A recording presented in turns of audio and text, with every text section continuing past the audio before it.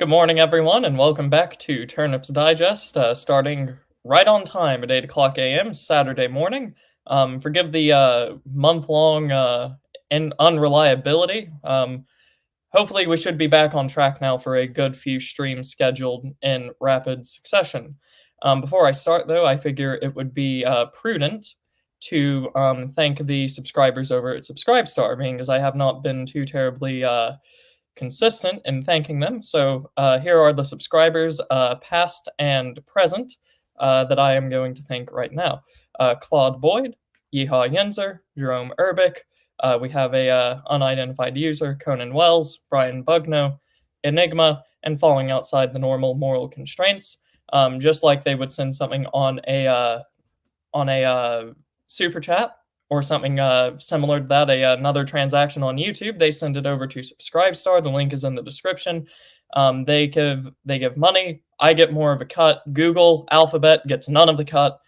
It is a good win all around for people that would like to donate. But with that being said, I am joined today by Mr. Panama Hat to discuss the former British colony and post-colonial nation of Kenya. How are you doing, Mr. Panama Hat? I'm doing very well, thank you. It's good to be back. Good to be back on the channel doing another great ramble.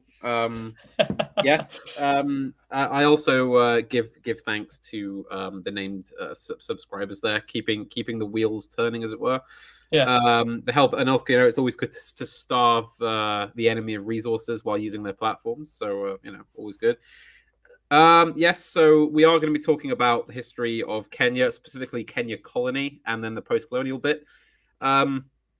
Two reasons. One is because I have made the case to people that Kenya is actually a good example of like a reverse Rhodesia, basically. Right. Because And in the advertisements, I specifically said it was Britain's most attractive colony. yes, So I have given you something very big to prove because Britain has had a lot of very successful colonies. it Um, has. It has. the uh, the question for the stream, Panama, is can you prove it? Can I? Yes, well, of course. Well, I mean, can you hold off with the Kenya puns for for a little bit anyway? But yes, so what I'm going to be talking about is basically the story of how Britain basically left Kenya in the 60s during the decolonization period. But unlike other states, rather than just collapsing into a kind of unstable majority rule, Kenya seemed to, at least by the region's standards, kind of prosper. I'll also be talking about the white population, how a decent number of whites left when independence happened, but a huge number also stayed because the policy of the government towards them was actually very friendly. The leaders in Kenya, or I should say leader, because we'll get onto this, but it's a very personalistic project. The leaders were very aware of the fact that if you just kick out all the whites, you're kicking out your entire business, education, middle class, religious. You're basically kicking out the minority that you need to make a nation state work. And that Africa just wouldn't prosper if you just threw out all the people with the expertise. It seems very obvious, but it's a shame that so few countries in Africa were able to grasp this. I'll also be doing something of a dive into the life of Jomo Kenyatta, who was the prime minister, then president of Kenya, the founder of the country, if you will. It's important to deal with him because essentially he's one of these leaders who is like, the entire conception of the state is formed in him, essentially. It's he basically is the founder par excellence. And in order to understand why Kenya became relatively successful, it's important to understand his life and how he came to be the leader and how he came to rule the country, basically, after independence. I will also say the other reason that I can talk about this is because I have some family tie to it. My father is the Paramount Moyale, which is a noble title centered around the region of Moyale in northern Kenya. Somewhat odd because all of the land that the family owns is centered around Baringo in the Rift Valley and Lamu on the Indian Ocean coast. It's I'm not, but and I'll go into the story of my I'll give brief asides on my family history as we go along and how it chimed in with various things. That's basically that. Alrighty. And yeah, with that, I believe that we are ready to start with our first visual. It would not be a Panama Hat and Turnip stream without brilliant visuals like this. Yeah, so I got many pictures. This is the map of Africa in 1910. I hope that's coming through clearly enough. We can see the main areas, I think. And you can see the main areas. So obviously you've got that huge green chunk around the Sahara in West Africa is all French. You've got the Portuguese with Angola and Mozambique down at the bottom. And the other main powers are the Belgians in the Congo, of course, famously. That's a topic for a whole nother stream, the Belgian Congo. It's on the list, yeah. Yeah.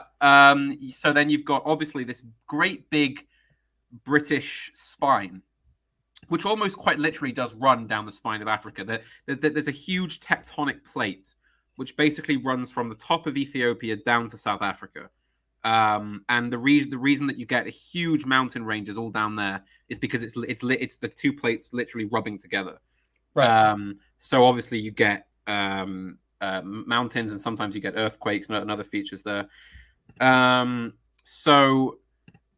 As you can see, you've basically got this British sort of chunk which goes all the way down, except for a piece right in the middle there, which is German East Africa. And that country is in what we now call Tanzania. Right. But as you can see, and just above that is British East Africa. Right there. That is what will go on to become Kenya. So I should say the history of Europeans and Kenya goes back quite a long way. Obviously, I'm referring to it as Kenya. The name Kenya is something that doesn't come about till the kind of early 1900s. So, it's anachronistic, but just for simplicity's sake, I'm going to call it that because, of course, that bit of land there, the borders are fairly arbitrary. I mean, it was basically it's a colonial thing, right? There was no nation called Kenya, just like there was no nation called Tanzania or Uganda, right? These are just sort of general regions inhabited by many ethnic groups. Just a brief aside. Again, this is not a topic to really get into now, but I do think that our conception of race is often a little bit too simplistic when we just say like the blacks when you're talking about Africa, which is you go to like the next village and there are different ethnicity to you. It's complicated. Whenever we had our series of streams with academic agents on nationalism rather, and patriotism and all of that, I believe I said as much about the white population, that just calling it white terribly simplifies the heritage that goes into it. Just because, a French Catholic in New Orleans who's been there since 1640 or whatnot, is, not exactly the same as an Englishman that was in Virginia since whose family arrived in like 1730 or so. Yes. Yeah. It's also worth pointing out that, for example, African Americans on the whole are West African. Right. Yeah. They come from around this area. If I'm not region mistaken. Here. Yeah. And that tells you a lot about why they are the way they are. And it should never be assumed that African Americans are representative of like any other kind of African ethnic group. And also it doesn't help the fact that, of course, they're all very low caste. They didn't come from particularly good stock. They were just kind of captured kind of lumpen, I guess, from various tribes that African kings would sell to Europeans in exchange for things. So not like you're getting the kind of elite of a country there. That tells you a lot about African Americans, basically. So yes, of course, we're not talking about West Africa. We're talking about East Africa. So the first contact with the region is largely established, I believe, by the Arabs. Yep. And of course, Islam penetrates down into Africa from various Islamic conquests in the north. It crosses the Sahara, comes down the Nile. So you do kind of get these tendrils. Right. Um, Specifically because they're trading establishments as well. yes, Typically in world history, you will get told the narrative, a little bit simplified, but it works for our purposes, that the Arabs would use triangular sails, which are really, really good for sort of that's right. coast hopping, which Hmm. means that they would Very either, speedy. yep, you either take the river, which you could do since antiquity, basically, take the Nile and try to just travel along there, or you coast hop down through Eritrea, Somalia, and then you get to the different coastal cities Hmm. down the east coast. Just Yes, figured I could fill that in there. and those are quite well established by the 1500s, when, of course, the Europeans begin to explore around Africa. Right. So, of course, the Portuguese are the first ones to do it. They set sail en route to India, and they kind of stop all over the coast of Africa. They establish colonies and settlements. They start trading. They also there is some limited expansion into Abyssinia.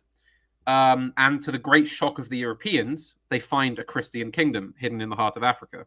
Yeah. I'm sure as people will know, Abyssinia, or what is now Ethiopia, has been Christian for pretty much as long as it's been around. Christianity spread there very, very quickly. Not long after AD, I believe. Right, yeah. And that would be the direct inheritance of the Ethiopian eunuch that would be mentioned in the New Testament. I believe so, yes. It is said, according to legend, that one of the tribes of Israel made their way down into Africa and, kind of gave rise to a Christian kingdom there as well. There's actually a letter, which I believe is in the British Museum, which is a letter from Henry VIII to the King of Abyssinia. Ha. Unfortunately, I don't think it ever was sent because they, of course, trying to locate it was difficult. But he did write a letter to the King of Abyssinia. Not quite sure how he expected the King of Abyssinia to read English, but there you go. And yes, so British East Africa. Let's get on to how this was established, or I should say, let's actually go back a little bit before that. So yes, famously Vasco da Gama, the famous Portuguese explorer, he visits Mombasa in 1498, and we have actually a Portuguese, a quite rudimentary map or drawing of what Mombasa was like. Yeah. So you said Mombasa 2. Let me just Yeah. pull this up to make sure that this is the correct one. Would this be it? No, that's a No. map of modern Mombasa. Okay, sorry, whoops. I've called too fast Mombasa 2, haven't I? So, yes, it's the But other anyways, Mombasa. continue, and I will get that in one moment. Okay, yes. So the Portuguese visit Mombasa.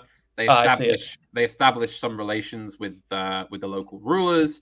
They find that it is largely a mix of it's largely dominated by, I believe, Muslim sultans who control the trades between there and Arabia. Obviously, the Here we go. Europe, quite a bit of European trade. Yes, that's it, Mombasa. I apologize for the Hebrew University of Jerusalem and the Jewish National University Library watermark down at the bottom there. But yes, you can see. So that's what Mombasa looked like. As you saw on the map just before it, it is actually on a kind of island, which is surrounded by larger land masses. It's got water that runs around it on either side, and that landmass, which is going off onto the horizon on the map, is like a peninsula which takes you back to the mainland, basically. So it's a very strategically located city. That's why it becomes a big hub, and still is. It's one of the largest ports in the world now, I believe, because of course it's right between, basically Asia and Europe, right? Or yeah, very close to it, especially getting into Egypt, Arabia. Major port on the Indian Ocean. Right, and if you were to take the Suez Canal to South Africa, like say if you're in, well, I presume Egypt or Turkey or someone like that would have a lot of trade that would go through that direction, being as it doesn't go around the entire other half of Africa. You would most likely have a stop in Mombasa. It would be my guess.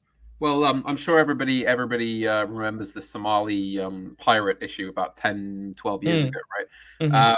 Well, of course, that was because, of course, Mombasa is right there, one of the important shipping routes in the world, and you've got Somalia right above it. This was a problem, because it was a big, basically a big honeypot for the to attract Somali pirates. And the issue of Somalia being right next to Kenya is something we'll get into down the line. But yes, the Portuguese established relations.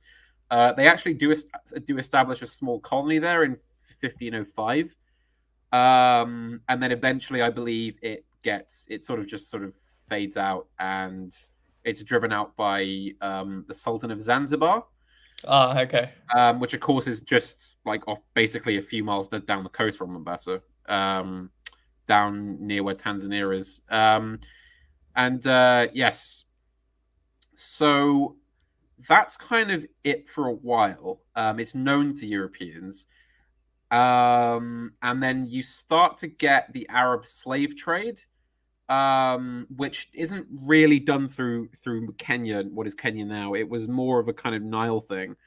But Right. there is some limited activity there, and my ancestors actually got that how they became princes in the first place was because they started to sell slaves to Arabs, I believe, among other things, Yeah, yeah. slaves, ivory, gems, etc. That's basically the early modern way to become a an African noble, is it That's not? basically it. Yeah, you just start selling stuff to Arabs, whatever they want, you give it to them. So the British start to reach into the area.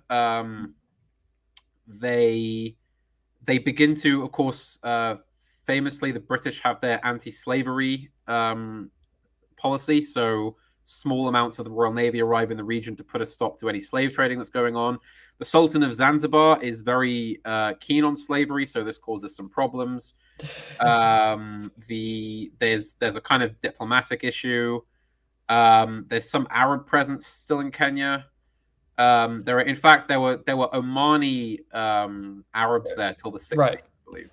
Right, I was about to say because quite if you don't know too terribly much about the area, it seems to be out of nowhere. The Sultan of Oman, uh, I don't believe did he conquer or inherit the Sultanate of Zanzibar? No, I believe he was the Sultan of Oman, and then he just moved the capital to Zanzibar, Right. Okay. Okay. which So, was but one basically, of his domains. yeah, the two sultanates had close ties, Yes, and then if I remember correctly, the kingdom split on his death, yes, it or was split. his son? But Basically, it yeah, split into Oman and Zanzibar became two separate things. yep, So yes, the Royal Navy puts a stop to slave trading. Both the British and the Germans are very interested in the region. Obviously, this is the 1840s now, so it's a bit before the scramble for Africa. But Europeans are definitely getting interested in the region. And the first Christian mission is established in August 1846 by Johann Ludwig Krapf, who is a German. I want to say he is a what was his denomination? Lutheran. yeah. I was I thought so. let's say No, in oh no, no. Hang on. Sorry, this is quite complicated. So he's a Lutheran who is hired by the Church Missionary Society of England yeah, that sounds about right. to settle, and the Anglican Church of Kenya counts him as its founding father. Sounds about right because I wasn't aware they could be that close, kind of knit between Anglicans and Lutherans, but there you go. well, at this point in time, it may not seem like that in the modern day, where you basically have in the Church of England progressives, evangelicals, and Anglo Catholics. Mhm. At about this time, and sort of predating it just a little bit, there was a very close parallel between Lutheran doctrine and Anglican doctrine, Yes. um, which there's disputes that can go either way, obviously, but the guy could very well be a Lutheran and then just work for the Church of England, especially if the Church of England is sponsoring him to do mission work in Africa, Yes. and especially in the eastern part of Africa and Namibia. You're going to see quite a lot of German influence there, whether or not this is explicitly Lutheran. It's just going to be Germans that are going to be largely Lutheran inspired. So Okay, I see. But I knew this would interest you, and you'd be able to yeah, explain it when I read it the other day. So he establishes some mission stations along the coast. At this time, most of the Kenyan coast is under the control of the Sultan of Zanzibar still. So there's a huge amount of slavery going on. So what's happening basically is, pardon me, I'm drinking sparkling water. So the Royal Navy is capturing slave ships of the Sultan. They are bringing them back to the coast, freeing them, converting them to Christianity, and settling them down, basically, or allowing them to go back to wherever they were captured from. So this is obviously kind of this is the first European foothold as such. Dr. Ludwig translates the Bible into Swahili, which is very important because it obviously leads to a very rapid spread of the gospel. right. Swahili, I should mention, by the way, of course, is the very general. It's more of a language group than a language per se, all around the East African area, basically. Right. If we think back to that sort of trading summary that I gave earlier about how the Arabs would just hop down the coast with their sailing ships, this rapid increase in trade with the introduction of those specific ships and sails would lead to a sort of I don't want to say homogenization because, as I said, there is still variety, but it would lead to the languages around the coast, plus the influence of Arabs themselves migrating to this area as sort of like an elite class. It would bring about Swahili as sort of like the standard language Yes. family. Yes, and of course the Europeans would also use it as an administrative language as well, further down the line. But yes, essentially Swahili is still being spoken at this point. He settles Freetown in 1847, which is just north of Mombasa. Now it's like a borough of Mombasa. Right. But it was a separate settlement for Europeans and freed slaves. The British basically are just there to stop the slaving going on. By the 1850s, European explorers are doing expeditions to the interior. They start mapping the place. If we could bring up, the topographical map, which is 1 moment. it's a large JPEG, so it might load funny. It's called Kenya topographical map. Ooh. Oh, hold on. Yeah, this might be because it is a slightly weird file. We might have to pull up the King of the Hill. Do I know what I look like? A JPEG meme is just because I'm having to do some funny stuff to load. Tell you what, let me see if I can find a proper JPEG one. Well, here, hold on. This might work in the meantime if you would like to continue. I mean, this is going on to the stream, so it's not like we need full quality anyways. No. It's a pretty small screen. Here's actually a much better one than I had actually. Oh well. Does this work? Just do continue for now, and right. We will. Okay. But yes, basically they start mapping the interior. The basic geography of Kenya is that you've got in the east you've got lowlands, you've got sort of grassy plains and savannas. In the north you've got kind of arid regions and deserts. Then in the west, because it's right along the rift or the spine of Africa, which is, as I said, those tectonic plates that move, you've got this gigantic range of mountains and valleys, and it's a very split nation where you've got basically entirely flat on one side, huge mountainous valleys on the other. Generally, all the wealth is concentrated in the flatlands because it's all concentrated around farming. And generally, the poorer region is the highlands, where it's much less arable and there's a lot more kind of tribal culture there. Today, it's known as a place where you get a lot of issues with disease outbreaks, that valley. There we go. It's kind of swampy in there. Yeah, so there it is. This side would be your more swampy. No, that's where your wealth is. That's the really good farmland. Okay, sorry then. Brilliant farmland, I should say. So, despite the fact that the equator actually runs along the top, basically right through the middle of the country, it's surprisingly temperate. I did visit Kenya Okay, quite a right. few years ago now, during the summer, and it was remarkably temperate. Um, and this is one of the reasons it became so attractive to European colonists further down the line, is because you walk through some of those fields where the farms are. You could be in Gloucestershire. You could be in England. Basically, that some of the land is remarkably English in how it feels and looks, um, with the exception of sometimes the climate. Basically, it's quite remarkable. And of course, one of the great boons for the British is that tea grows insanely well in Kenya. I think I And have that is immediately observed that tea grows. In fact, tea grows so well in Kenya that despite it being a relatively small country in comparison with a relatively underdeveloped economy, I believe it is up there with India and China. Hang on, let me check. Largest. I want to be exactly right here. right. Largest tea producing countries, because it is quite remarkable. Uh, so yes, so it's China, India, Sri Lanka, and Kenya. Oh, Um, okay, yeah, that's uh, Kenya produces 9% of all the tea in the world, and something like 75% of all the tea that ends up in Britain. Most British tea is actually grown in Kenya, not India. Common misconception. Um, and of course, it means that if the British can grow tea in Kenya, they don't have to worry about importing it from China, which is the whole cause behind the Opium Wars, as I'm sure we know.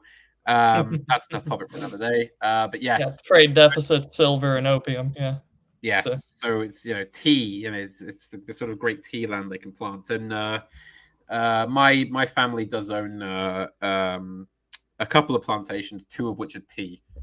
so Um, yeah, do just a very quick run through the geography. Kind of split this into four quarters. Basically, tell us about the thing again, just so that I can highlight this now that we have the visual. so as I said, in the east, sort of central chunk right there, Yep. This is going to be your that's your fertile. grasslands, Yep. arable, lots of good farmland there. As you go further west, you go up into the hills. Those hills are really good for tea, and then you get the mountains, which are not good for tea.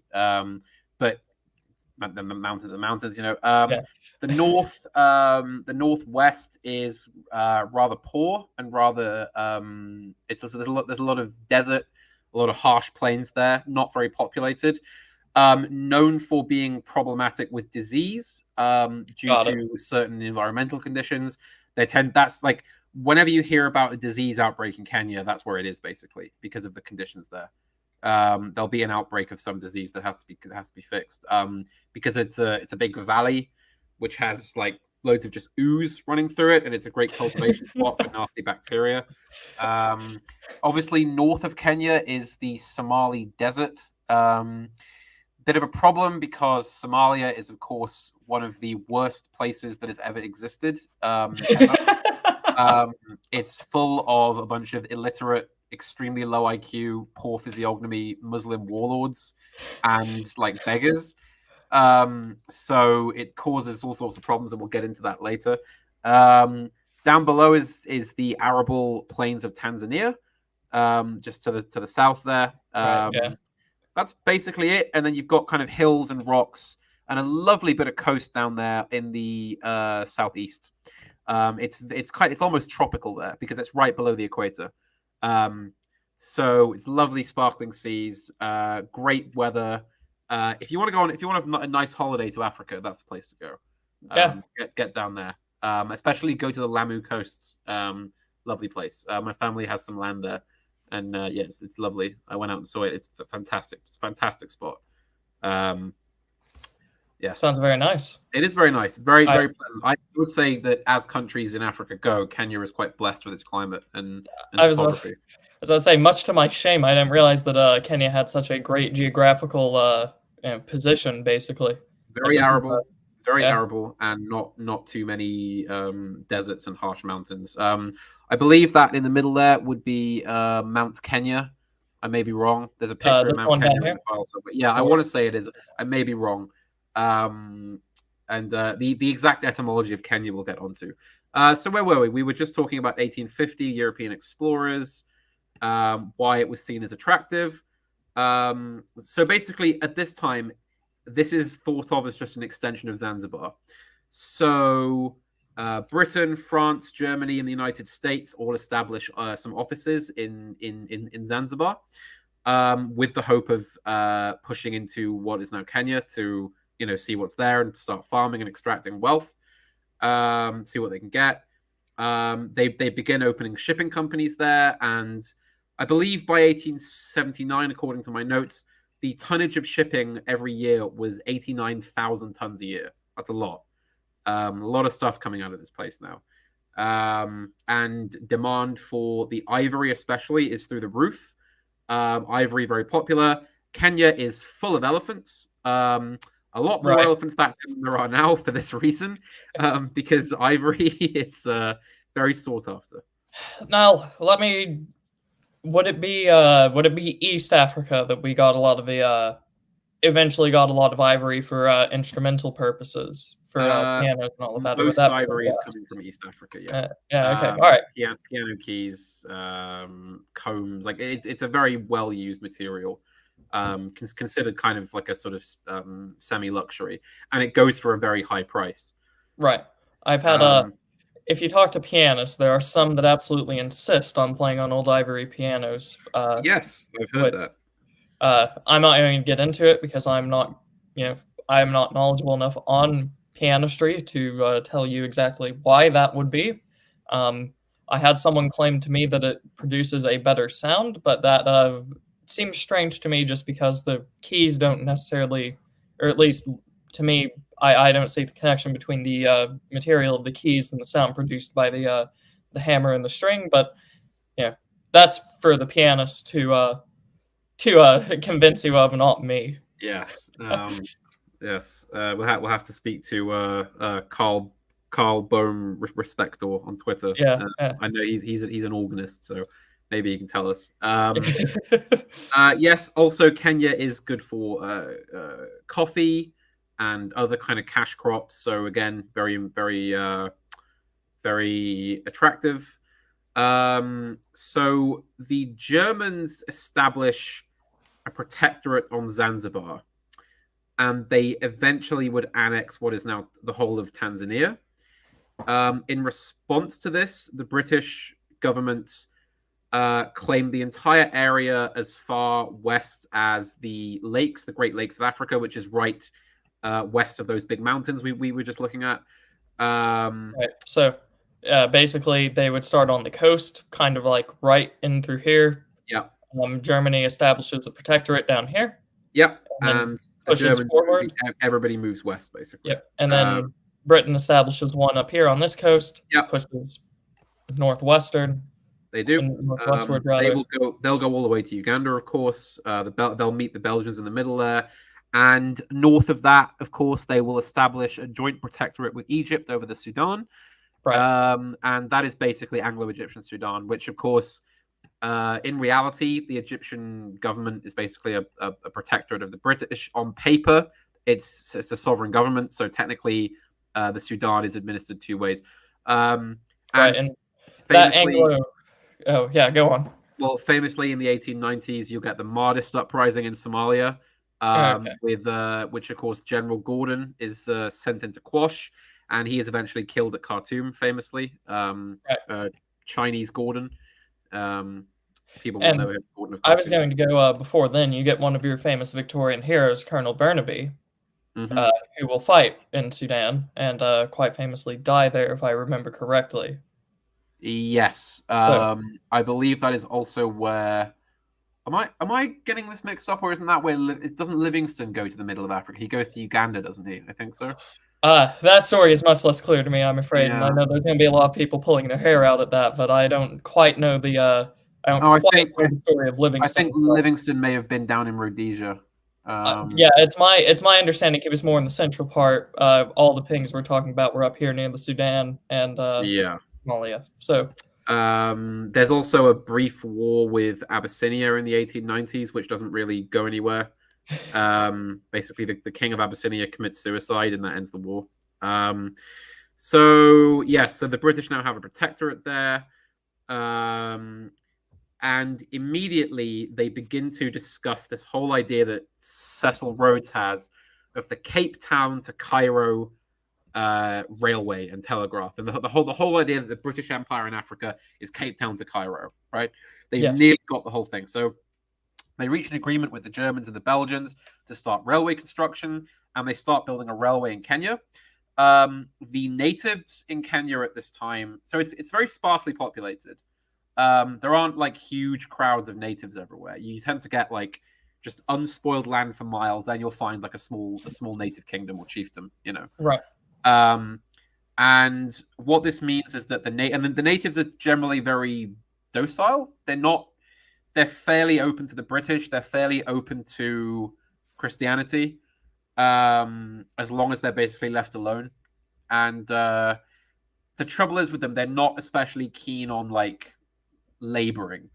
And of course, I know this sort of a lot of people sort of laugh because it sounds funny to say, you know, the sort of lazy Africans, but you have to remember that to a society like that, mass wage labor is like it's a foreign concept. It's not something that you can really grasp that well. Right, and not just foreign, but inconceivable. Yeah, You saw something very similar with natives in the later part of the 19th century, just because they were mostly nomadic, tribal. You didn't really have a division of labor. You had some specialization, kind of. Uh, mild bits of both. When you have wage labor, you're trying to introduce a very, very sophisticated, very specialized, very yeah, divided labor concept to a group of nomads. exactly. And in Africa, I'm sure there were some nomads, but largely it'd be settled tribes that By this still, point, that still didn't really have a division of labor or specialization so sophisticated. So yeah. it is quite literally inconceivable. How You can we? also have to remember that you're asking them to labor on a railway, where Yeah, yeah, that type of work is just like they don't adapt. You know, they've never seen they're not familiar with what a railway is or how this kind of labor works. So the British do what they do, and they import 23,000 Indians to come and do the laboring to build the railway. The Indians are not just lower class Indians; they're also a huge amount of merchants and wealthy Indians come over to provide food, provide services, to set up shops, etc. The Indians in East Africa will be a consistent theme if anybody knows the history of the region. And Was it Uganda? yeah, it was Uganda under Yeah. General Idi Amin who threw out all the Asians, and they ended up in Birmingham, unfortunately. But yes, the the British government imports Indians who come to build the railway. There's a famous incident which occurs in the Savo, which is a river and a region of Kenya, which is a grassy plain. Yeah, allow me Get, to pull up there's the an map again. yes. Oh, is there a specific one? I don't know. There's not a specific one for Okay. this. Just an aside. There's a famous incident people might know where there was the lions of the Savo, who were these two Savo lions who started to attack Indian and African workers while they were building this railway. Alrighty. So the Savo will be. Is it this main one here? It'll be around there. Yes, I want to say. Is it the small one or the big one? Because I do not know my East African geography well. I think I made that clear already. Savo, I'm just going to check to be completely sure because we may as well be accurate here. Savo is. Savo is actually to the south. Okay. All right. Well, it's to the south near Mount Kilimanjaro, which is just case. down. So it's move that down and slightly to the right, to the left. Sorry. It's down there. Yeah, that's where the Savo is. They're building a railway that goes up from Mombasa to up north towards Cairo. Cool.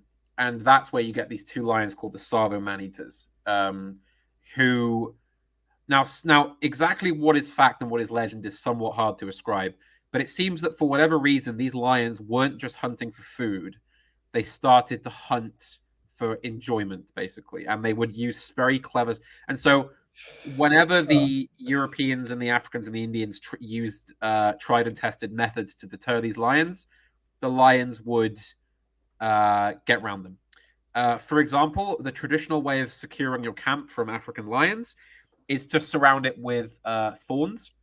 Now, of course, this works because most lions have manes, with the exception of Savo lions, who do not have manes. Neither the males or females have manes, so they can't be caught on the thorns. They just go through them. Wow, that's There's deadly. they also got hunks of fresh meat and like sort of smeared them all around the camp and which leading towards a trap. The lions were immediately able to tell that it was a trap and it was just dead meat and they didn't want it. So they didn't go for the trap. And then the next time somebody was exposed, they killed them and dragged them off. You know, fiendishly clever beasts. Yeah, those are the two stuffed carcasses of the Savo lions. You can see the distinct lack of anything here that thorns could deter. Yes, same up here. Savo man-eaters. And there's even an incident where they get an old railway carriage and they put an iron fence in the middle of it, and they get three Indian sharpshooters to stand in one end of the carriage, and they get an open door on the other side. So the idea is that the lions will come running into the carriage, then there's a mechanism that will shut the door behind them. The men will be kept safe by the iron fence, and they'll just be able to shoot the lions dead at point blank range, right? Well, this doesn't work because the lions come running into the railway carriage, and the guys try to shut the door. The door jams, first of all. Then the lions start like roaring extremely loudly in this railway carriage. So loudly that the marksmen lose their hearing. Their eardrums are burst because of the level of noise. And for whatever reason, because of the panic and the noise maybe, they can't hit these lions. They're firing off these rifles. Sorry, pardon me, what's it? Sorry. They're firing off these rifles, and they can't hit these lions at point blank. And one of them is so scared, he like smashes the door open and just runs. You know, for whatever reason, they can't catch these lions. And eventually a hunter called Colonel Pattinson, I believe, is able to track down and kill these lions. And this is the disturbing thing. He then finds the cave these two lions were living in, and it is just full of human skeletons. Just bones everywhere. And this is not a behavior common to lions. Lions so this could be demonic in nature, is what I'm thinking. That's what everybody thought. All of the Africans, all the Indians believed that these were spirits that had come for them. This does not help unrest among the natives because they. Railway arrives, and then suddenly you find these man-eating lions with skeletons in their caves. Well, yeah, exactly. This is quite a nasty thing that happens, and there's actually for the first time, kind of native leaders begin to agitate somewhat against the British presence in the area. And this isn't helped by the fact that Europeans sign contracts with Africans to take over land. But the concept of buying and selling land is basically foreign. Again, it's the issue with this thing. The concept of buying land off of people doesn't really exist. Right. One moment, just because I can't let this go. Contracts, buying and selling land, foreign idea, hold that thought. I said it would sound demonic, and you said that the Africans and the Indians thought so. And Vingul here, a very loyal member of our chat, has said you're thinking like an African now, Turnip. I'm frankly surprised that the Roman Catholics didn't send like an exorcist there to find anything living that the demons might have possessed. This seems like prime opportunity for them. But I suppose that the government was not like publicizing this. They were keeping it very much under wraps because it was they don't want word getting out. And so the Colonel Patton was eventually able to kill them. So where was I? Yes. So there's buying land, foreign idea. So so the natives have this principle of like land sharing where you can like lease land off somebody for a period of time. So their understanding of it is that they are leasing their land to the British for like 40 years. They don't understand the permanency of it. They assume that the British are like visitors who will come and then go again. So again, this does lead to some problems. It's not, generally the situation is quite stable. Most of the Indians stay and they settle in what will become Nairobi, what will become the capital, and Mombasa. They will run merchant companies there and shops and things, as I said. The government begins to encourage Europeans to go and settle in the highlands, which are very fertile and good for growing tea. So they, lots of Europeans, missionaries, government officials come in. They will build towns and bring Africans into the towns, basically for kind of like education, for evangelizing, all this kind of thing. So you start to get these African settlements, which are increasingly Europeanized, where all the children will go to primary school, they will wear European clothes, marriage will be monogamous, and they will ban practices like female genital mutilation. And basically kind of Europeanize the natives somewhat. This has varying degrees of success. Some Africans are kind of like, they will go to these European towns and they will become European for a bit, basically. Then eventually they'll decide they don't really like it and they'll end up going back to their home villages, going back to life before. Right. None of this is done by force. It's largely voluntary. There is, and again, there's loads of missionaries around preaching the Bible. And of course, there's already quite a lot of Muslim presence in the region because of the Arabs there, Right. Especially along the East Coast. So there is kind of a competition with that. But very quickly, Christianity becomes the dominant religion in the region, both Anglican and various forms of Protestant and Catholic as well. Large numbers of missionaries of all stripes.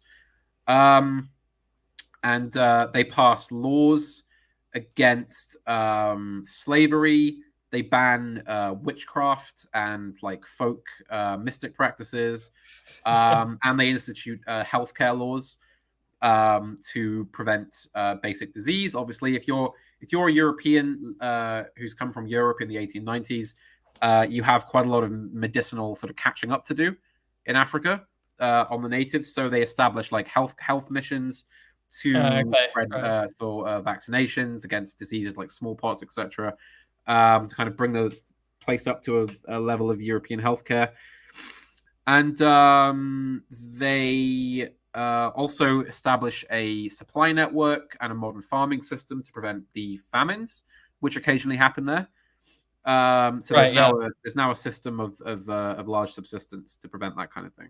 Right, because in the older systems, just because due to custom laws, feudal obligations, and all this other stuff, you would have if I remember correctly, I think it was people would plant largely at the same time.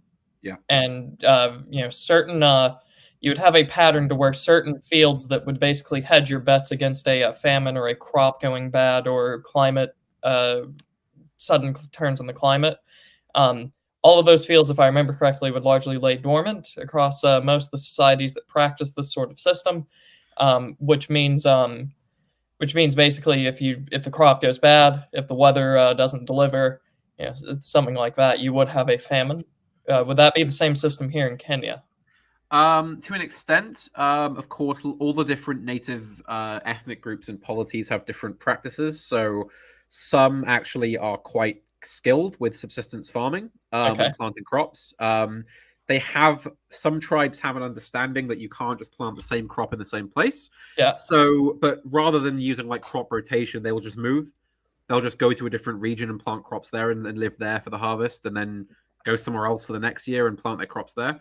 Of course, the thing with Africa is it's a very bountiful continent. There is food on every tree, quite literally.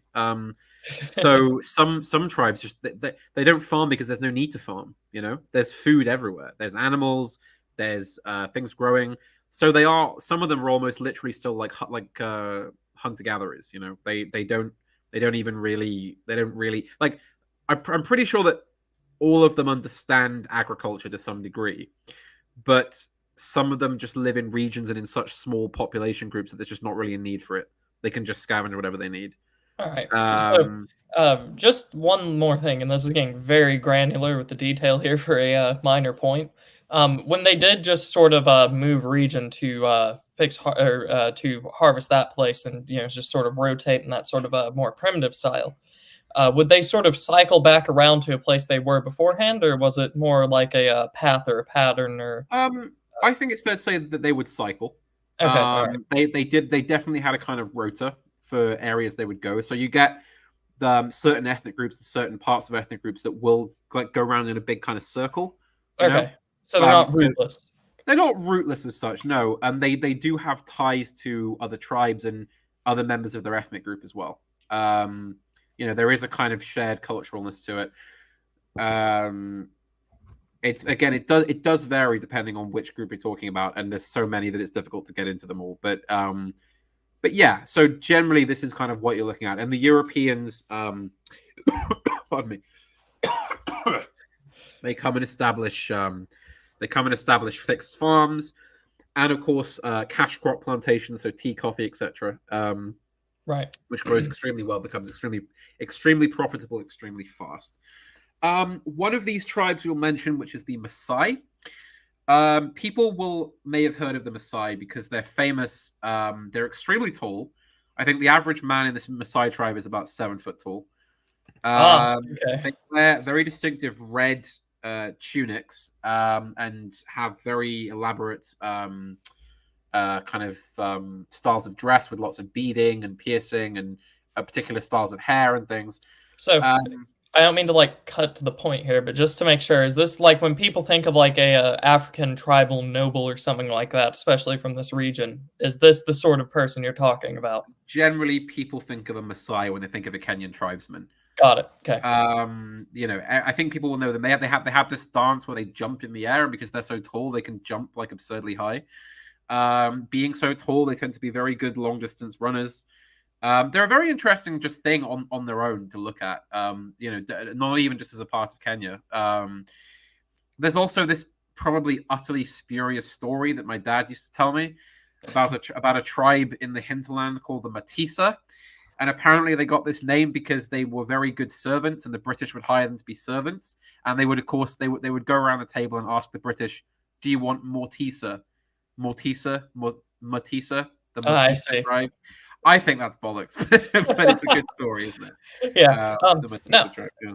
this is very interesting because it's just a whole tribe. Like this is inherent to the tribe, the large stature, and then all the other customs they have.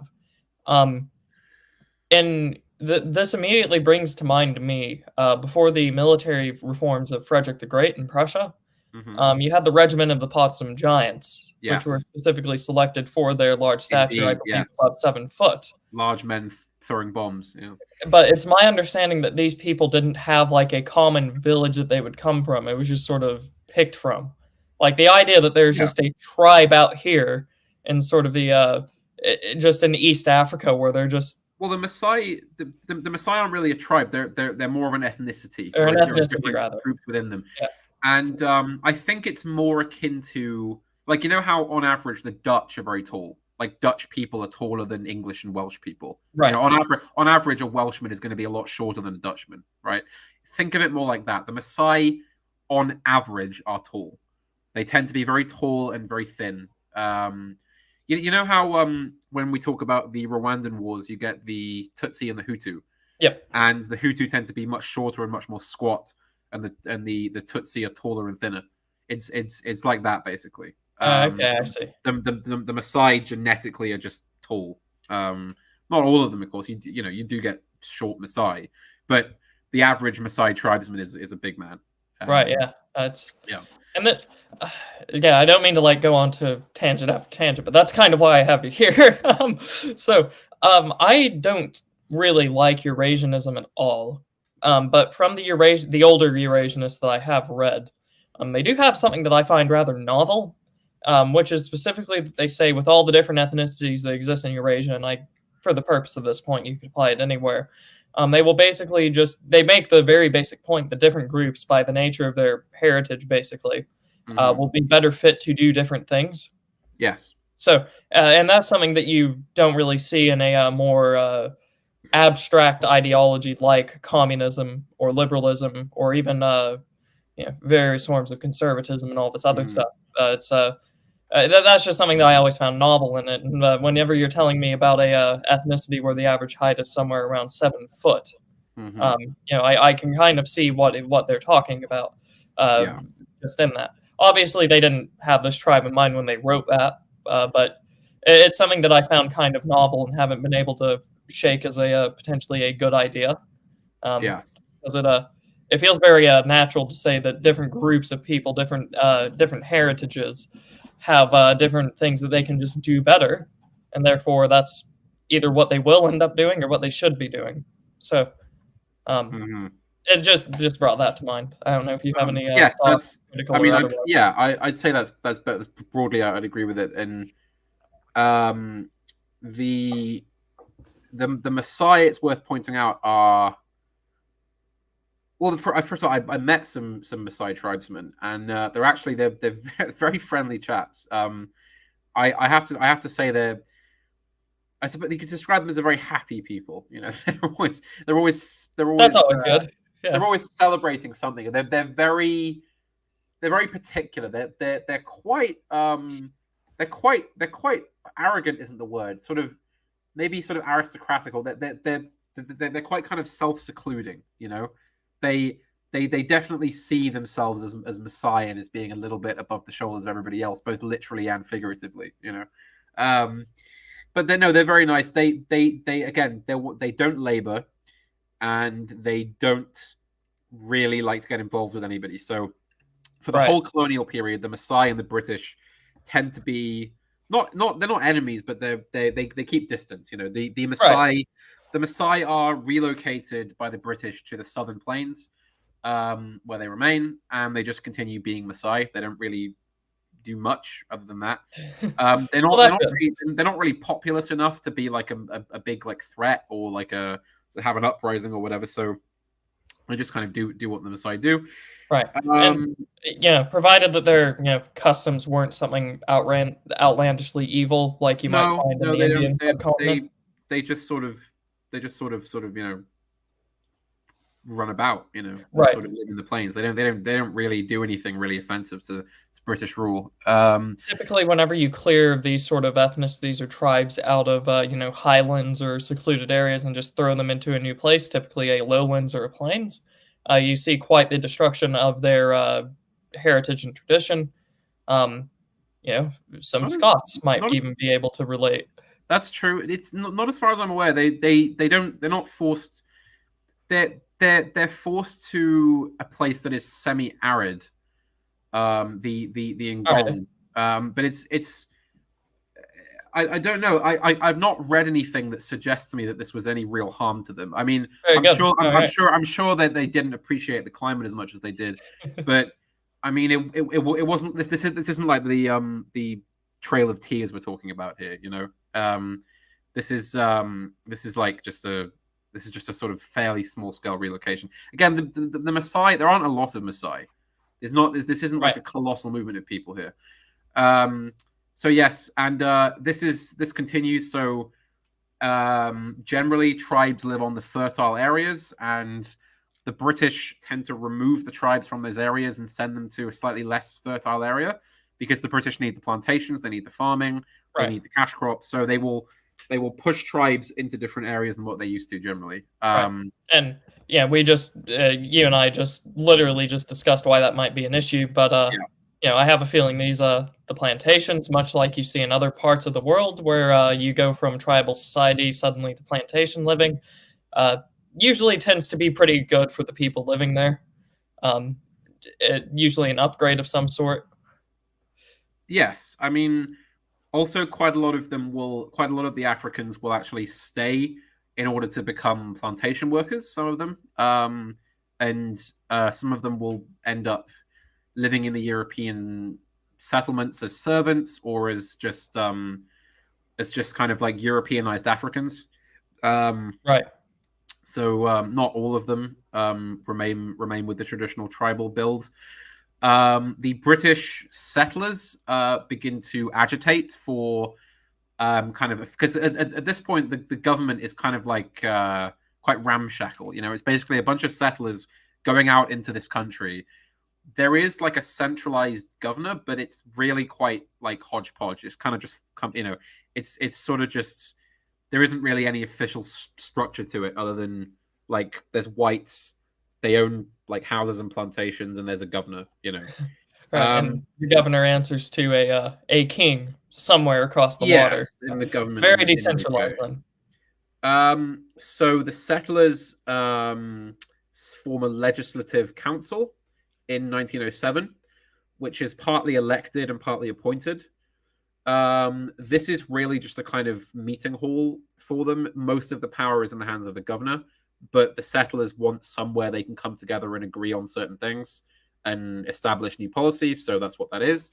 There is some limited native representation, which is done entirely through the African monarchies, the small chiefdoms. In around the year 1907, my family was officially ennobled by the British and given some representation in one of those councils. So these are Um, more aristocratic parliaments or councils, not the more democratic ones.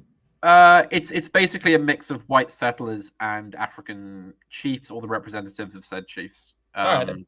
Yeah. Because that's where the power is among the natives. The Indians, though, notably, are not part of this. They are, Hmm. again, anybody who wants to know about this, look into the South Africa thing with the natives in Natal. Not natives, sorry, with Indians in India. Natal. Yeah. Who, again, it's slightly odd because they're sort of this in between element of between Europeans and Africans. So yeah, and just a something this brings to mind something in American history. The argument before the war between America and Britain in 1776 Mhm. was that the American colonists were virtually represented by the British citizens in England. Yes. Um, so was the same argument being made here that the white colonists in Kenya were representing the Indians on I similar don't class? I don't think so. I think the Okay. Indians were just not really taken into Okay. consideration. All right. Well, that makes it Um, much simpler I then. think the idea was it was like, well, they don't have to be here. If they want representation, they can go back to India and Mm, participate in local government in India. They don't have to be in Africa. right. Okay. Um, so That makes sense to me. the settlers are lobbying to make Kenya into a crown colony because a crown colony will have its own kind of mini constitution or charter, which will establish, which will concretely on paper, it will codify exactly what rights the settlers have, and it will give them a lot more power than they have under the present system. Um, so they're very eager to make it a colony. It will become a colony in 1920 officially, but until then, they have to go through the First World War. Um, and the First World War comes to Kenya because, of course, you've got the Germans right underneath Yeah, let with me just to Tanzania. visualize, I will pull up the exact same map that we have that we've been relying on just to show the strategic threat here if you are Yeah. in that area. One moment. So yeah, but this is probably one of my more favorite theaters in World War One. So by all means, continue. So military forces in Kenya at this time. So there is something called the King's African Rifles, which is a British military unit made up of Africans with European officers. I will just pull up some more info on them Right. because I want to just check they were actually officially established at this point. Yeah, so they were founded in 1902. It is technically just one regiment, but it's got battalions all over Africa. Um, there's battalions in Nigeria, Sudan, in Rhodesia, South Africa, etc. But it is expanded into Kenya during World War One, because of course at this point the amount of Europeans, there's not really enough of them to form like a sort of European like a big European force. So most of the fighting and the carrying, there's a huge amount of carrying that has to be done of equipment and packs and things. You're traveling long distances over savannas and plains without proper roads. So you need large numbers of Africans to carry all your stuff, basically. So there's a lot of Africans are kind of all of a sudden brought together. And this is kind of where the beginnings of an idea of a Kenya begin, I think. I see. Because all of a sudden you have all these different tribes and ethnic groups kind of participating in the same thing on behalf of the British Empire, which does begin to kind of it brings together a lot of younger, more well-educated Kenyans who begin to talk and discuss and kind of realize their place in the world, I think. Yes, they invade German East Africa. And that's a very fun theater because quite famously you have was it Paul von Lettow-Vorbeck? Paul von Lettow-Vorbeck, yes, So, the Lion of Africa.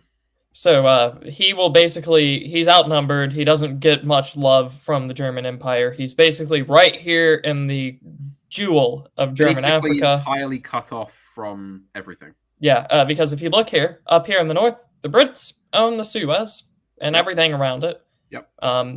They own this right down here that you would have to sail right past and stop in. Your German colony right here in the desert, they don't even own like the main port right here. I forget what the name of the port is. Dar es Salaam? No, in Namibia. Oh, Namibia. It's not Arthur, but Windhoek? Yes, that's it. Yeah, the Brits have a lot of control there.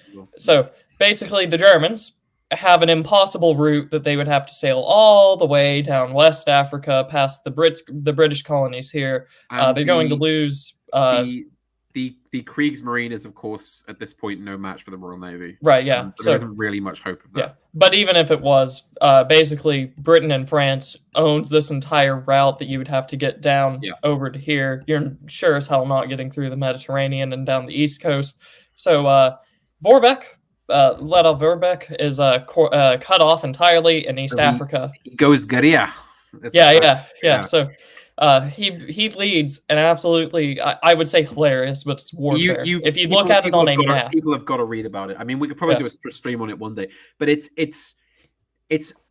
utterly, it's an insane chapter of the war. I mean, just this bunch of Germans with their African Askari troops. Yeah. Just like basically like they don't even really. It's not like a typical war with like a front line or anything. These Germans are just slipping around Africa, like penetrating quite deep into British and Belgian and French territories, causing havoc, destroying railways, raiding supply depots, then just leaving and going somewhere else. Right. British having to track them through Africa. So, if you know those, day by day war videos where it's just the anime map of the front lines, I saw a guy try to animate this war theater, and it's literally just a blue German line that just keeps circling through East Africa that can't get caught and keeps winning engagements and can like split and disperse and then reconsolidate and all this other stuff. And there's literally no front line. It is just a roaming army that has one objective: to survive and lose as little people as possible. And he does very well at that. He, if I remember correctly, he doesn't necessarily lose in that sense. But I could be misremembering that just because by the end of the war, my studies take up more of the Western Front than the East African Front. But there's also naval battles on Lake. It's called Lake Tanganyika back then. Right. Lake Tanzania now. Also, sorry about that noise. There's somebody starting a motorbike outside. But yes, the war in Africa is insanely complicated. It's a huge number of basically chasing through the bush between Jan Smuts, who will go on to be the Prime Minister of South Africa. In fact, I believe he was previously Prime Minister of South Africa, and then he would go on to be Prime Minister again. And yes, it's completely mad. There's a battle where the Germans and the British start fighting, and then they accidentally they disturb huge quantities of African bees who come out and start attacking. So, and this swarm of bees starts attacking the British and German troops, and they all just run. The battle, they all just run away because these bees are just, viciously stinging everybody. Yeah, terrible. And just one note on our star German general. If I remember correctly, he is one of the very few liberal generals out of the German army. Yes, he actually doesn't he get involved in politics during Yeah, Weimar as a liberal leader? or at least the right-wing liberals, if I remember correctly. Yeah. But he's he's almost British in his sensibilities, is a description that I remember reading. But that could just be one guy that is a shoddy historian. But that's sort of the picture that's being painted here. Yes. Yes, I'm going to have to reference not the bees. Burn my eyes. I was waiting for that. Yeah, there it is. I mean, literally, the battle, as someone in the chat says, the battle cancelled due to bee attack. Yeah. And obviously, you mentioned the German Askaris, but there was a British equivalent of a very elite African soldiers that distinguished themselves here. Yes, I have to say, I don't believe that this is too sort of aggrandizing, but the East Africans make incredible soldiers. You can read official British and German war diaries.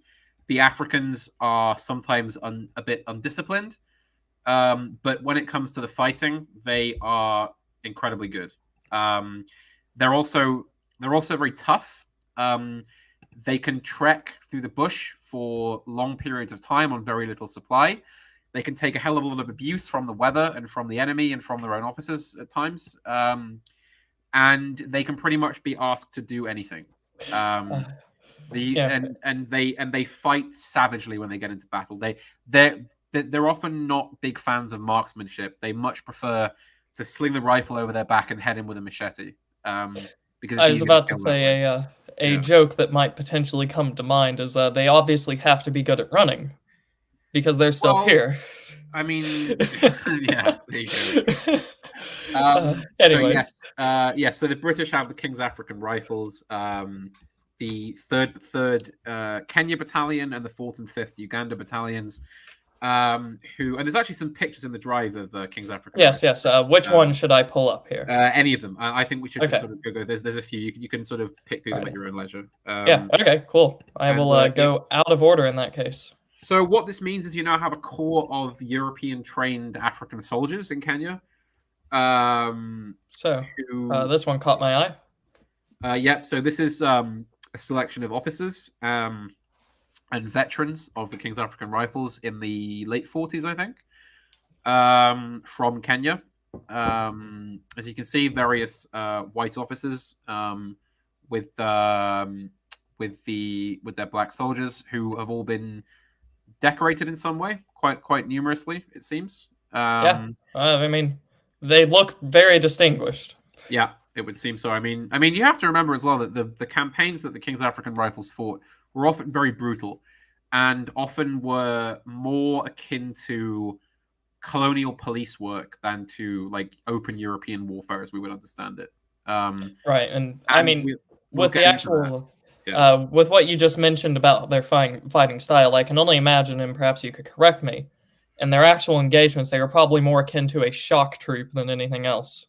Yes. I know that the French actually had great successes with the so-called Senegalese tirailleurs, which was a unit of Senegalese shock troops they used in both World Wars to fight the Germans with, who, again, they were known for they would fight their way up close, sling their rifles over their shoulders, and take out a big knife and just charge them with that because, it's just easier to kill that way, I suppose. There's also a giant psychological impact. Yes, if you have a rifle and there's a guy a couple of yards away from you and he pulls out a machete, we might be able to rationalize and say, oh, well, the rifle is obviously more powerful here.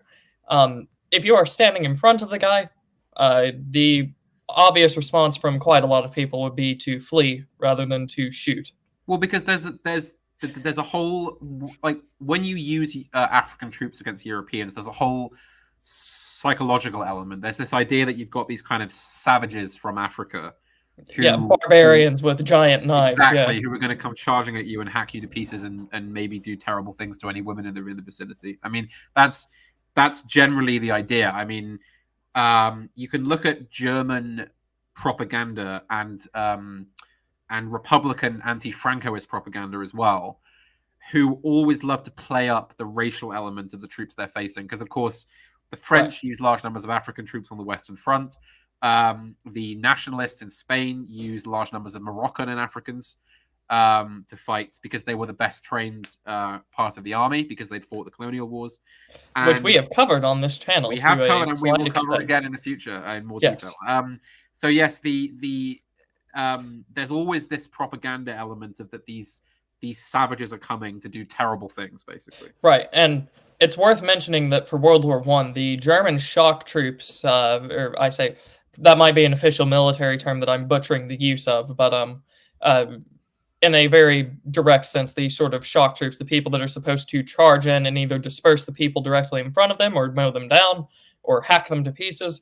The Germans drew upon their highest qualified, most veteran soldiers, or not most veteran, but most decorated soldiers for the stormtroopers. They did not have Africans to draw from.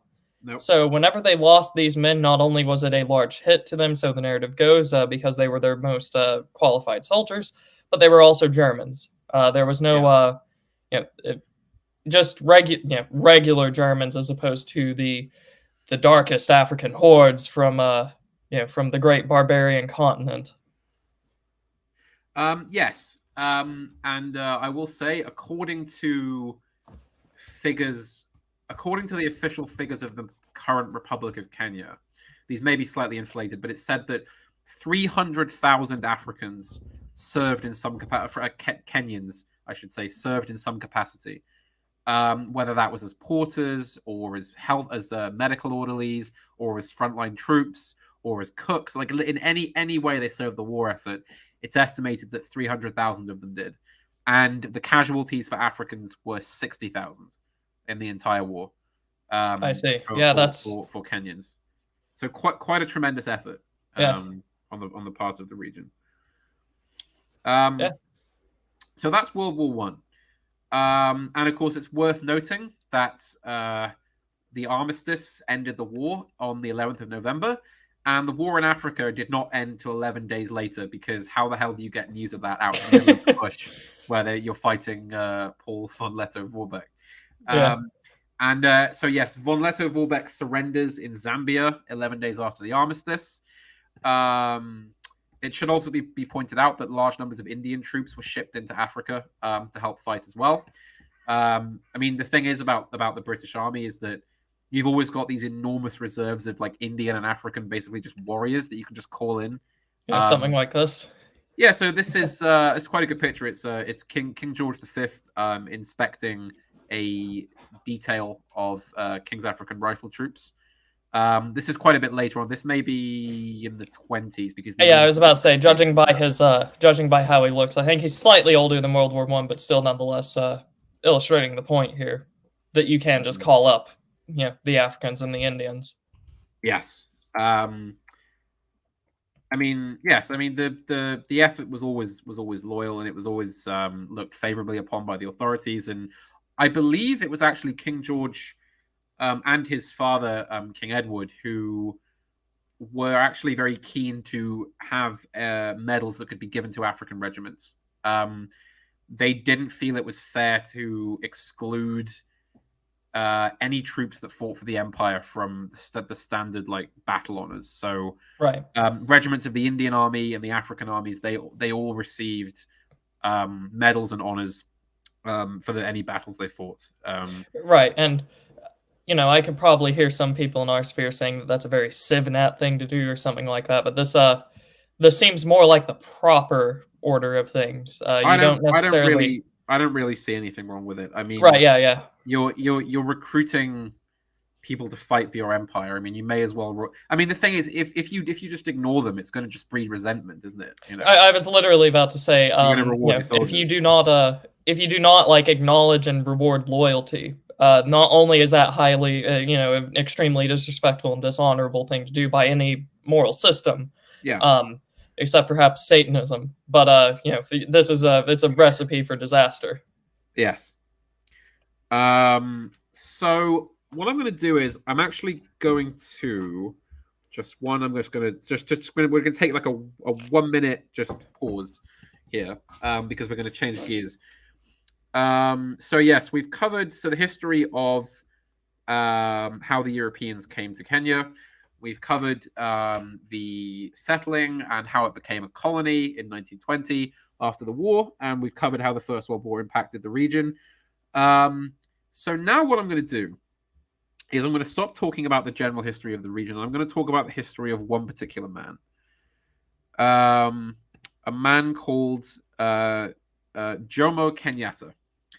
And Jomo Kenyatta will go on to be basically the founding father of the Kenyan Republic, as it will go on to be.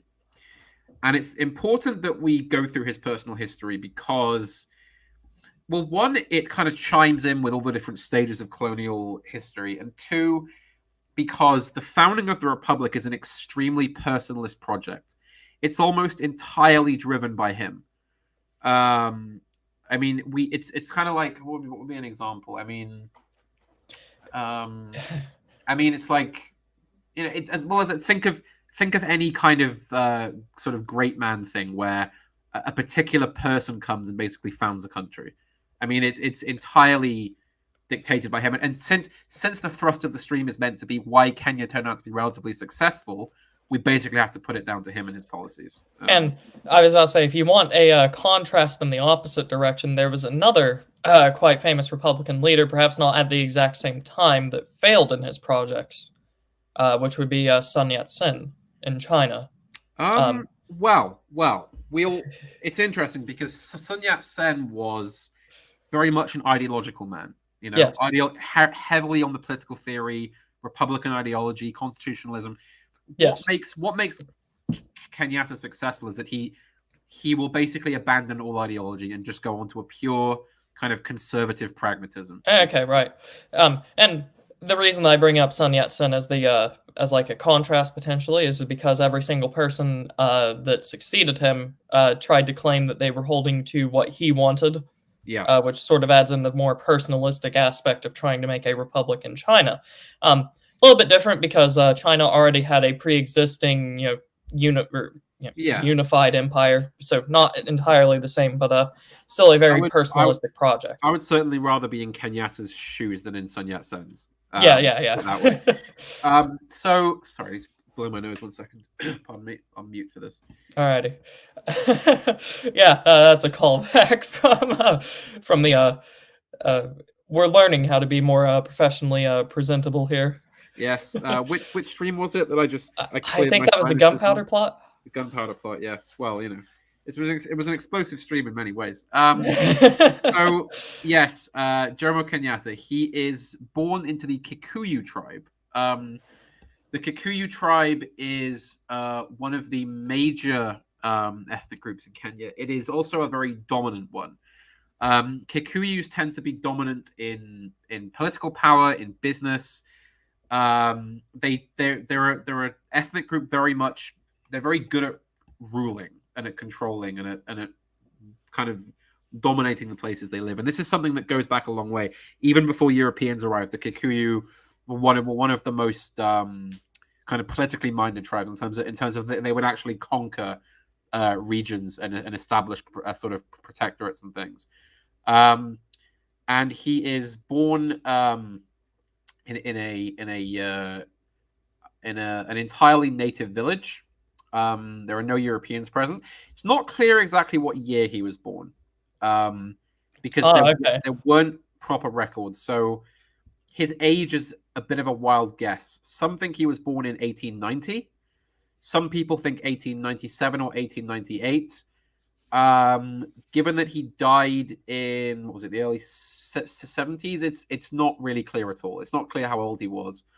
Um, Yeah, just looking at some of the pictures that we're going to go through, it doesn't help either. He's not no, exactly like a not easy to tell, is it? yeah. Um, so yes, I personally think it was probably 97, 95, like sort of mid 1890s, I think, Okay. for my money. So he was raised in the traditional Kikuyu manner. And Um, just to kind of like relativize that, that's around the same time as say Churchill would be born, if I'm not mistaken, or am I being completely Churchill off was kilter? born in 1870 something, wasn't he? Okay. Oh goodness. Okay. Never mind then. I have to just be clear. Winston Churchill was born 1874. Yeah, Good so God. yeah, Okay. quite a bit before. All right. I thought he was Uh, much younger. Never mind then. same year as Chesterton actually. 74. So yes, Jomo Kenyatta. He's born in a traditional Kikuyu village. Um, his father is a particularly harsh man and quite resentful. Or at least his stepfather is, I think, because his father dies and his mother remarries, and his father doesn't like the boys from the previous marriage. So she takes them to his grandfather, who is a well-respected traditional medicine man among the Kikuyu. And he also lives in a Europeanized town, which has a Church of Scotland missionary school. And Kenyatta is, because his uncle is well respected and quite wealthy. His grandfather pays for him to enroll in the missionary school, which he does. And the missionaries, so he's taught some English. He goes to a small boarding school. He learns a lot about Christianity. He's taught to read and write. He is he reads the Bible over and over and over. He earns extra money by doing chores and helping in the garden and doing cookery and things. Um, and he recounts in his autobiography that the education he received was good, but he felt that the Church of Scotland missionaries were far too patronizing to the Africans that were enrolled in the school. He always resented the fact that they were sort of treated more like children when they were, sort of far above that age, and he didn't really feel that the proper respect was being accorded. Especially given that, again, he came from quite a well-to-do family. So I think he felt that there was a kind of an insult there.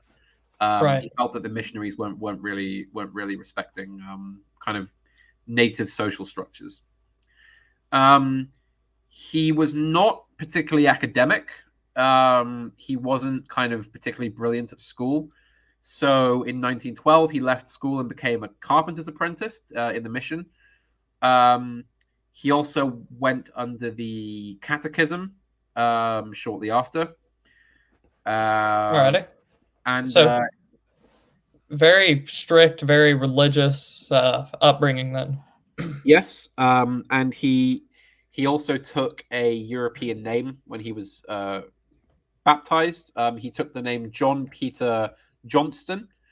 His last name at this point is not Kenyatta. It's Kamau. So Okay. he's known as John Peter Johnston Kamau. Basically, that's his actual name he's born with. And after that, he leaves the mission, completes his apprenticeship. He wants to become a stonemason, and tries to get recommendations in postings, but the missionary is kind of they're not really too keen on it. So in 1914, he moves to Nairobi, where he is apprenticed to an engineering firm run by a British man called John Cook. And after a while, the First World War begins. His one of his friends and several of his family members disappear during the conflict. Kenyatta actually doesn't join the army, and instead he wasn't particularly thrilled with the war. I don't know exactly why. I don't know. I don't think it was an anti-British thing, but he just had some sort of objection to it. So Right. he went to live among the Maasai, who were the only tribe who didn't contribute men to the war effort. Because they're the Maasai and they just want to be the Maasai. They don't want to have anything to do with the lowly lowly dealings of mortals. Um, so um, Uh, yes, he where does he go? He kind of becomes very impressed with the Maasai, and he begins wearing Maasai clothing. And there's a belt, a type of belt the Maasai wear called a Kenyatta. And after this, he begins to call himself Kenyatta, or which is anglicized as Kenyatta. I see. Um, so that's where the name comes from. He becomes a livestock transporter, loads and loads of just sort of odd jobs. He marries an African called Grace Wahoo, who was also a Church of Scotland missionary pupil, well, she had been. Um, they have a son. Um, there's some controversy because he is accused by the church of having a son out of wedlock and of being a drinker. So they don't want to baptize his son, but he renounces alcohol in 1923, and they do. He becomes a clerk. As I said, I don't want to get too lost in this. Just loads and loads of little jobs. Yeah, yeah, no, this is really painting him as a person that would that might not be entirely terrible. Yeah. Yes, he becomes a stores clerk, and he works for the local gas and electric company. He's actually paid quite a good wage at this time. He's paid the modern day equivalent of £800 a month, which is a very high wage for a native African Yeah, in the time. And so and this guy, especially given what the living conditions would be like. yes, Yeah, so he's able to actually buy several homes, and he lets his family live in them. And he also opens a store because he would buy up provisions for the locals in Nairobi and then sell them at a low price. And of course, Nairobi is quite a modern sort of place, even by European standards. It's got football clubs, it's got cinemas, it's got British clothing stores. He becomes a kind of snappy dresser, going to tailors all the time and having suits made. He lives a kind of very European style life when he's in Nairobi. I see. Yeah. So he was basically run me through the he was buying provisions and then selling them again for cheaper or cheaper than where they were being offered where he sold them. What I mean is he opened a kind of like a local store, like a kind Okay, of all right, yes.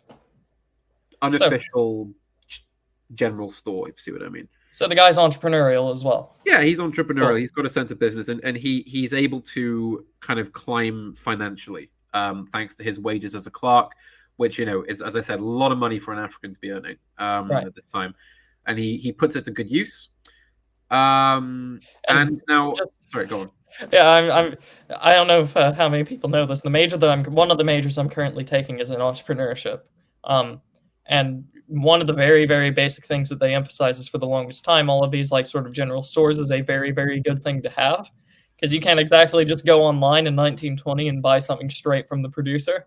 Yeah. So the fact that he is opening a general store in whatever area it is, if there was no one else there before him, those people now have a much closer and much cheaper way to get these things. Yes, they do. Which is just a good thing all around. And even if there was someone there already, if he stayed in business, then it was just for cheaper anyways. That's right. A very good thing. And of course, being from a traditional African background, and then coming into European society, he knows the things that you can find in Africa that Europeans want. So he knows exactly what he needs to buy. He also he doesn't actually run the store himself. He keeps working as a clerk and hires a manager. So he becomes quite good with kind of people management as well. And kind of how to run this kind of network of things he has going. He's also collecting rents on the properties he has and stuff like this. So it's going well, right? He's establishing himself quite well. So the Kenya becomes a crown colony in 1920, which brings about some political changes, and he begins to get interested in politics. Sorry, I need to blow my nose again. Pardon me. Alrighty. So I already know potentially an objection that can be lodged against this guy. We will cover it later, though. But just so I don't forget, there's a very good Canal Dean point that we could get into Don't let me forget that when we get to it. But now you're back. Okay, that's interesting. So yes, he is getting interested in politics, and there's a bit of resentment on the rise in Kenya and among lots of African communities. Because of course, after the war, there is strains of radicalism. The Irish have their War of Independence. The Russians have a revolution. So there's a kind of air of radicalism and kind of sort of revolution in the air all over the world. He is resentful of the fact that as an African, although basically having a European manner of life and professing European faith, he is still considered somewhat second class. Africans have to carry identity cards at all times, which he resents. They're also banned from farming certain crops. They can't grow coffee, and he is being taxed, of course, the old thing, taxation without representation. Because he doesn't have any kind of representation in the local parliament. So he's quite resentful of this. Because he's not the African nobleman. Would he be considered like the African middle class or something like that? Yeah, kind of the aspirational African middle class. He's not really got he's materially wealthy, but he's not got any real political power. Right. Which is quite a dangerous thing to be. So he becomes friends with educated radicals who are kind of discussing independence and sort of culturalism. And one of them, so they found this thing called the Kikuyu Central Association, which is meant to be like a kind of union of all the Kikuyu people, which is meant to interact with the British authority in an organized manner. And he asks Kenyatta to go to London in his place. The group asked Kenyatta to travel to London to be their representative in Britain itself. Okay, very cool. And Kenyatta agrees. Before he does that, he purchases a motorcycle and does a tour of Kenya, talking to various Kikuyus and helping to establish new branches of the KCA. He then flies out to London in 1929. He also founds a Kikuyu language newspaper and magazine in Kenya before he does that. Now, at this point, he is beginning to learn something of a pragmatism, because he never becomes this ideological radical, because he's familiar with how the Kikuyu and the people of Kenya generally are in their daily lives. And he knows that lofty idealist sort of radical schemes are not really going to play out, that you need some kind of respect for the traditional ways of life. So he often would campaign individually to churches, British authorities he found, chiefs versus just average native villagers. He would kind of tailor his rhetoric and his way of speaking to each of these people in order to kind of gain a network there. And he also has very good things to say about the British Empire. In his first public statement, he said that the first thing about the empire is that all people are governed justly, big or small, equally. The second thing is that nobody is regarded as a slave. Everybody is free to do what he or she likes without being hindered. So he does have quite a positive conception of the British Empire and the British authorities. He thinks that certain individuals, like the governor, Edward Grigg, are rather unfair, but he likes the project of empire as a whole, and he admires it. So, a loyal subject of the empire. So that's yeah. You're doing very, very well at painting the more personal picture here for a it's politician. important, and we're actually about to get onto his. We're about to get onto a certain phase of his thinking. So, he goes to London in 1929. Unfortunately, he can't get a meeting at the Colonial Office, and he lodges with the West African Students' Union, which exists in West London. And he is known as a bit of a cad. He becomes quite close friends with, shall we call her a lady of the night, and stays with her for a while. and he also gets into he spends lavishly, and this gets him into something of a bit of trouble, especially from the Church Mission Society, who look down on this. He is thrown out due to an unpaid rent and has to go somewhere else. He is constantly meeting people at this time. He attends all kind of social events in Hampstead. He is mixing with kind of anti-imperialist movements as well, and meets like Labour Party campaigners. He goes to meetings of the Labour Party, which is of course I believe forms its first government in 29, or it might be 24. It would be earlier on in the 20s, and that's but there was a Labour government under Ramsay MacDonald in 29. Yes. Yeah. So he also then goes on a European tour in the summer of 1929. He goes to Berlin, and he even travels as far as Moscow. And he's very much influenced by his time in the Soviet Union. I get the sense that he was probably taken on one of these tours that you could be taken on in the Soviet Union, where they would show you like the factory, like the model factories and stuff. Oh, sorry, pardon me. There's somebody at the door. I just need to answer that very quickly. Pardon me. Just because I cannot tell the story of Kenya or Kenyatta himself, just to fill the air here, we did mention that first Labour government, and we could probably do a stream on it. Because most people in the modern day, or if you think back to the 70s, will think about either far left raging communists or slightly less far left raging communists, or perhaps New Labour. But with the early Labour Party, like the first government that we just talked about, they're a lot of people know that they started as much basically as an offshoot of Methodism, if I remember correctly. I believe that was the main denomination of their politicians. But much more importantly, the policies that that first Labour government advocated for was not really, it's very difficult to call them socialistic, especially considering the first Labour chancellor, I believe, cut down on tariffs and taxes. Viscount Snowden. Yeah, so very interesting. Nobody knew why he was in the Labour Party.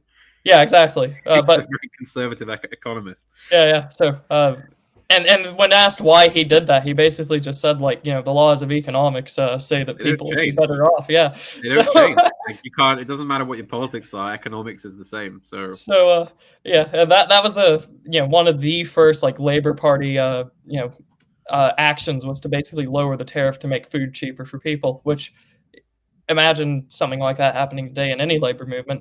So when you're saying that Kenyatta was fraternizing with these people, not quite, raging communists. He does fraternize with raging communists as well. Okay, darn. Because again, as I said, he went on this visit to Moscow and was quite enamored of what he saw there, and he began to get more critical of British imperialism. But then again, this is the thing about him. He goes to meet with the under Secretary of State for the Colonies, Sir Thomas Drummond Shields, and he kind of distances himself from communism and says that he doesn't like communism. Actually, he runs out of money and is bailed out by the British Anti-Slavery Society, who send him funds to help him return home. But the thing is, he's quite happy in London, and he was worried as well that the colonial authorities might actually arrest him if he went home, because he had like if you're a notable kind of African intellectual from a European colony and you go to Moscow and then come back, you're going to be under suspicion, right? Yeah, that's basically the story of South Africa, right? Yeah, exactly. African intellectual goes to Moscow, comes back, and wouldn't you know it? There's a lot more unrest here than there was beforehand. Yeah, so they're a bit concerned.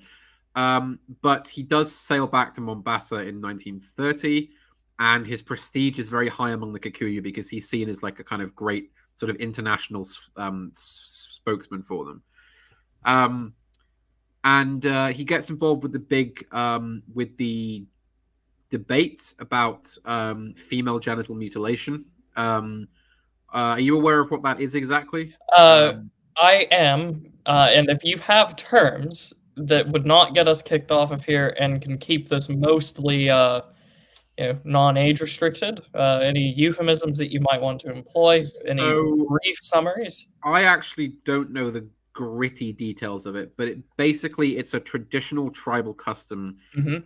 generally known as female circumcision, Yes. um, Also in an which Islamic thing as well, I which I believe the is it the clitoris that's removed? yes. But the thing is, it's often done with very ramshackle tools and methods. So, So it's got a very high death by infection rate, and it's obviously horrendously painful as well. Um, it's a traditional thing in a lot of African societies. The Kikuyu are known to practice it, and the Protestant churches in Kenya are trying to stamp this out. Um, uh, they want to abolish it. The Kikuyu associations are kind of split because half of them are like these kind of quite radical proto-Marxists who want to advance Africa to a higher standard and they think it's a backward practice. Half of them are like traditionalists who want to keep it and they believe it's like an important part of the Kikuyu society. There's a huge amount of infighting, people getting expelled from churches. There was an American missionary called Hulda Stumpf, who she was actually found dead by a roadside, and it was believed that because of her anti FGM work, she had been murdered as revenge.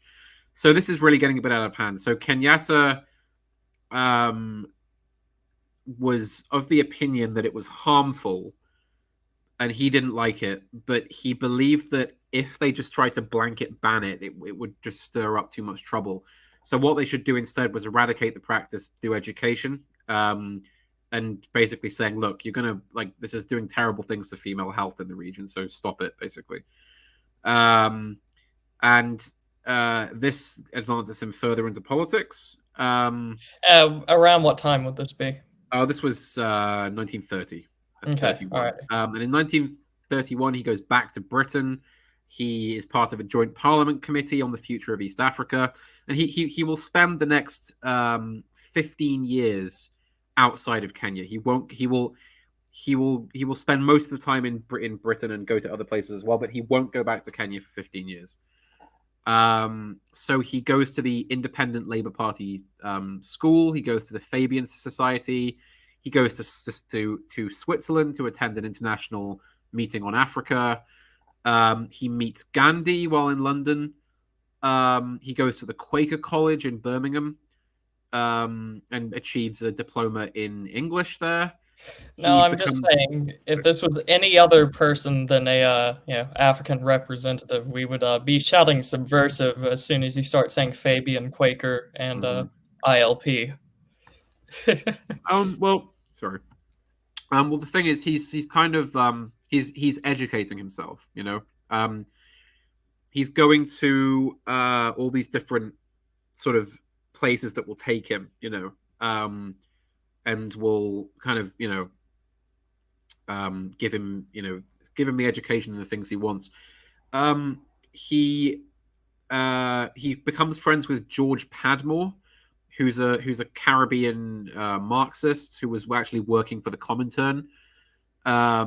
He goes with him to Germany. He then goes to Moscow again, and he enrolls at the Communist University of the Toilers of the East, which is an important kind of communist political school in Moscow. And he was instructed in maths and geography and science and economics and Marxist Leninism. And he actually didn't really like it there. He said that the food and accommodation were terrible. He hated the Russian climate. And he didn't like the fact that none of the Russians spoke English particularly well.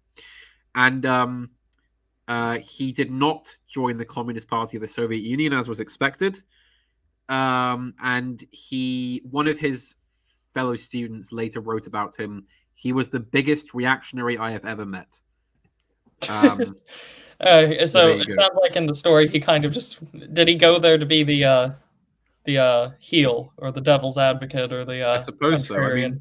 Like I mean, he's basically still a traditional Kikuyu man. I mean, Yeah. this is a man who grew up in a Kikuyu tribe in the 1890s. I mean, going to Moscow in a university right after the communist revolution there must have been a hell of a trip. Um, he also went to Siberia. So, of course, in 1933, the Funny Party comes to power in Germany. Thank you for not bringing me under Yeah. the eye of Sauron. I'm just going to refer to them as the Funny Party from now on. Okay. Okay. So the Funny Party comes to power.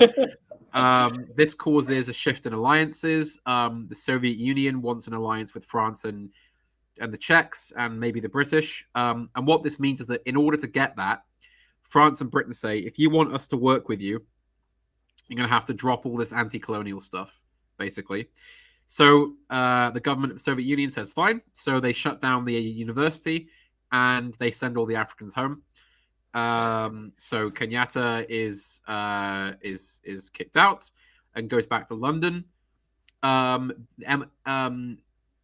MI5 believe he's a communist agent and open a file on him, but they are unable to find anything. Kenyatta works for left-wing newspapers in London. He also publishes essays in various books on Africa. He becomes a bit more radical. He wants complete self-rule now in Kenya, which was quite unheard of. Most Kenyans in London were talking about like dominion sort of Right. thing. They want to be part of the British Empire on a more devolved level. Kind of going the Canadian or the Australian route rather than Yeah, some of that's the more things their we vision. will see. That's more their vision. He works in the linguistics department at the University College of London in the 30s. He helps write books on the Kikuyu language, and they establish an African languages department which teaches Kikuyu. He goes to the LSE, London School of Economics, to study anthropology. He becomes quite a celebrity in the linguistics field because he's like their only access to Kikuyu as a Right. language. Right. He's a classmate and a roommate of Prince Peter of Greece. Oh, okay. Right. And he goes to stay with Princess Marie Bonaparte in 1936. Huh. Um, So, not to jump the gun on any future topics that we might cover, but he sounds like a slightly less hedonistic version of a individual Egyptian prince or sultan. um, well, when we eventually cover the chap you're talking about, Yeah. I suppose so. I mean, he was obviously being royalty. He was far more of a playboy, Yeah. and Okay. he. I mean, the thing is that he had he had never-ending wealth he could just spend. I mean, Right. And then Kenyatta, obviously, neither royal Kenyatta or liked to live lavishly, but he didn't have anything like that kind of wealth. I see. In fact, talking about that, he returned to his old house at Cambridge Street, but he didn't pay rent for over a year and got thrown out. So he then went to a different flat. He appeared as an actor in a film called Sanders of the River, That's and interesting. got paid quite well for it because the local film studio needed Africans that could act and like realistically portray Africans. So he did and was paid quite well for that. I believe you can still see that film. And he also met Paul Robeson, the African American music star, who I'm sure you're aware of. Hmm. I find Paul Robeson quite despicable. I like his music, but he was a despicable communist. I hate to tell you, but if you look at most musicians at around that time from that demographic, they don't get better. No, The jazz scene in particular, basically after World War II, what you see happen with jazz and then later on rock is that basically the bands have to downsize just because of wartime measures and all this yeah, other stuff. So you end up with these small combos, things become a lot more egotistical, and you will it will attract a certain kind of person, like the kind you just mentioned, yeah. that will either be just a complete and utter degenerate, or will be a card carrying communist, or both. Mm. Yeah. So Yes. That's where things kind of go towards. So in 1935, there's the Italian invasion of Ethiopia, which I'm sure everybody's heard of. Obviously, this The is one this that is worked.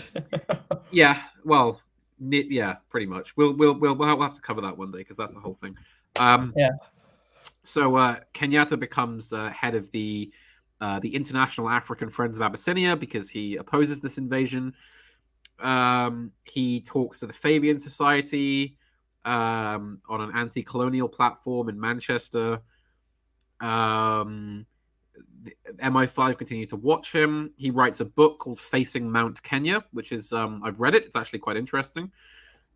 Which is it's again the fascinating thing is he's writing about Kenya from a point of view of a Kikuyu traditionalist, despite the fact that he's associating with every radical communist under the sun in London. This book is like it's like literally like a return to tradition thing that he writes about like how Kenya needs to like return to its roots and become that's the Mount Kenya in question. And the book Pretty is cool called looking.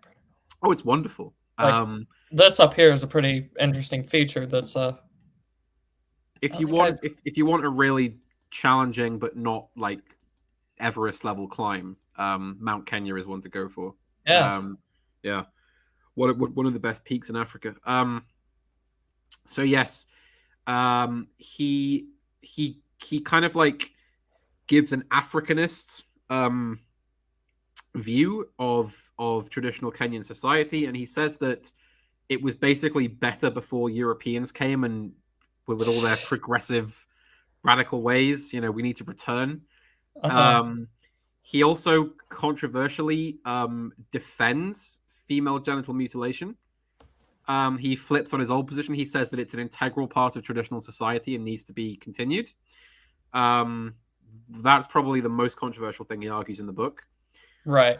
The book becomes discussed among intellectuals. It's not a bestseller because it's quite like particular.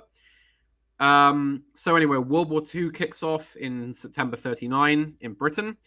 Kenyatta moved out to a small village in Sussex called Storrington, and he would stay there for the whole war. He rented a small flat and grew vegetables and chickens.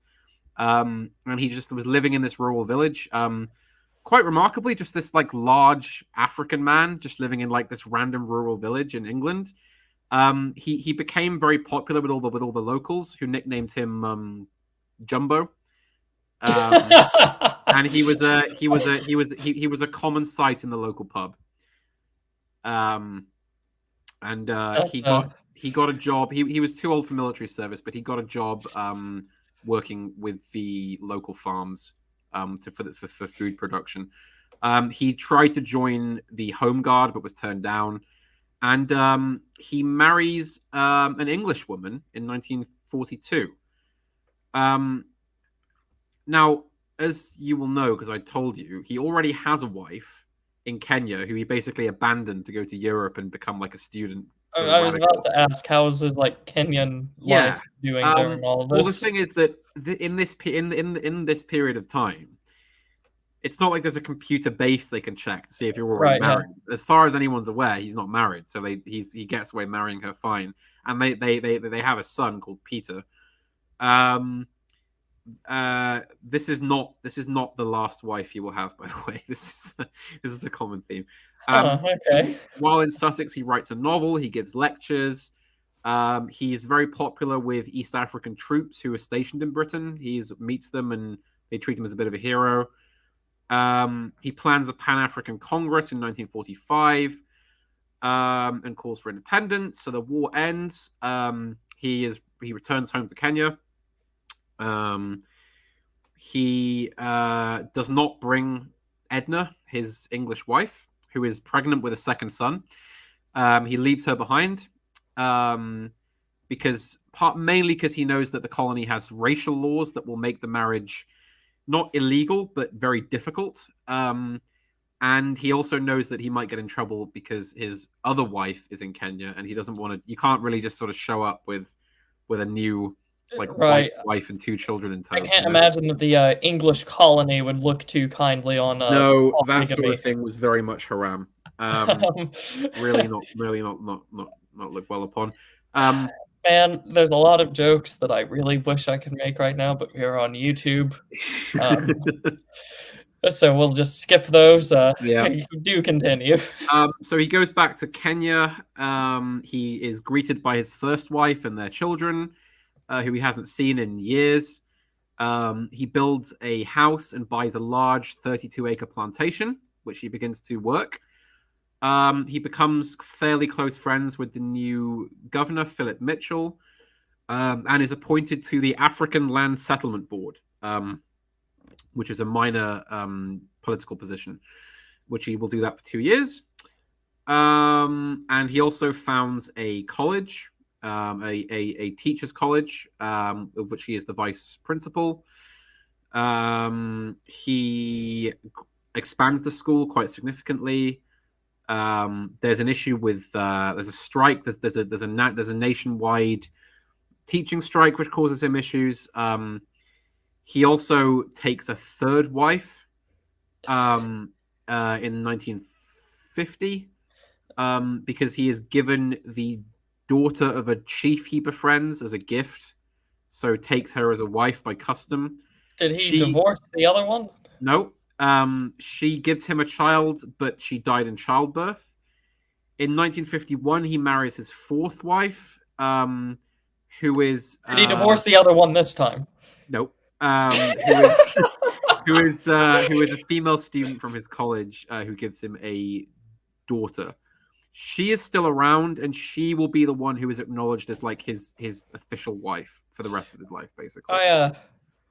You're doing a good job at making this a roller coaster. Like he started out, the man lived a life. The man lived a life. What can I say? Some very strict religious upbringing. Elevated himself, moved to London for representative reasons. Then seemed to fall off the way, and then studied under all of the communists. Didn't become a communist. Just kept moving between countries, and then now he's a serial bigamist. Like that's yeah. I mean, as I said, he lived a life. In 1944, the Kenya African Union was founded, which is like the only legitimate political party in Kenya for natives. So he becomes leader of that when he goes back in the 50s, basically, where he becomes a higher up in it. I see. He goes around and gives speeches and becomes something of a national hero. Trouble is, he's very much seen as a representative of just the Kikuyu.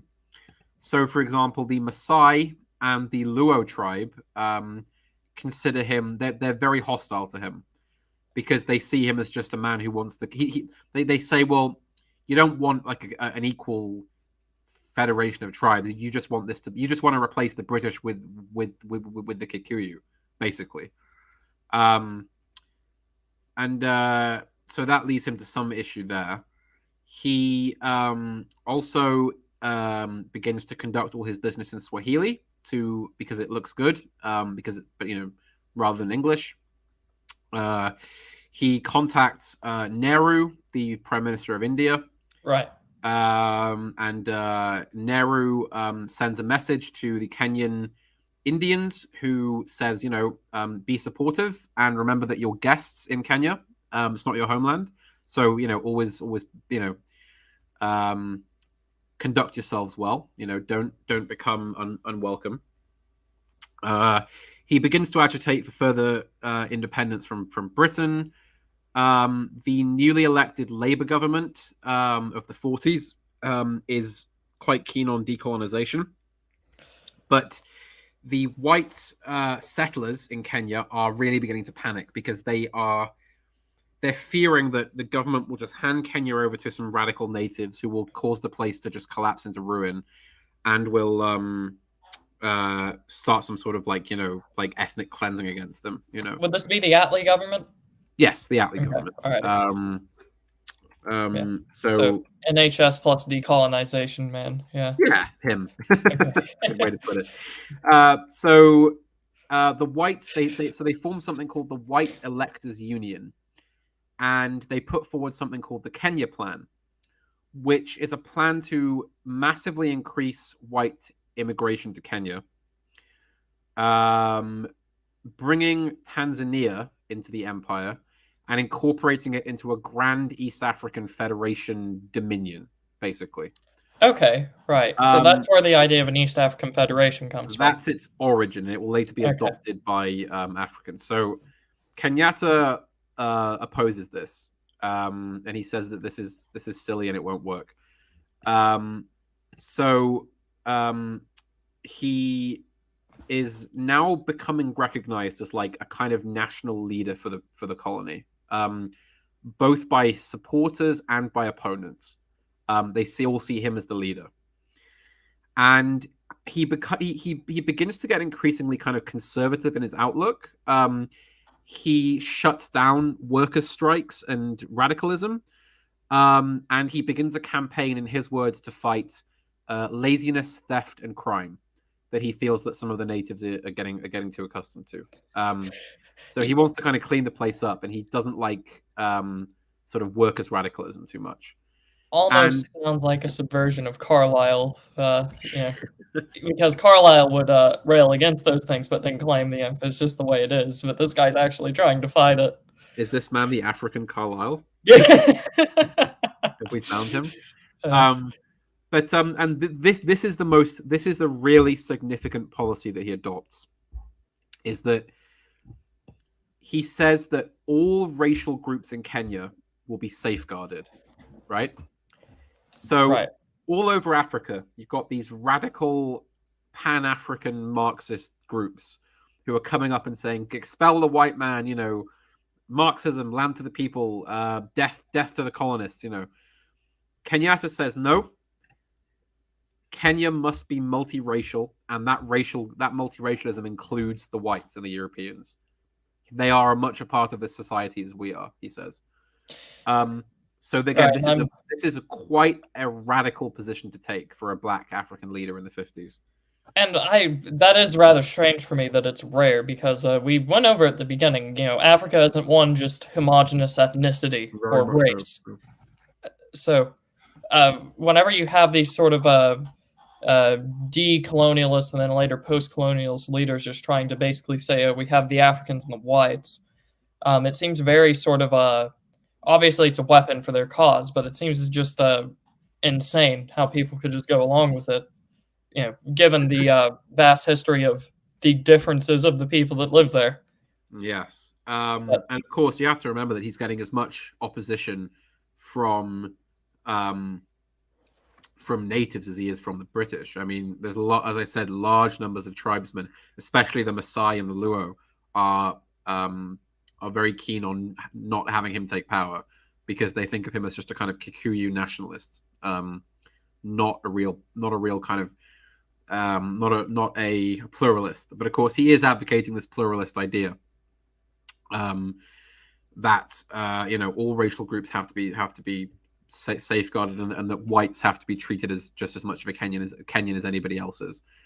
And now we get on to a very sad chapter in the history, which is the Mau Mau Rebellion of 1952.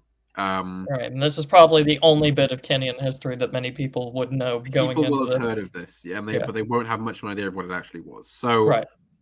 basically, the short story is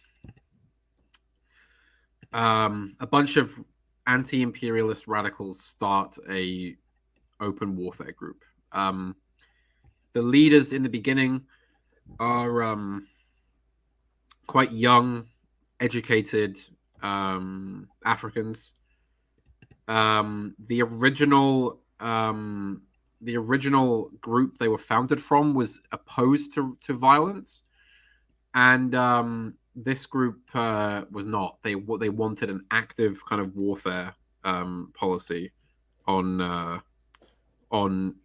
independence. So they begin to assassinate. They assassinate chiefs of tribes that are working with the British. They attack soldiers and policemen. They burn villages, and they begin to kind of openly attack rules. So there is a There is an official response from the British government, who sends in troops and declare a state of emergency. Kenyatta is unequivocally against the Mau Mau, despite the fact that many of the young militants see him as a hero and see him as a leader. He is always saying no to the Mau. He's always saying, this is not the way to do it. This is immoral. This is violent. I will not give my name to this. Stop putting my name on your violent, bloody projects. And he gives a speech. He goes on a tour and gives a speech in which he insisted that independence will happen only by peaceful means. And he famously says in a speech in 1952 that Mau Mau has spoiled the country. Let Mau Mau perish forever. All people should search for Mau Mau and kill it. Okay. He sees this as just a completely, it's a completely kind of lawless sort of band of criminals, basically. Mm-hmm. Now the trouble is, of course, that the Mau Mau see him as a leader, despite the fact that he hates them. So in 1952, under the state of emergency, Kenyatta is arrested and then driven to Nairobi, then put on a plane and flown to a very remote prison colony in the northwest. And the authorities were hoping that by arresting Kenyatta, they would quell the unrest. Some of the white settlers begin to advocate for him being exiled, but the government says, well, we don't want to turn him into a martyr, so no. So the issue is that, of course, he is, as I keep saying, he's not a member of the Mau Mau, and he's a very unequivocally anti-Mau Mau activist. But they keep saying they're doing it in his name, so he's getting into all kinds of trouble over this. And the colonial authorities assume that he has underground links with the Mau Mau that he's hiding. So yes, and you can see the picture there of a typical incident. This is the kind of thing that Americans will know well of their experience in Vietnam, where you have to send troops into villages and round up all the villagers and try and keep control over each village as you go. Not easy to do. So yes, so Kenyatta is put on trial in 1952 in October. And this trial is a massive, massive event. He flies in a defense barrister called Dennis Noel Pritt, who is a Labour Party politician as well, who is known for his kind of anti-colonial, kind of pro-independence views. And he's tried together with a bunch of militants. And so it's basically, he is on trial against the charges of Kenya colony.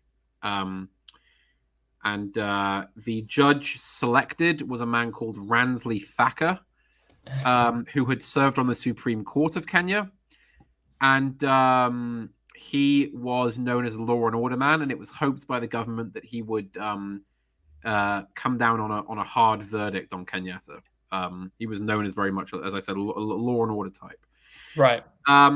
So the prosecution's case fails because they can't come up with any strong evidence that Kenyatta had any involvement with the Mau Mau at all, because he didn't. So unfortunately, they start this whole media circus over him. This is being covered day by day in the press back in Britain. Everybody's watching this. It's a big sort of colonial thing. If you're either pro or anti-empire, you're on one side or the other. I mean, we all know what sort of media circuses trials can be, don't we? Media hijacking a major trial and trying to convict someone just based off of sensationalism couldn't be me. There you go. So yes, Judge Thacker finds the defendants guilty, despite the fact that the prosecution case has actually failed, in something that is regarded as legally a very, very poor thing to do. And you're not just some layman speaking about this, right? I Panama did study to law. Yeah, I have yeah. studied law. So I And mean, I presume you've reviewed this in at least some capacity, just to yeah offer yes, some sort of this judgment. was this was basically the colonial authorities trying to crack down on unrest, doing it in a particularly cat-handed way, I think. You know, I personally am sympathetic to the British authorities. I would not have minded at all if Kenya just remained a colony. I think that would have been perfectly fine. But There's a I mean, couple of places like that, isn't there? Isn't that a popular sentiment in some areas? yeah, but I mean, the thing Yeah. is that, like, this whole trial and the British effort to crack down was uh not not done with the finesse you'd expect of the Right. British. I think it's fair to We, say. if it's as you're describing it, we might even call it dishonorable. Yes, I think that would be a fair thing to call it. With especially with how Kenyatta was treated. Um, he is sentenced to 7 years hard labor, to be followed by an indefinite restriction preventing them from leaving a given area without permission. So again, quite a harsh sentence to have. Um, so they are then so basically everybody who's anybody uh, considers the trial to be a rigged farce, basically, and that this was always going to end the way it was going to end. Especially in London, opinions even from very conservative people are quite poor on this trial, Right. because as we said, it's quite sort of dishonorable. Um, they begin the appeal process and they're held on remand in the prison colony. Um, it's pointed out by Pritt, the defending barrister, that the judge had actually been appointed magistrate for the wrong district for the trial, which technically invalidates the entire thing. Unfortunately, this does not help the appeal because they're all freed in 1953, then immediately rearrested. It goes to the Court of Appeal, which reverses that decision. But then it goes again, and the Supreme Court upholds all convictions, basically. So Huh. Pritt, the barrister, takes the case to London, but they refused his petition. Although they did note that it was one of the strongest cases he'd ever presented to them. And it's thought that generally because of the political considerations that they just weren't willing to hear the case. That's why. A major court refusing to hear a very moral case due to political considerations couldn't be me. Sorry. Yeah. Okay, but Um, yeah, this all sounds very familiar. Probably since we've had court systems, would be my so guess. yes, I mean we've all heard similar stories. So Kenyatta, because of his age, is appointed the cook of the prison rather than as a worker. And he stays there. And over the years he's in prison, he teaches the other inmates English. And they actually formed two cliques in the prison. One clique has Kenyatta calling themselves the National Democratic Party. Sorry, no. So Kenyatta is on one side and is seen to represent the Kikuyu Association, Okay. and the other prisoners call themselves the National Democratic Party, and they have fights to the point where one of them tries to stab him over breakfast, and is held back and fails. So yeah, not a brilliant time, not a brilliant time for him. Yeah. And a British writer called Montague Slater writes a book called The Trial of Jomo Kenyatta, which raises the profile of the case in Britain. Anti-colonial activists begin to talk about Kenyatta a lot. They want Kenyatta freed. He's released in 1959, but is held under restriction, and he has to stay in a remote farm town and report to the commissioner twice a day. His fourth wife joins him out there and gives birth to another son, Uhuru, who will go on to be the president of Kenya in the future, and we'll talk about him later. And he has another daughter and another son after that with her. He ultimately spends 2 years in the farm town called Lodwar. And the governor of Kenya, Patrick Renison, insists it's necessary. and he insists that Kenyatta has to be kept under wraps and under detention. So his release is being agitated for all through the late 50s, early 60s. In 1960, they invited him to Lancaster House to discuss independence because Macmillan was prime minister. He made the Winds of Change speech, and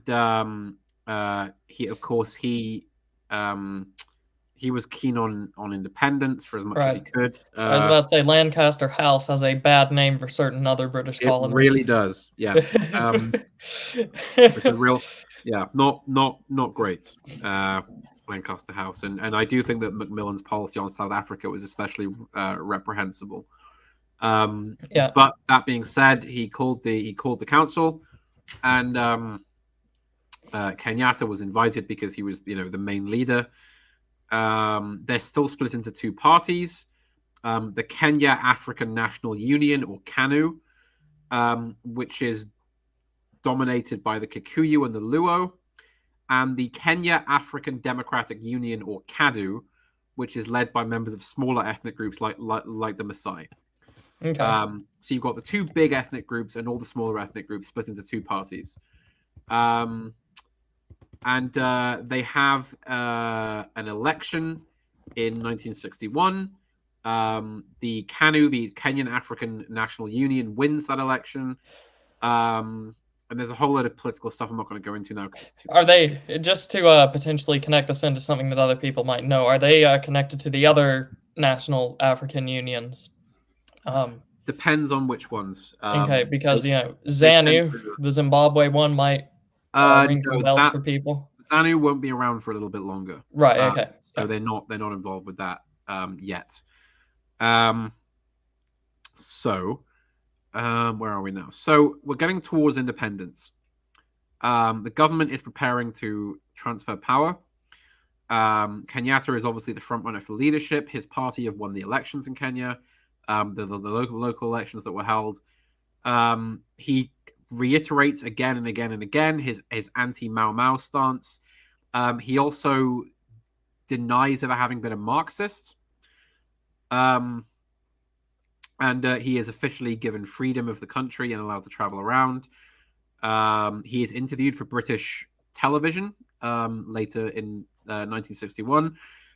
He formally accepts the leadership of the African National Union and is elected as their representative for a constituency in 1962. They begin to agree that Kenya will be run on a British constitutional line. So it will have counties and constituencies and a parliament, and be run on that in that kind of way. It will remain a monarchy for some years, with Queen Elizabeth as head of state and the local leaders as prime minister. Essentially, it's literally just like it's a very British kind of Westminster model style, right? Constitution, basically, is what they decide on, because that's what they're most familiar with. So any kind of comments or thoughts there? Well, I understand that this would be a much more modern version of that, but that's typically what I would like, as I like these sort of county divisions. There tend to be much more natural than administrative departments in, say, France, which Yes. at the inception were inherently anti-natural. Mm-hmm.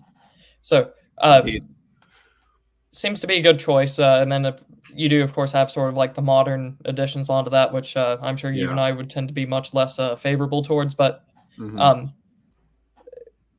it is fresh air to see a post-colonial country not try to, give a third-rate copy of the U.S. system.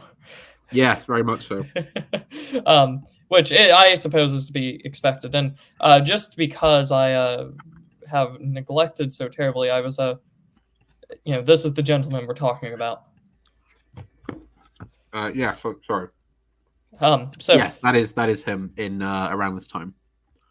Yeah, I've been trying to scan some of these things, and I probably should have done that earlier on. We can do a There's gallery review at there's the end. yeah. I'll tell you what. Let's do a few pictures of him now because we've talked about him Yeah. for some time, and So, you're right. We haven't. Slipped my mind to mention it too. Show people what he looks like.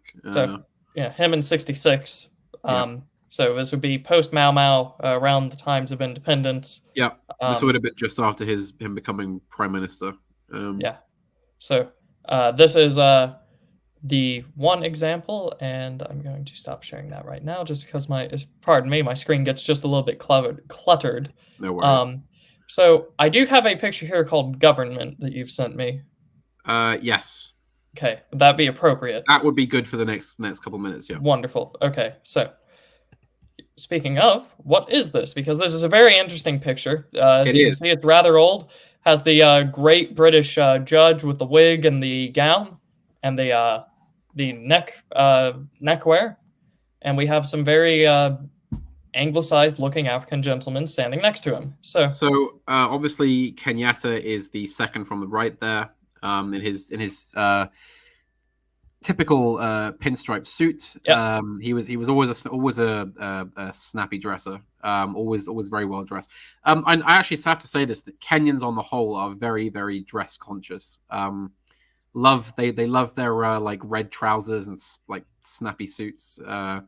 If you walk down a high street in Kenya, you will see a lot of good fashions, often provided, it must be said, by Indian tailors.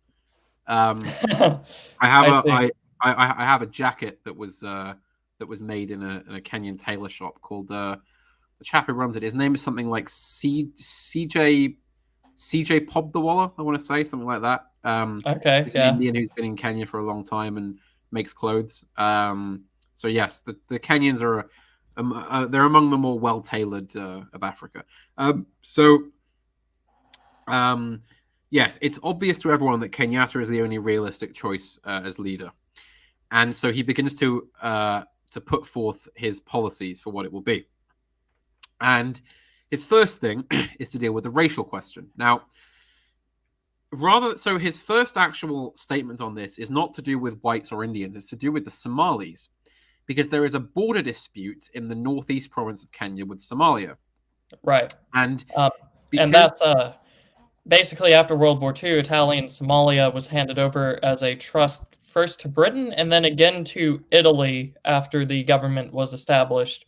But the yeah, borders kind of got if I remember correctly, it was around this time that the British decided to not annex but incorporate part of southern Somalia into their colonial holdings. And yes. the Italian Trust territory, if I remember correctly, did not like that. No, and well, so this region has a lot of basically nomadic Somalians living in it, and so Kenyatta takes an unambiguous line. He says that the land has to be Kenyan, and that all the Somalis there should, I quote, pack up their camels and go home. He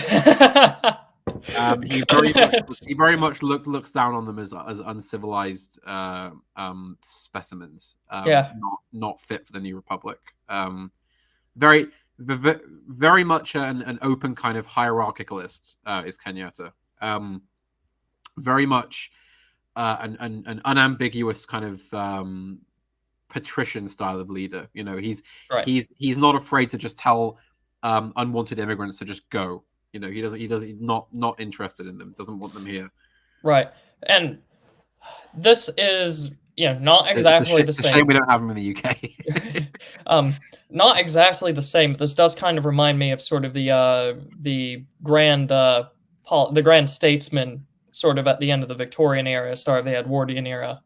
Um, people that just had such an overwhelming amount of political power in their countries were generally seen as like the natural leader, whether they de jure were or not, and Yes. very sort of hardline. Mm-hmm.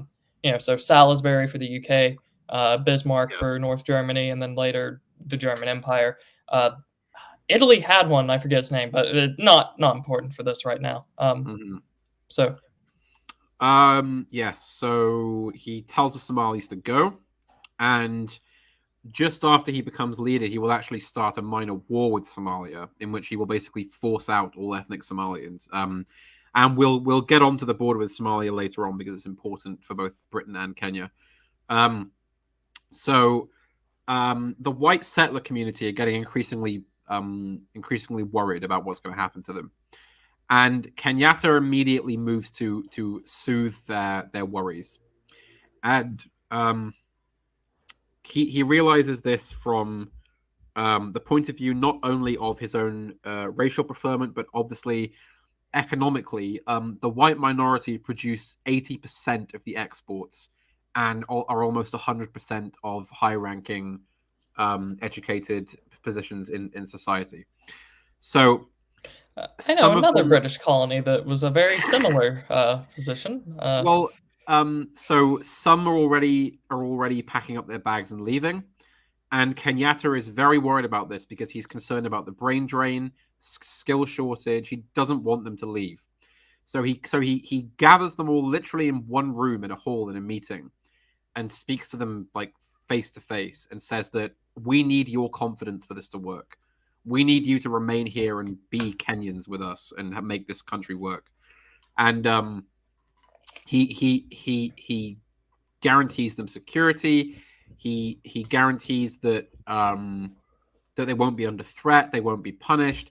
He also says that any whites working in the government of the colony can remain there as governors of Kenya and politicians in Kenya, as long as they want, as long as they're the most competent people for the job. Which goes some way to explaining this picture, because the man on the right. right there is, I had his name written down somewhere. It is what's his name? Hang on. It's Sir John Ainley, who was the Chief Justice of Kenya for the first 5 or 6 years of its existence. Okay, So so he's not like a vestige of the colony. He is no, the Chief Justice. yeah, he Okay. becomes a fully fledged Kenyan citizen and is the Chief Justice of the country. Many other government positions, members of parliament. I believe there was a transport minister and the minister of the treasury were both whites until quite some time into this. So yeah, So, and at the beginning of the stream, you said that you could present Kenya as sort of like an anti-Rhodesia, just in how it yes, turned out. basically, this is Could what I you mean. imagine, like any of the ZANU guerrillas, taking a picture with a Rhodesian politician or judge or something like that? This is about as the opposite as you can get. Like the Africans are anglicized; they're very European in their dress, and they also aren't taking like the sort of a post-colonial modern sort of thing. Like this is a very obviously recognizably English Yes, way of dress, and indeed. they're stood next to a guy that they gave citizenship to let him keep the position because he was good at it. Uh, probably in the Probably the most internationally recognized English way of dress, the judge's gown and wig. Uh, so, Yeah. Well, um, again, ideology is toxic. Okay, ideology, like the only concern of Kenyatta and the other elites was to build a functioning country. That was it. That's all they wanted to do. They didn't care if there were whites or Indians in that country. They just wanted a functioning country to call their own, and mhm. they succeeded as far as I'm concerned. Yeah, I mean, Um, this picture is pretty good proof. Now, of course, people can say I'm jumping to a conclusion here because we haven't seen how it's turned out. This is just the optimistic beginning. But like, you know, you have to keep in mind most of the other colonies didn't even get this far. no, no, they didn't even get this far. I mean, most of the countries just failed immediately.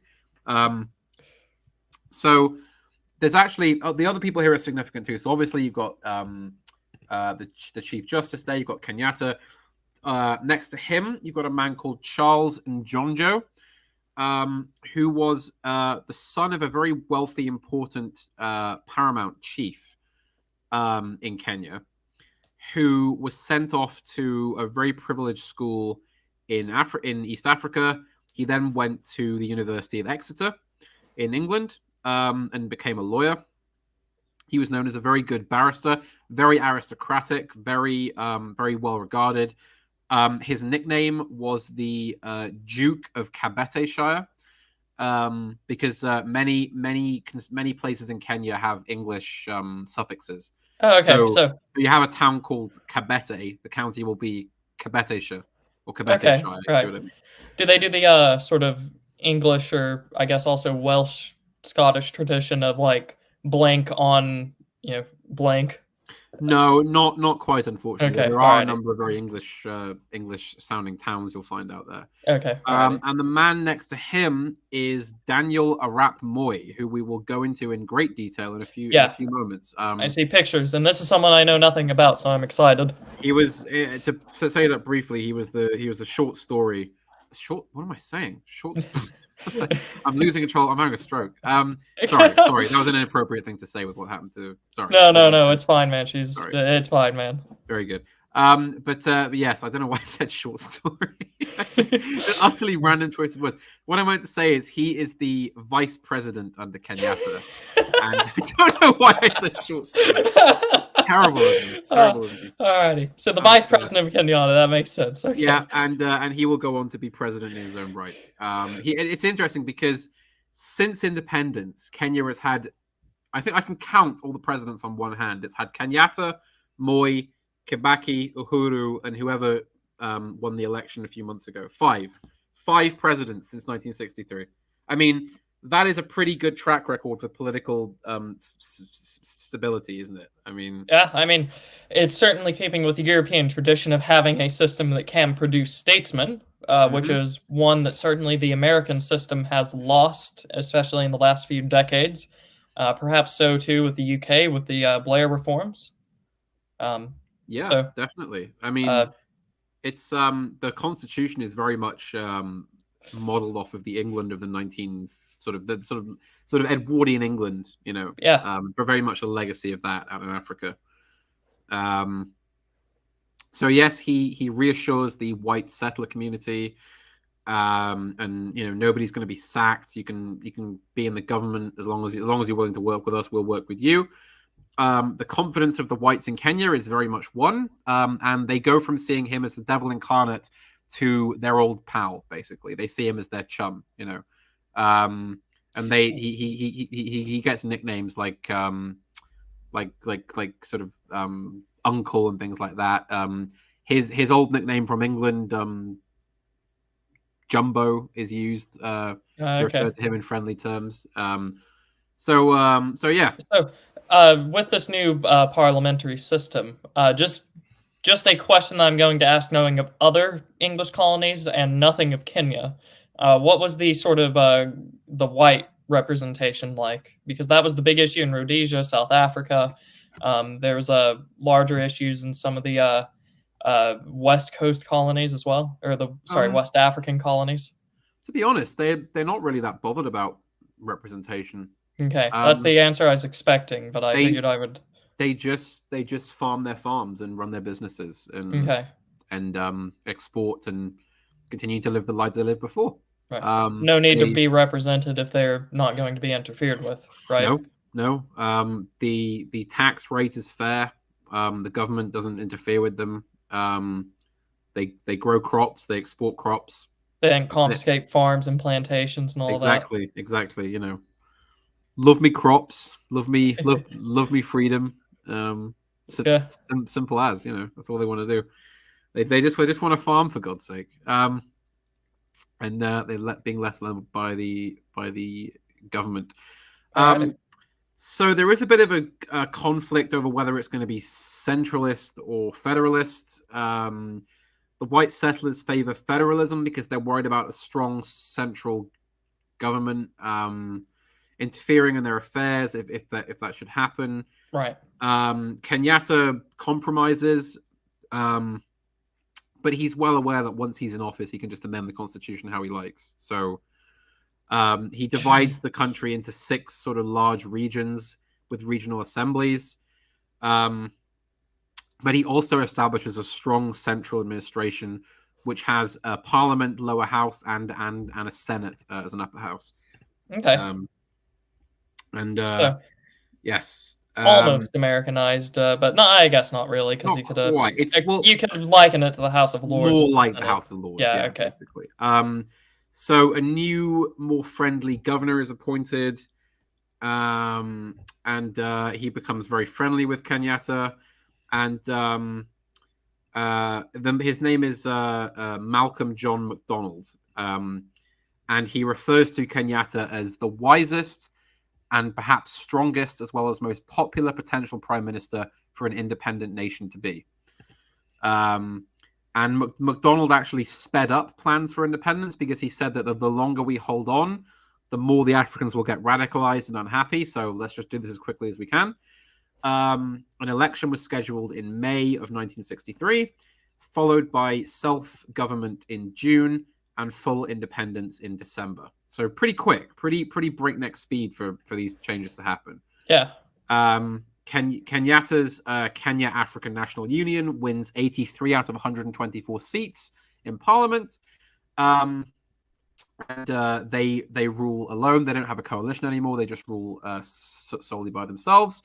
Kenyatta is sworn in as prime minister in 1963. It remains a monarchy with Queen Elizabeth as head of state. I have a picture in the folder somewhere of him being sworn in. It's not very good, but it is there. Yeah. Do you know about what the title would be? Yes, it's called. Scroll down here. Where is it? Where is it? Where is it? It is called. Did I save it? Maybe I didn't. Well, here, I can find it real quick then.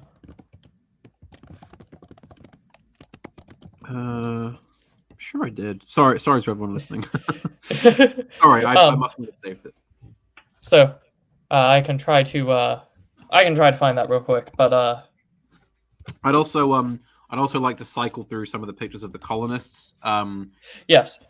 Because they have they're nicknamed the Happy Valley set because they live in a place called Happy Valley.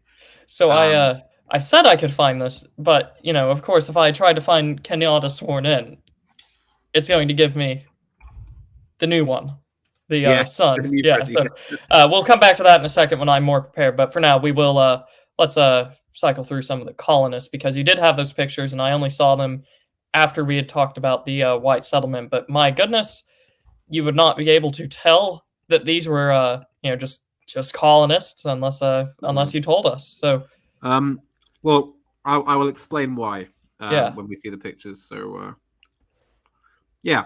So the thing about the British settlers in Kenya is that they are more aristocratic than most settlers in Africa. Basically because the biggest influx of white settlers was immediately after World War One, when lots of British officers were promised land in Kenya in reward for their service. They were given the old farms Roman system. Yeah. So lots of these very pucker junior officers went out to Kenya and became colonists there, which lent the whole thing a very aristocratic tone.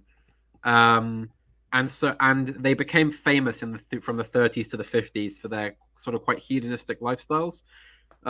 They loved parties.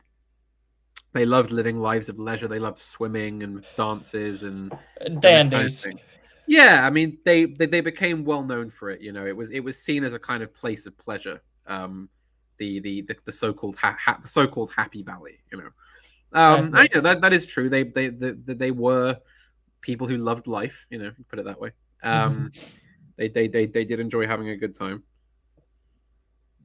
I see. And there's some other pictures as well. I think there's one other of colonists. Yep. Let me pull that up just a second because Google, being Google, is very clunky with anything that is not Google. So I would also like it to be known that it is now 4:45 and I'm opening the port. So here's the other picture of the colonists, a much wider range. Pretty typical example. That is what you'd see. I mean, to be honest, I went out there a few years ago and met loads and loads of white farmers and white towns out there. They all look like this still. So nothing's really changed. This is still how they look now. So it is interesting because the white British society in Kenya today is very ossified as it was. It never really changed from the 1950s. You know, because Yeah. well, of course they never underwent the complete degeneracy that we did here in Britain. So they're still kind of I think they're happier out in Africa than they would be back in Britain. You know, Like we have like classic English grandmother archetype that you can still see yeah. in parts of the U.S. today. Like this is you could very easily say that this is just like oh, this is a Midwestern family, perhaps from a much older time. Maybe not this gentleman here. He looks very English. You have the workman, and then you have the typical dress for the more Yeah. for the not elderly women, the more middle-aged ones. Probably very religious ladies, I imagine. Yeah. Church going. And then you have the sort of business or the working standard for the men that aren't just laborers. Yeah. So very you can see a lot of very deep English archetypes here that live in many different countries. And they all still look like this now. I'm telling you, you go out there on a visit to you can just go on a drive. You can just drive off into the hinterland and find these little towns. Just look exactly like this. You know, man, that would be a fun trip to do. And they all have like their African nannies for their kids and stuff like that. It's it really never changed. It's still there now. Very cool. Yes. So, is there another one? I don't think so. I think that was all the colonists, colonists 1 and 2. There is one I'd like you to bring up called Agricultural Show, and I want this to be up for the next while because it's a good picture. Well, I was going to say before we move on to topics, just to harken back to something we just discussed. I now know why you wanted to present this. This is the yes, this is it. Goodness, this is such a like we have Mr. We have Kenyatta presumably here. Yeah. This isn't like a judge swearing him in. Like he has that's him holding the Bible. Holding a Bible, traditional African hat, English dress. And his great fly whisk, which he always carried everywhere, tied around his wrists. You can see the big white plume there on the left. Yes. I didn't even see that was attached to his wrist. Goodness. It's a fly whisk. Yeah. He always carried this big fly whisk everywhere, which is a traditional symbol of authority in Africa, and always a big cane.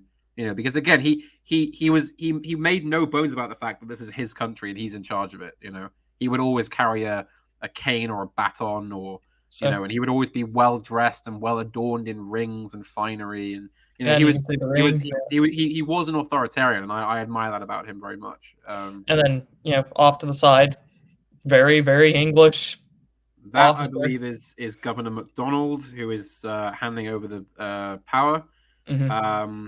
And then in December of that year, Prince Philip, the late Duke of Edinburgh, would formally hand over power to Kenyatta as president. So cool. Yeah. And so once again, this is just showing like the stark contrast to a lot of other decolonial policies, just because you have the handover of power, which for a lot of these countries didn't really happen that well. Yeah. In the background, you can see that you have people basically just accepting English dress. Like that's still, like this is very obviously not American just to the common observer. Yeah. Back here, you see very sort of English military almost. Would that be incorrect? Nope, that's completely correct. And then right in the foreground, you have basically the crossway of the colonized Kenyan culture that you can still see. Hat, whisk, the cane might not be exclusive, but I can imagine it probably has a little bit more significance to the Africans than it would to just an Englishman carrying around a cane. It's not just elderliness that is being signified there. For respect, it's probably something more of authority. Yes. And then holding a Bible, did not really exist before English colonization. There's quite a something special going on here. Yes, there is. You don't really if you'll pardon me, I just need to close my window. Go ahead. And I'll come back and keep talking. So if you go to the agricultural show picture, and I'll come back. Right. And for anyone that is for the people that obviously cannot see the behind the scenes here, Panama Hat in a very excellent display of diligence has provided me quite the catalog of pictures to go along with this. That's why we have very specific names going along here. And he has an agricultural show for Kenya. And this should make sense to me, being as it's an English colony. A lot of English colonies, and I presume other European colonies as well, have a tradition of agricultural shows, but they are no longer really the fashion for most uh, of the Americans at all. Really, it's just a rural thing now. Whereas you might have been able to find them in cities once upon a time, and perhaps you still can, but they're not the attraction that they once were. So, um, the fact that you have this picture here, people dressed in, once again, English suits, showing cattle. Uh, this has caught my eye, and I've been waiting for this part of the stream because it's something a bit close to home. Obviously, here in Oklahoma, we don't exactly have English suit wearers and hats and people wearing suits and ties to these things. It's usually just button ups, and cowboy boots and hats and all of that. But um, this doesn't look 2 million miles away from what some of us in the rural American country might be used to. Hello, so I'm back. Yes. Yes, so I hope I don't tread any points that you just made. No. I was just personalizing it, is all. Well, I mean, I wanted to. This is such an important picture because you could if everybody in this picture was white, then this would be a scene out of like an average English summer show in May or June. Agricultural show. I mean, you don't even have to change the dress either. No, you don't. Not at all. I love the getup that Kenyatta has there. Fantastic look. I've used this picture for some years as a guide to the good styling. I have a suit, tie, and hat exactly like that now because I think it's just a good look and the colors work well. That is quite a nice colored tie. It is. Yeah, my favorite tie has that pattern with the blue and red with the white trim stripe. Mm-hmm. Fantastic stuff. So as you can see, there's various representatives of the agricultural community who are mostly white. The trees and the grass, it looks very English, as lots of Kenya does, funnily enough. Mm-hmm. You can see even the white coats on the farmhand there. I mean, this could be literally a scene straight out of the fields near me in the summer. It's exactly what it looks like. Yeah, and just because you didn't hear it, I was saying this. This could be Oklahoman if you just sort of toned down the formality of the dress and perhaps had a little bit more red dust flying around. Yeah, maybe depending on where you are in the state, maybe a little less. And a big sign that says funnel cake and fried dough. That would work for most of the places that I've seen. Hell yeah. And basically the point I made is this is a very English thing. It seems I'm sure other European countries have this, or perhaps in their colonies too. But this is a scene that is very familiar to anyone that is Anglo. Yes, we all know this scene very, very well. Even the policeman. In the back here. Yeah, very Anglo-style policeman, very well dressed still. That's something that's gone away in America at the very least due to our much more, I would say probably bad policing policies, but not much I can do about that. Exactly. This would have been in the popular conscience maybe 30 years ago, though. Yeah, easily. So he is now the leader of Kenya. He continues to make good relations with the whites. He begins a policy of internal development. He massively increases the primary education system, roads, railways, housing projects. The whole shebang in terms of national development. All the things you need. Raises living standards quite significantly. Is able to pull all of this off with a lot of help from the British because he remains very, very close to Britain. Yeah.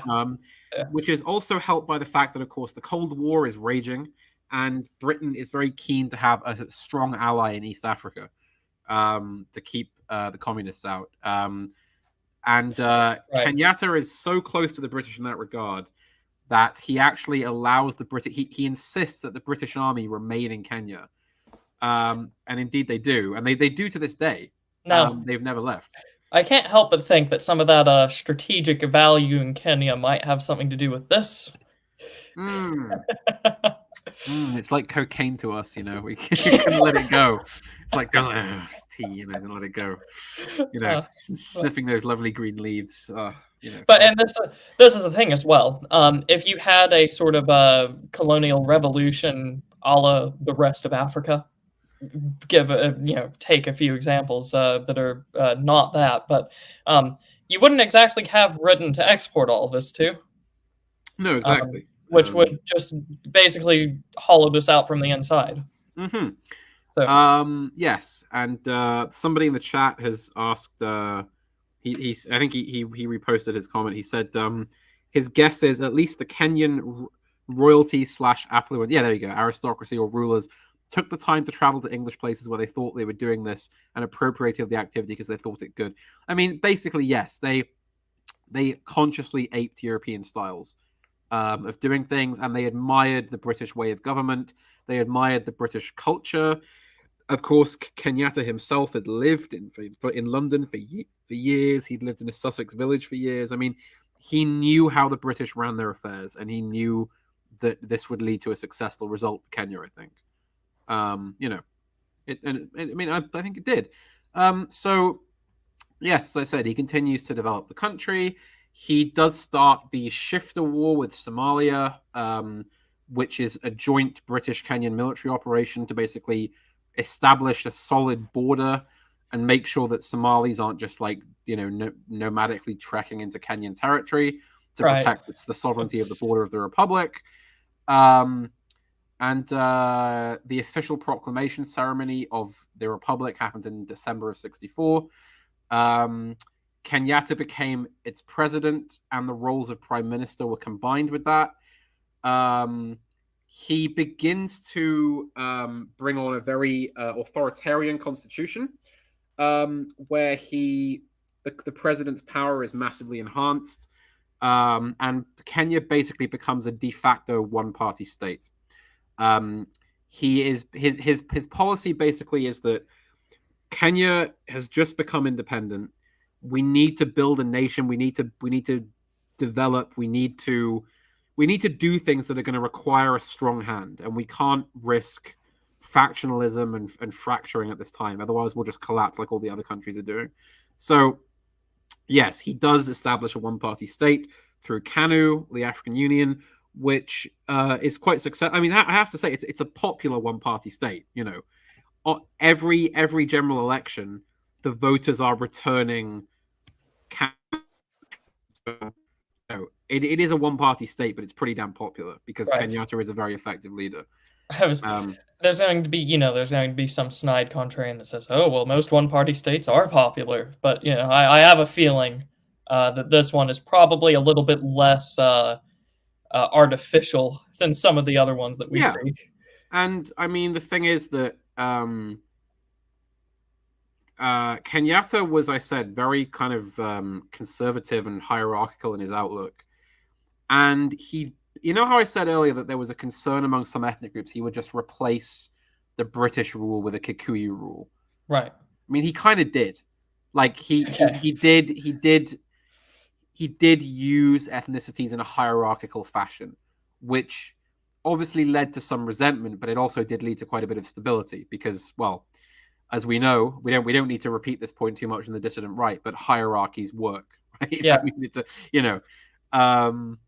so there was also a white Kenyan called Bruce Mackenzie, who became Minister of Agriculture, and Sir Humphrey Slade became Speaker of Parliament until 1970. So again, like lots of prominent whites in government positions. Yeah. He did, however, have a policy which said that you could be a Kenyan, or you could be British, or you could be Indian, but you can't have like dual passports. Oh, okay. He rejected that. He said that you can leave and become British, or you can stay and be given a Kenyan passport, but not both. And he said the same thing to the Indians as well. Um, And I was just trying to get a picture up of Sir Slade, and you know, you can tell very English influence. He is wearing the wig. uh, just in the first image that I get. yes, very, very much so. Um, One and moment. he did make some kind of anti-colonial gestures. Like he did rename some streets that were named after like British colonial administrators and things, Mhm. and that kind of thing, but only kind of superficial stuff. Um, he did make some efforts to bring about a more united culture, but it didn't really work because everybody's got their own like ethnic cultures, so there was never really a big appetite for like a sort of artificial like Kenyan nationalist culture. Mhm. Um, in terms of his economics, he was kind of a bit of a trickster, Right. because he basically was perfectly happy to have more or less kind of free market style, traditional economics, lots of large firms and small firms competing against each other. Um, Exports of tea to big trading companies continued. He was very entrepreneurial. Right. And He his was, background. Right. yes, and he was always investing in ventures and things to increase government revenues and establish sort of private firms to bolster the economy. He worked with business leaders.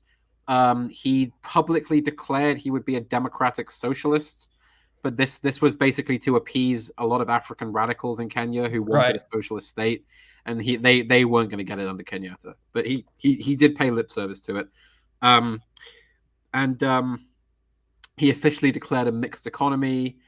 And he said that nationalization would only occur in a case where national security was at risk. So, for example, if Kenya went to war with like India, they wouldn't, but let's say they did, Right. Yeah. then the government would nationalize Indian-owned companies in Kenya. But like that was only for emergencies. There was no real attempt at nationalization, Right. or any kind of socialist policy. So then I presume it hasn't been used. No, not as far as I'm aware. Okay. He released a document which like announced the Kenyan economic policies, and he called it African socialism. And a bunch of left wing critics got really angry because there was literally nothing socialist about it whatsoever.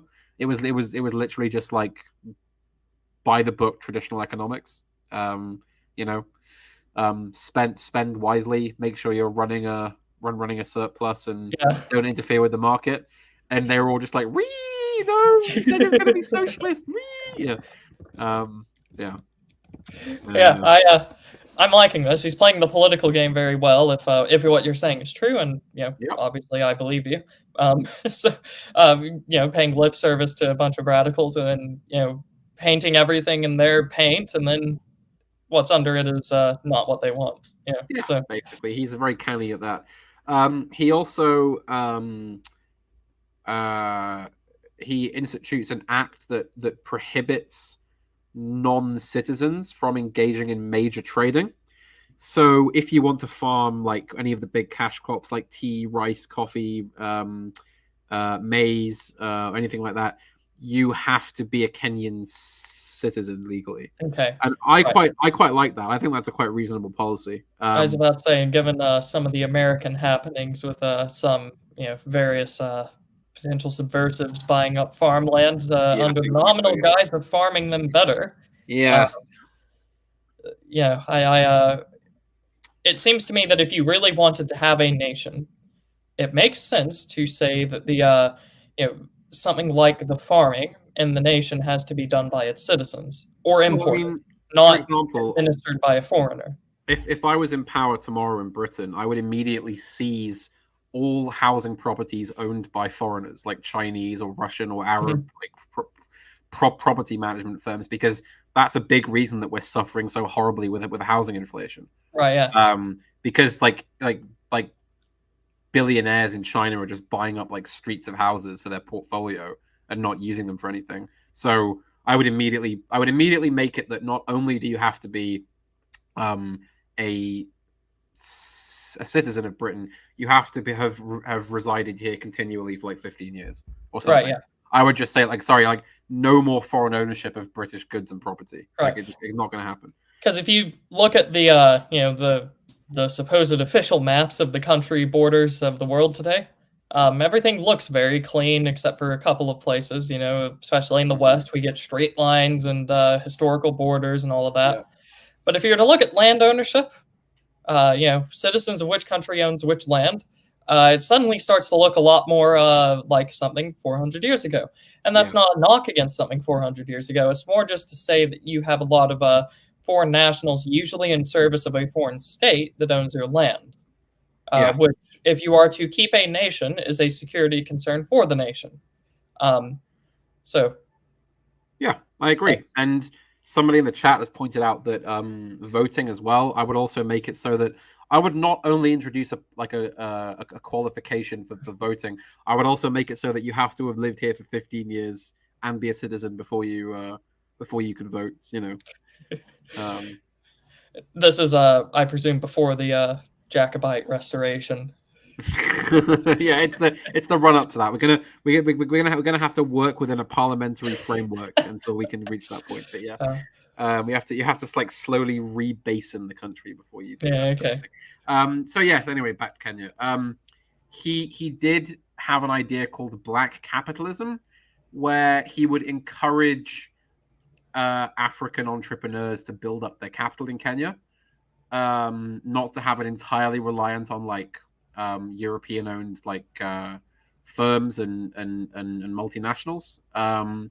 And he did encourage like sort of black industrialists and things to come and build factories and things and expand industry there. Now, on the topic of entrepreneurship here, this is a very interesting subject that you've just brought up, because the sort of like standard shallow, talking point that you'll see in the popular media is like, well, if you take a society that was not entrepreneurial, you just have to loosen up the laws and all of that, and then suddenly they'll see the incentives and start doing it. But the main example that gets shown kind of decisively against that is, well, post-Soviet Russia has not done that at all whatsoever, even in the places where it's not like just oligarchical in nature. In the markets and the post-Soviet countries where they are supposedly relaxed, the people don't really have the sort of entrepreneurial, not capabilities, but sort of characteristics that you would think of when one thinks of an entrepreneur. The people largely just keep doing what they were doing beforehand, just under a different system, which to Western entrepreneurship scholars and economists and all this other stuff is insane. But to a historian, just seems perfectly normal. Absolutely. So it leads into a very strange discussion to where it's like, do people need to be taught to be entrepreneurial and all this other stuff? So yes, we don't need to get into that right now. It's just it's interesting that you mentioned that. There was a bit of an issue with Kenyan Indians and Asians who his policy of trying to keep sort of major production in the hands of Kenyans and sort of native-born Africans caused some resentment, and it caused some to lose their livelihoods. So some of them went back to India, some of them went to Britain, but Kenyatta responded simply by saying, Kenya's identity as an African country is not going to be altered by the whims and malaises of groups of uncommitted individuals. So his policy was very much that you either stay and help build the country or you go. But I'm not going to force you to stay. That was basically his idea. That almost sounds, just taking the rhetoric and not what actually happened. That sounds Trumpian in a sense. Essentially. And he also had this policy. So the word for it is actually Harambe, right? That's what the word Harambe means. It means let us all pull together. And the infamous animal that was shot at the Cincinnati Zoo some years ago now, that's what it was named after, ironically enough. Man, out of all the topics I expected us to discuss, we've had quite a few I didn't expect to come up, but Harambe is... Harambe. Well, it's actually spelled Harambe with two E's. I see. Yeah. That is where the word that's where his name comes from. It basically translates to "Let us all pull together." That's the idea. That was Kenyatta's main slogan in governing it was "Let us pull together." We all have Alrighty. to work together to build the state. And yes, can we please get an F in the chat for Harambe? F in the chat, please, everybody. But yes, so he's if you want to leave, you can leave, but if you're going to stay, you're going to have to work hard. So the main drawback to Kenyatta's style of ruling the country is corruption. Yeah. So Kenya is one of the wealthiest countries in Africa and one of the highest standards of living, but it is also very, very, very corrupt. And We're saying this as if the places where we live aren't. yeah, but I'm talking about the kind of corruption where a policeman will pull you over, right, and will say, "You can either pay me 20 shillings, or I can write you a ticket." Right. Like that's what happens there. Right. I should also mention the currency of Kenya is the shilling, in case anybody gets confused with that. I mean, that's just awesome. Yeah, the Kenyan shilling. This is the thing. They retain so many hallmarks of British rule. The currency is still called the shilling as it was when the British left.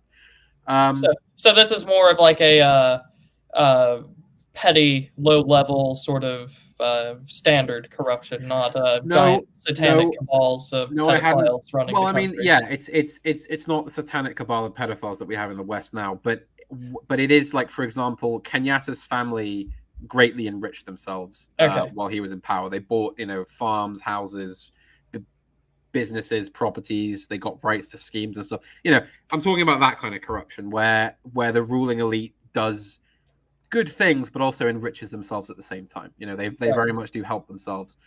This did cause some outrage among poor Kenyans in the Rift Valley in the mountains, but generally it wasn't a huge issue because Kenyatta was still very popular. He also massively kicks off the tourist industry. Tourism is still one of the biggest money makers in Kenya because it's sort of a nice African country with elephants and giraffes and lots of nice wildlife and coastal areas and things and mountains. So Europeans love it. So yeah, they all love to go there still to this day. So that he invests massively in hotels and tourist resorts and safari parks and such for tourists, which is a colossal moneymaker. He even opens like casinos and things in Nairobi. He does get into the ivory trade, but the ivory trade's on its way out by the 60s because of environmental concerns over elephant hunting. So, yes, that's a stream and a half right there. As the doing away with the ivory trade, just some of the unintended consequences, if you could imagine such a thing. Yes. So there's land ownership. I don't want to get into that now. Did they ever institute a land reform? Yes. Okay. So there was actually a land reform where if you were a white farmer, you could actually sell your land to the government at a massive markup, because Kenyatta wanted to slowly transition to having black landowners control the farming. Okay. But it wasn't a forced thing, and a lot of whites still own land in Kenya now. Okay. But it wasn't. Could you opt out of such a selling, or yes, you didn't have to, but okay. So the incentive was they would just pay you a mind-boggling amount. They would pay you far more than what your land was worth. Yes. Okay. So quite a few of them did take up that offer, and this was partially funded by the British government as well. Okay. They agreed to provide funds with which farmers could be bought out, but it wasn't a compulsory thing. Right. It was encouraged. It was never a law that you had to sell your farm or whatever. Well, I suppose if you're going to do a land reform, that's probably the better way to do it, rather than some of the other examples that you see perhaps in Russia. Yeah, the government also they would buy large farms and break them up into small parcels, then sell them to black farmers. Okay. Which was, I sort of see what they're going for. Trying to get a family farm, sort Yeah, of. kind of like land reform without really having to like beat anybody over the head. I Right. think. And Um, also, if you sell them or distribute them at smaller parcels, it's much easier for these smaller families to manage them. You know, yes. you can't just expect like the average person to buy a gigantic Yeah, here's a plantation gigantic and administrate 400 it. acre 400 acre estate. Yeah. Run that. Even if it's given to them, you can't just suddenly administrate that out of No, thin there's air. colossal So, amount of work and expense to get make it profitable.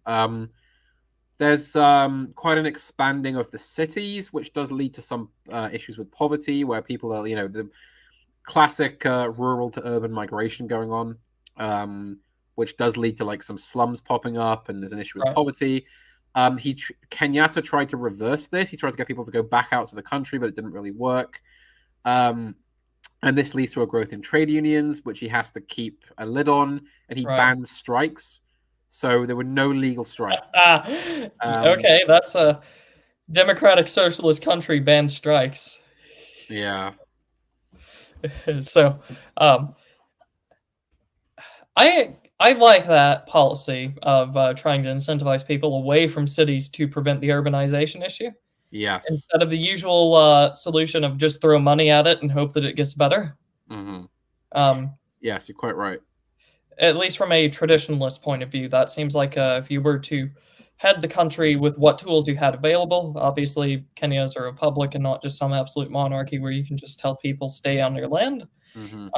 Incentivizing them to go back to the countryside where they were, this seems to be much more long-term oriented than established poverty welfare in the Yes. cities.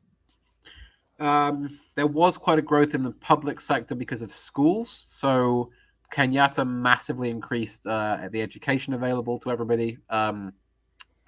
It opened loads of primary schools, which massively boosted his popularity. Um, he did establish universities, one of which is the University of Nairobi, and the other is Kenyatta University, named after him, of course. Um, So he established universities in Nairobi and yes, and by the time he left, by the time he died, 85% of Kenyan children were in primary education, okay. which is a So good thing, I think. just mentioning Nairobi, Mhm. yeah, we do have pictures for that we did miss when we were going over the sort of interwar era, Oh yes, that's right. and then we also have some that are a little bit more up to date. So I will pull those up now, and we can use this wonderful selection that you've given us. I'm sorry. Okay, so we have two from the 20s and one from the 70s. The one from the 70s is really interesting to me, but we'll work our way chronologically just so that we can get a feel for this city. So, in case anyone has forgotten from like the first introduction that we gave about the natural geography and the human geography of Kenya, Nairobi is important because Mr. Hat. The geography of Nairobi. Not geography, but why is Nairobi important to Kenya? Yeah. Um,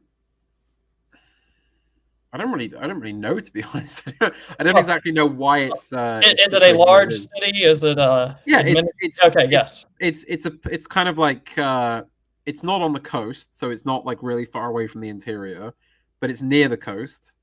It's Okay. got really good transport links to Mombasa and all the major Good. important hubs. And it's just it's quite high up in the hills as well, so it's nice and cool. Very good. Yeah. So, So it's temperate, so it's a nice spot to administer from, which is why the British picked it, I think. alrighty. Yeah. And so there's your background. So this is a 1920s picture of Nairobi that Mr. Hat has provided us.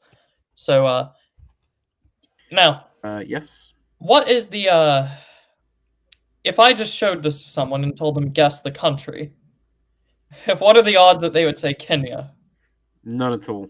Nobody would say Like, Kenya. I mean, this looks like to we me just like eliminate this Nairobi and the African standard here at the bottom, and it's just Sixth Avenue. this looks to me like the kind of pictures you see of like Depression era America. Yeah.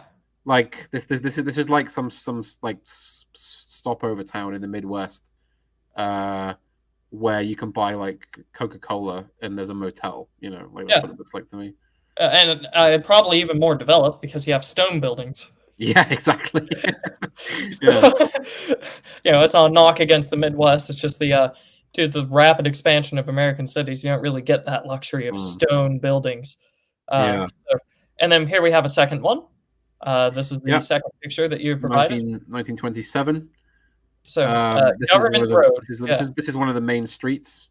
Lots of motor cars. Yeah, goodness. Lots of motor cars. Had no idea that there was this many cars even in the whole colony. I mean, at this point, but there you go. Yeah, so this is Um, still colonial.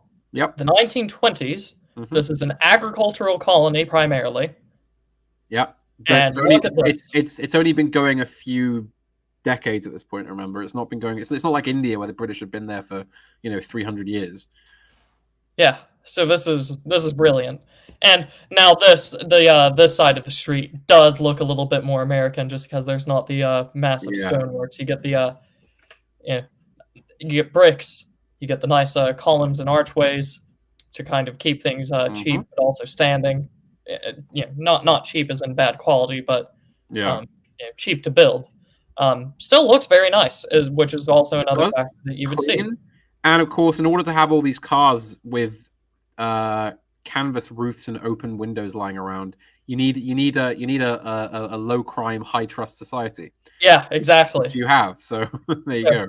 Otherwise, yeah, you couldn't have all these cars. so English colony, 1920s. This is Kenya. This is not a town in the Midwest or the South. This isn't in Europe. This is in Kenya, which is Hmm. very impressive. And Yep. then back up to where we left off in our story, we have a nice snapshot into the 1970s, Nairobi. Same city. So Hmm. this one obviously looks a bit more modern. You have the modern street lights that you see like Yeah. everywhere. The modern Um, cars. yeah, the The cars. the architecture there on the right. So this is a still very interesting to me. Now this one looks a little bit more like a more African country. Perhaps if you Mm. took out the fauna over here, it would be a bit Yes. more difficult to tell.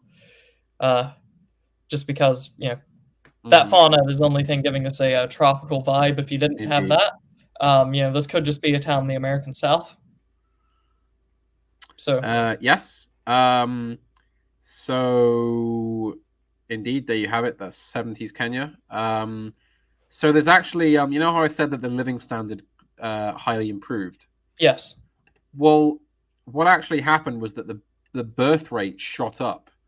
I think because everyone has this idea that like as people get wealthier, they have less children, but that doesn't mean that baby booms don't happen when people can afford to have more children, right? Because right, yeah, sometimes people are like, "Hey, times are good. Let's have kids. Let's have loads. We can afford kids. Let's have kids." So they do, and this does put a massive strain on social services because everyone's having mhm, way more kids than was expected.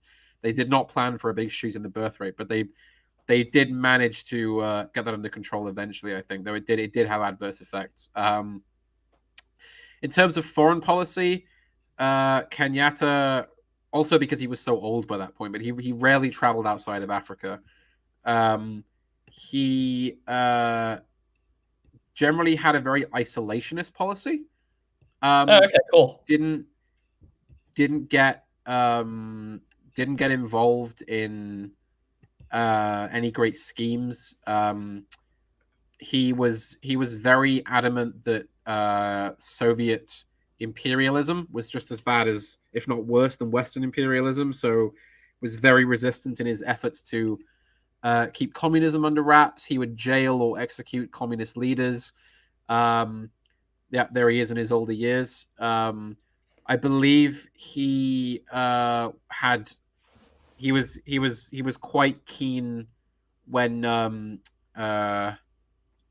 Patrice Lumumba was executed or was assassinated, okay, because he believed that he was a communist spy.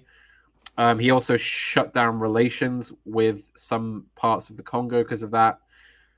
The Chinese communist Zhou Enlai visited okay, visited was it Tanzania or Zanzibar? I can't remember. But he was like really keen on that there needs to be a revolution in Kenya because it's reaching the stage where it's ready for it. And in response, Kenya impounded a huge shipment of Chinese goods and weapons on its way to Uganda as a Pretty response. based, yeah. Yeah. And he also recalled the Kenyan ambassador from Peking and declared the head of the Chinese embassy persona non grata in Kenya. All So right. Yeah, I very mean much that's shut down relations with China over that incident. if only other countries, perhaps in the West, Mm, would react to such Chinese or such communistic subversion with indeed. similar intensity. No subversives, please. Continued good relations with Britain. As I said, the British Army remained and does remain now in Kenya. One party state I've covered. He does eventually go on to nationalize some things like power and light in Nairobi to appease some of the socialistic people in his party. Oh, But, okay. you know, So, he, okay. um, I just yeah. assumed that those things would have been nationalized in most, like even in the United States, where the companies are still nominally private, they're not really, they're so regulated that that if you were to nationalize it, it would just be a formalization.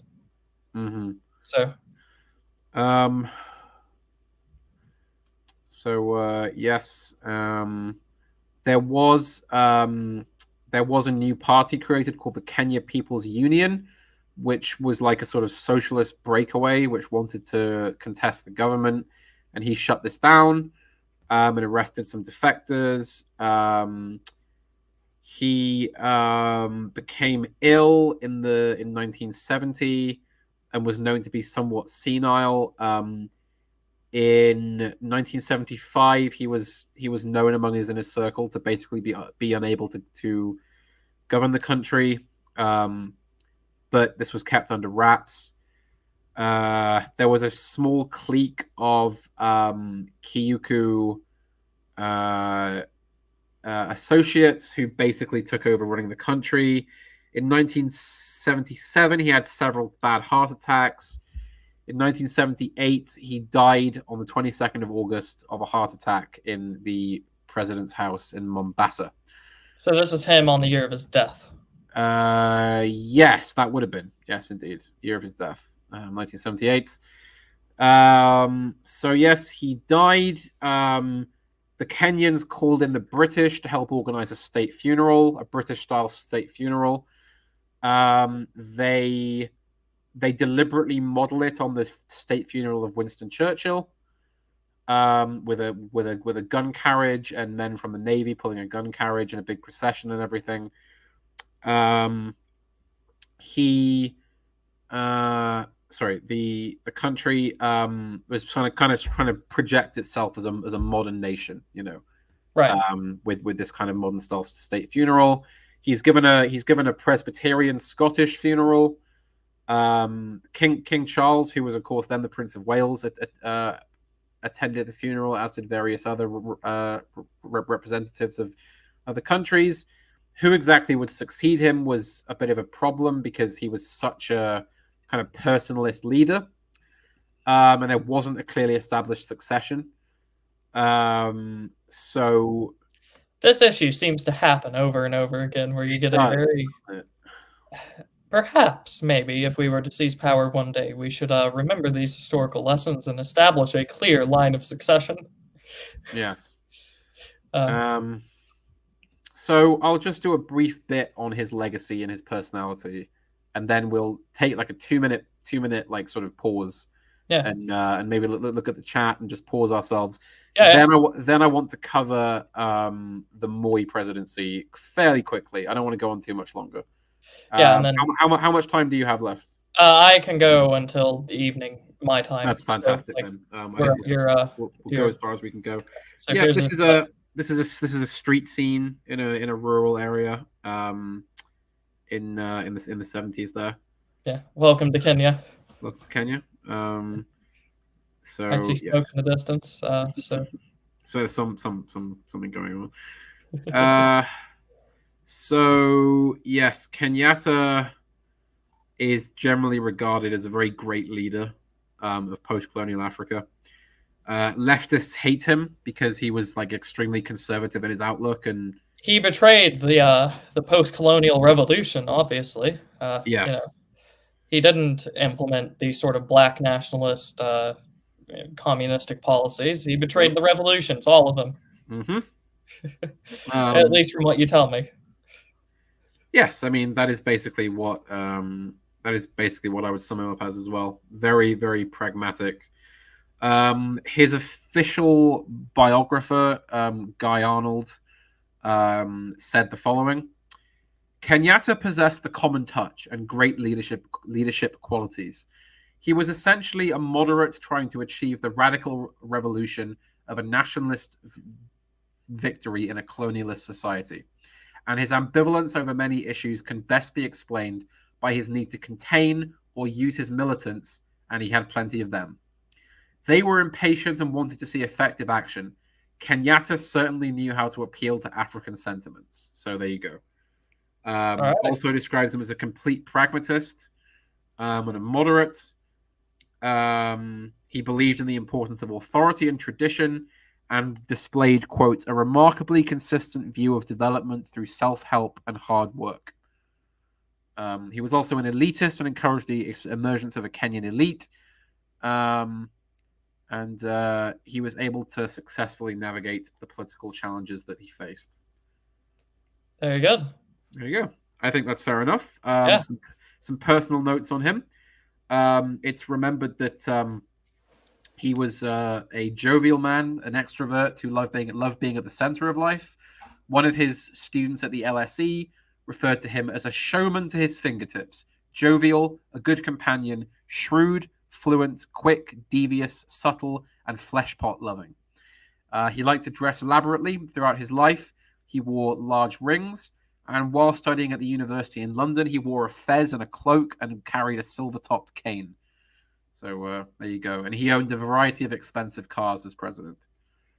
Okay. Yeah. Yes. So, uh, with that, unless you have anything else, I think we've successfully capped One off the. one comment on his wives. After he became president, he actually moved his English wife out to Kenya, and she reached good terms with his fourth wife, and Gina, who, as I said, is still living. And they lived quite happily together. Actually, they were quite firm friends, and they would often appear together at events. Yeah. Yeah. I guess the fourth time is the charm. Yeah. Goodness. Yes, Um. indeed. So, with that being said, we will scan through some of the super chats that have been sent so far. We are not wrapping up, as Mr. Hat just said. We still have a couple of brief things after this, but we have three and a I half have to hour. I have to say I don't think Ryan Young quite knows what a flesh pot is. It's a term that means a place where you can get lots of like pleasurable things like drink and food and physical pleasure. Right. What flesh pot loving means is that he enjoyed living in a kind of an urbane environment like London with lots of clubs and social stuff and kind of friendship and romance and things. That's what it means. Yeah. So, He wasn't a cannibal like Idi Amin. So. earlier on, we had a super chat from Cringewalker for $5. Very It's good. quite cool that, sorry, Gaze, I don't Gares, I think. Gaze, the European language, is more similar to Hebrew and Arabic than any African language, including Coptic right next door. Is there a Coptic language? Yes, Okay. I think so. I knew there was Coptic Christianity. I didn't realize that it was also a language. Yes, the Ethiopians speak Aramaic, don't they? I believe so. Okay. All right. Which is which has. I mean, it's incredible because you can actually go to Ethiopia and you can go to a church there, and the Orthodox Church in Ethiopia will pray in this extremely ancient form of Aramaic, and it's believed that that is the closest thing we have to the language that the apostles would have prayed in. Like it's a very very old liturgy they have. Okay, yeah. Yeah, I knew they had an old denomination, all that, but if I'm reading this correctly, he's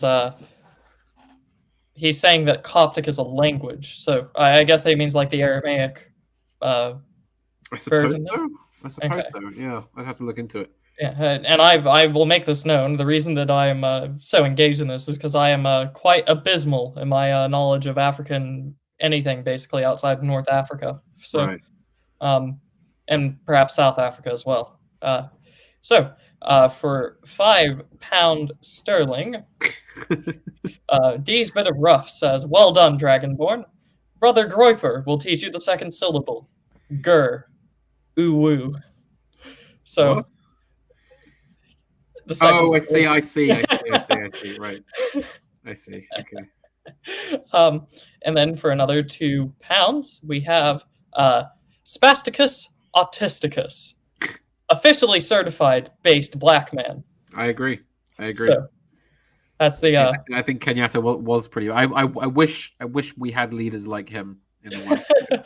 And after this, I'm going to get someone somewhere that's going to be like, they're hearkening over to based black men now and all this other stuff. When this is hopefully we've made this quite clear. This is a purely historical exercise. Exactly. It's just about the history of a country. Yeah.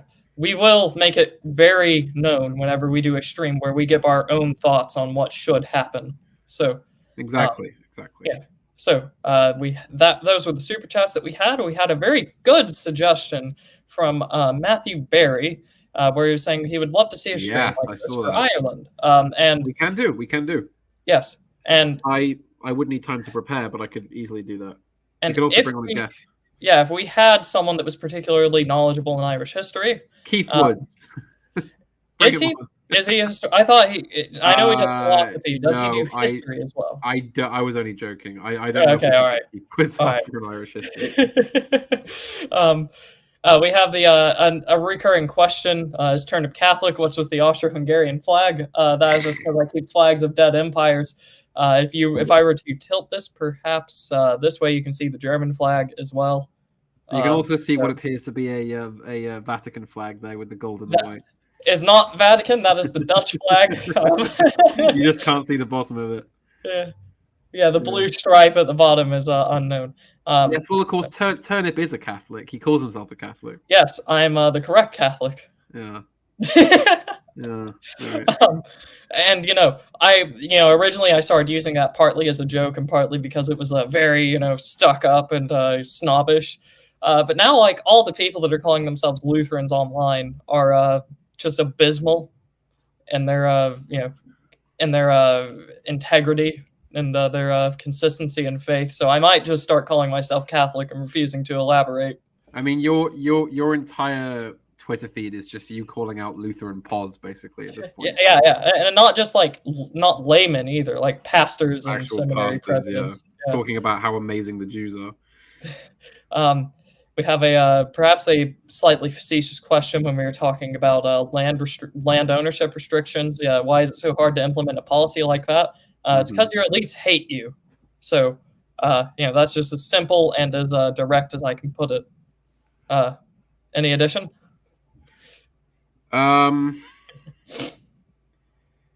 Basically, just politics is the answer. Yeah.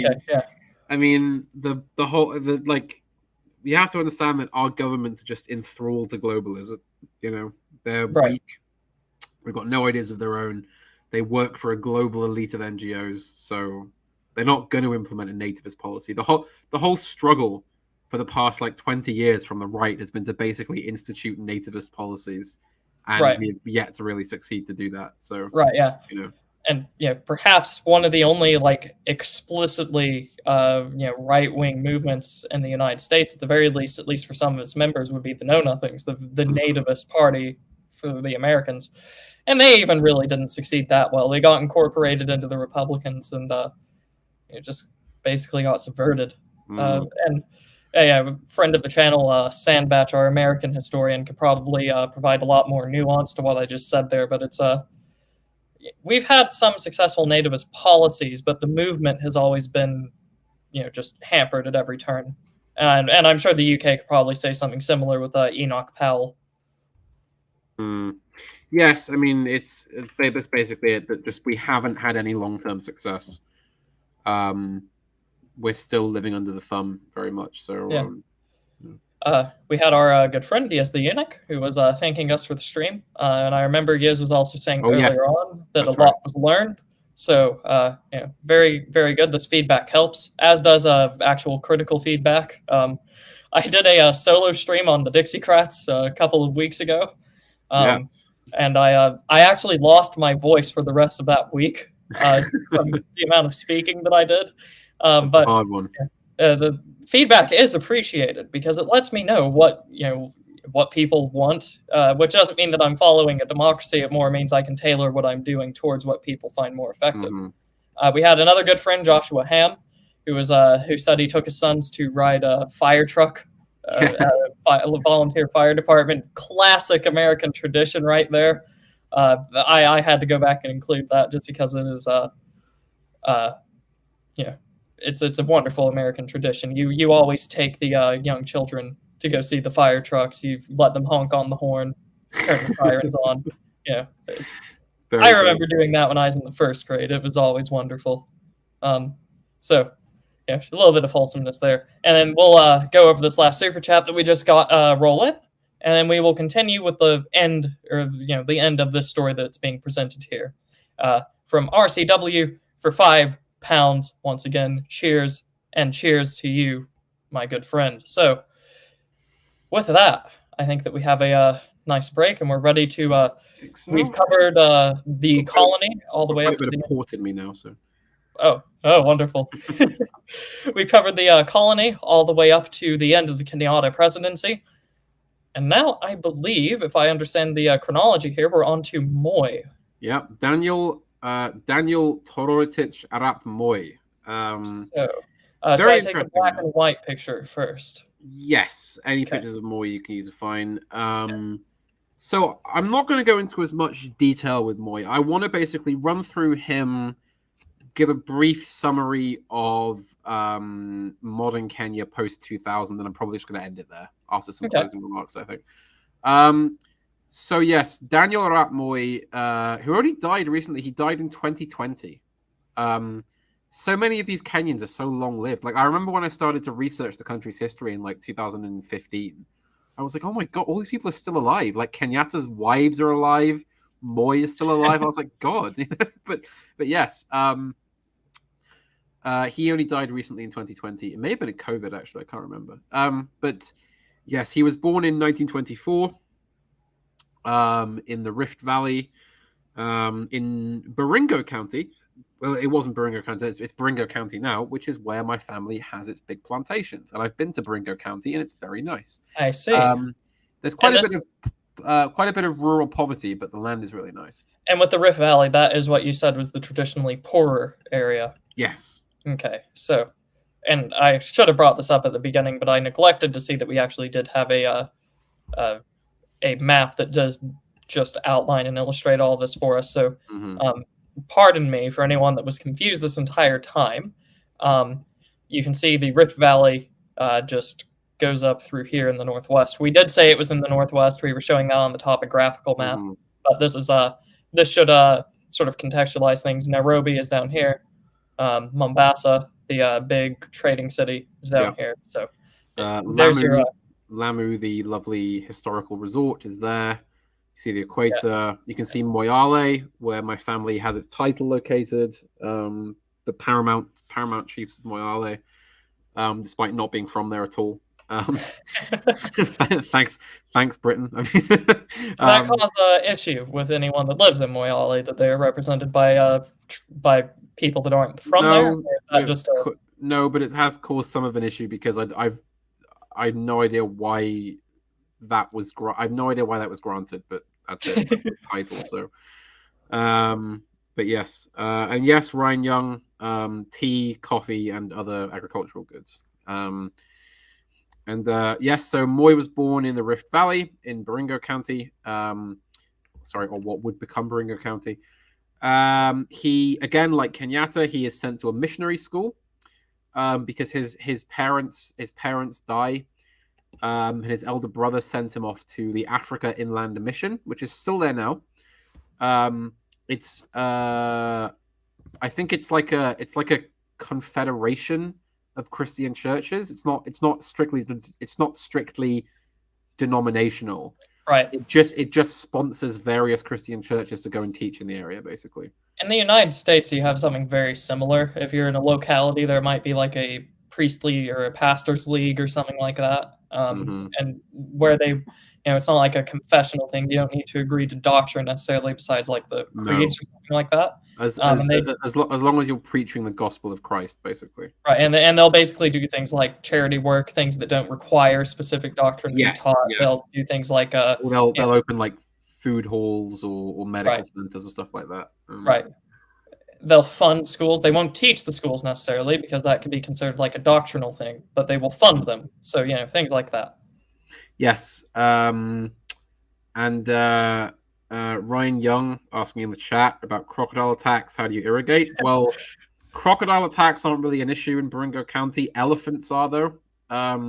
You do occasionally get elephants. And when I was out there, my uncle showed me the elephant gun, which is it's an old Czech World War II anti-tank rifle he bought, which he just is in case of an elephant stampede trampling the crops, basically. So, okay, hold on. Just to let me pull the map back up because this interests me. So there are crocodile attacks, and judging by the question, caused by the irrigation practices. But up here, you get elephant attacks. No. So or just trampling. Baringo. Hang on. Let me find a map. It's not. It's slightly differently located. Okay. Right. Hang on. Okay. Here's if I send you the URL to this image. Okay. Just to illustrate where Baringo County is. If people are asking questions about that specifically, there you go. There we go. I will download this. One moment. So. Okay. Yeah, I see what you're saying. So this will clarify things. Yeah. Baringo County is quite a bit further south than that. You do get crocodiles up north because you get Lake Victoria when you get the Nile crocodiles, I believe. Right. So here's the county map. There's Baringo County there, in the west. Do you see it? Yes, Baringo, right here in the middle. Yeah. So yes, that is where my family has its land, and so yes, it's you do get the real issue is elephants, not crocodiles. Although elephants are quite docile there, but the issue is that because they sometimes get driven out of their kind of like grazing lands by farming projects or things, they will like root around and like sometimes they can stampede and ruin crops. So you are legally allowed to deal with one with a large caliber gun if it does endanger your livelihood or lives, but other than that, it's illegal to just shoot. You can't just shoot elephants. You can only do it under certain circumstances. But yes, this wanton restriction infringes on the natural rights of an Englishman to hunt whatever local wildlife and style that he sees fit. Anyways. So yes, he graduates from the missionary school. He becomes a Christian and adopts the name Daniel. He goes to an Alliance high school, and he goes to teachers college and then becomes a headmaster of a school. And in 1955, he enters politics when he becomes a member of the local government in the Rift Valley. He is he isn't really that interested in independence as such. He's more kind of interested in just kind of gradual, sort of like gradual independence and kind of the building up of the country, I suppose. He is part of the delegation to Lancaster House, and he became Minister of Education in 1961. He was involved with the founding of the Kenya African Democratic Union, or the KADU, as an alternative to the Kenya African National Union. in 1960, and he was a federalist rather than a centralist. Um, So he was a very just to take some of the our so the stereotypes. Sorry, I can't find the correct word I'm looking for that you mhm. said earlier. He had very white policies towards the foundation of the country. Yeah, that kind of thing. Okay. And he eventually became convinced that there had to be a one-party state. And of course, as Minister of Education in the government, he was quite close to Kenyatta, so he agrees, and the two parties eventually merge, or at least most of it does. Some are like still consider that to be wrong, and they hold out. Um, so yes, he's in the government. He becomes vice president in 1967. As a member of course, he's a member of the minority tribe. He's a Kalenjin, Okay. and Kalenjins are a minority like the Maasai. And having him as vice president is very advantageous for Kenyatta because Kenyatta is being accused, quite rightly, I think of being kind of a Kikuyu loyalist and a Kikuyu nationalist rather than anything else. And all of his cronies are Kikuyu. Whereas Moi, being a minority politician, it means well. He can say, well, look, my vice president is a minority. Yeah, yeah. How could I be a KU nationalist? I have minority friends. Exactly, I exactly. and Mr. Kyle, I hope that you know, with the utmost sincerity of my heart, whenever I have someone in real life that accuses me of something that I would need to say, but my co-host is is African, I use you, knowing that it makes them seethe Well, to half their African. very core. Well, I mean, there you go. I mean, that's how it is, isn't it? So, So, yeah, that's only happened a couple of times. I just figured it was, yeah. There's a certain kind of person that seeds if you tell them that. you watch my channel. Yeah, you'll see. Yeah. Yeah, one of my Honestly. closest friends though is black. Well, I wouldn't go that far, but yeah. Well, I mean, they don't need to know like the full No, nuanced no, but truth, yeah. but it's hilarious to me because afterwards their face usually goes red and they just like they're at a loss for words and they're like, They're like, this can't be. Yeah. Yeah, So yes, he remains a member of parliament as well because it's a parliamentary system. So generally, if you want to be in the government, you have to be an MP as well. right. He does when Kenyatta dies. Moi is obviously the technical successor as vice president. He does face resistance from the Kikuyu elites, who are nicknamed the Kiambu Mafia, because obviously, they want a Kikuyu to be in the presidency, just like Kenyatta was. So they try and organize an emergency constitutional congress to change the rules about a vice president succeeding automatically. But many of the senior Kikuyu politicians said, no, don't be silly. Let's let Moi become the president. We don't need this level of petty nationalism. Right. That's him later on with his famous baton of power. And what appears to be I was going to say it's a radish, but no, it's a small rosebud in his. No, I mean, if it was a radish, that's just a couple of degrees off from the best vegetable. from a turnip. I mean, Yeah. what we're all going to have to do is we're going to have to make little lapel badges that are just in the shapes of turnips and start wearing them, aren't we? The turnip mafia. Yeah. I Yeah. mean, that is feasible. So don't careful what you wish for. The turnip mafia could be a thing. Who's your friend who calls himself like a turnipian something or other? He goes by different names everywhere. He's the gentleman with the Greek name in this chat. Right. Okay. Yeah, hardcore autistic. Indeed, and we love him. We love Yes, him very much. I mean, He's a good friend. can you imagine us disassociating from someone because they were too autistic? Couldn't Like happen. the level of You can yeah.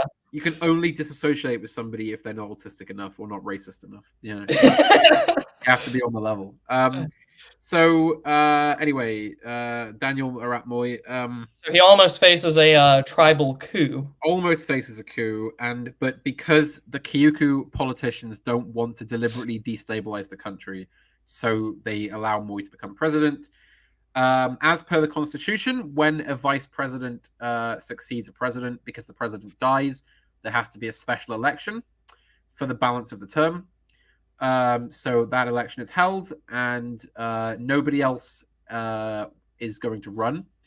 So various politicians all agree that Moy should be elected unopposed, to basically, as a kind of gesture of goodwill and stability. Nobody challenges him, so he is elected unopposed in 1978. So this, Uh, you would say that this was an honor thing. There wasn't like some major political deal or concession. Like they just did that no, out of yeah, honor. they agreed that he was a good successor and he would continue the project of the state. And he began with a lot of popularity. He went on tours and would like walk around the country and would meet people, which was very different to how Kenyatta ruled. Kenyatta was a very secluded, kind of almost monarchical man who loved to like hide away behind kind of, I think he was kind of mystical, he liked to kind of hide himself away and be known as this sort of mystical figure who would only appear on special occasions, Right. Right. So yes. So Moy is very different. He's always out walking with people. He's always touring towns and speaking to common people, to ask about what they think about the government and such. And he does succeed to a very dictatorial office. Kenyatta has massively increased the powers of the president. He basically is, for all intents and purposes, just the dictator of the country. I mean, very powerful executive branch in Kenya at this time. So I don't want to ask something that might seem like semantic. Did he increase the powers of the president, or did he just centralize them into the president? Like, Both. did he expand the? Okay, all right. Both. All right. Moy continues the deeply anti-communist policy, and the vice president, who would go on to succeed Moy, called Mwai Kibaki. It says here he bluntly stated there is no room for communism in Kenya. So there you go. Yeah. Again, it's that theme of you don't have to be here, but if you are, you have to work with us. You can't be a communist, Can't be lazy, can't be communist, simple as. Yeah. Exactly. Cool. Now, in 1982, in August of 1982, some low-grade military officers of the Air Force, backed by students, attempt a coup. It fails utterly. It's completely suppressed by loyal military and the commander-in-chief, who is actually a Muslim called Mohammed Haj Mohammed Barrow, who suppresses the coup. And Moy takes this as an opportunity to completely sort of rejig his power. He basically uses it as an excuse to purge disloyal elements. He gets rid of some old hangers-on from the previous Kenyatta regime, and has them removed from office or exiled. Many of the main conspirators were sentenced to death, which was, I believe, the last time the death penalty was formally used in Kenya. It's still on the books, but it's never used. What happens is lots of universities and student groups become anti-Moy because they're keen on constitutional reform. They want more democracy, etc. And so yes, this continues. He uses some quite underhanded tactics during the Cold War in the 80s. He detains communist elements. It's thought that he may have used torture to extract information, and he continues to repress. The United States quite likes him because he is obviously keeping communism out of East Africa, and he's kind of a stable authoritarian leader. But what happens then is that a U.S. ambassador is appointed called Smith Hempstone. Oh, this can only go in one way. Well, shall I show you a picture of Smith Hempstone? Yeah, send me a picture and I will display it. Here's the main picture of him that pops up on the internet when you search for him. Okay, all right. Oh my goodness. Okay. Yeah. Hold on. Yeah, this is something. Okay, hold on. Let me Smith Hempstone, this man is known as the Rogue Ambassador. So this is Smith Hempstone.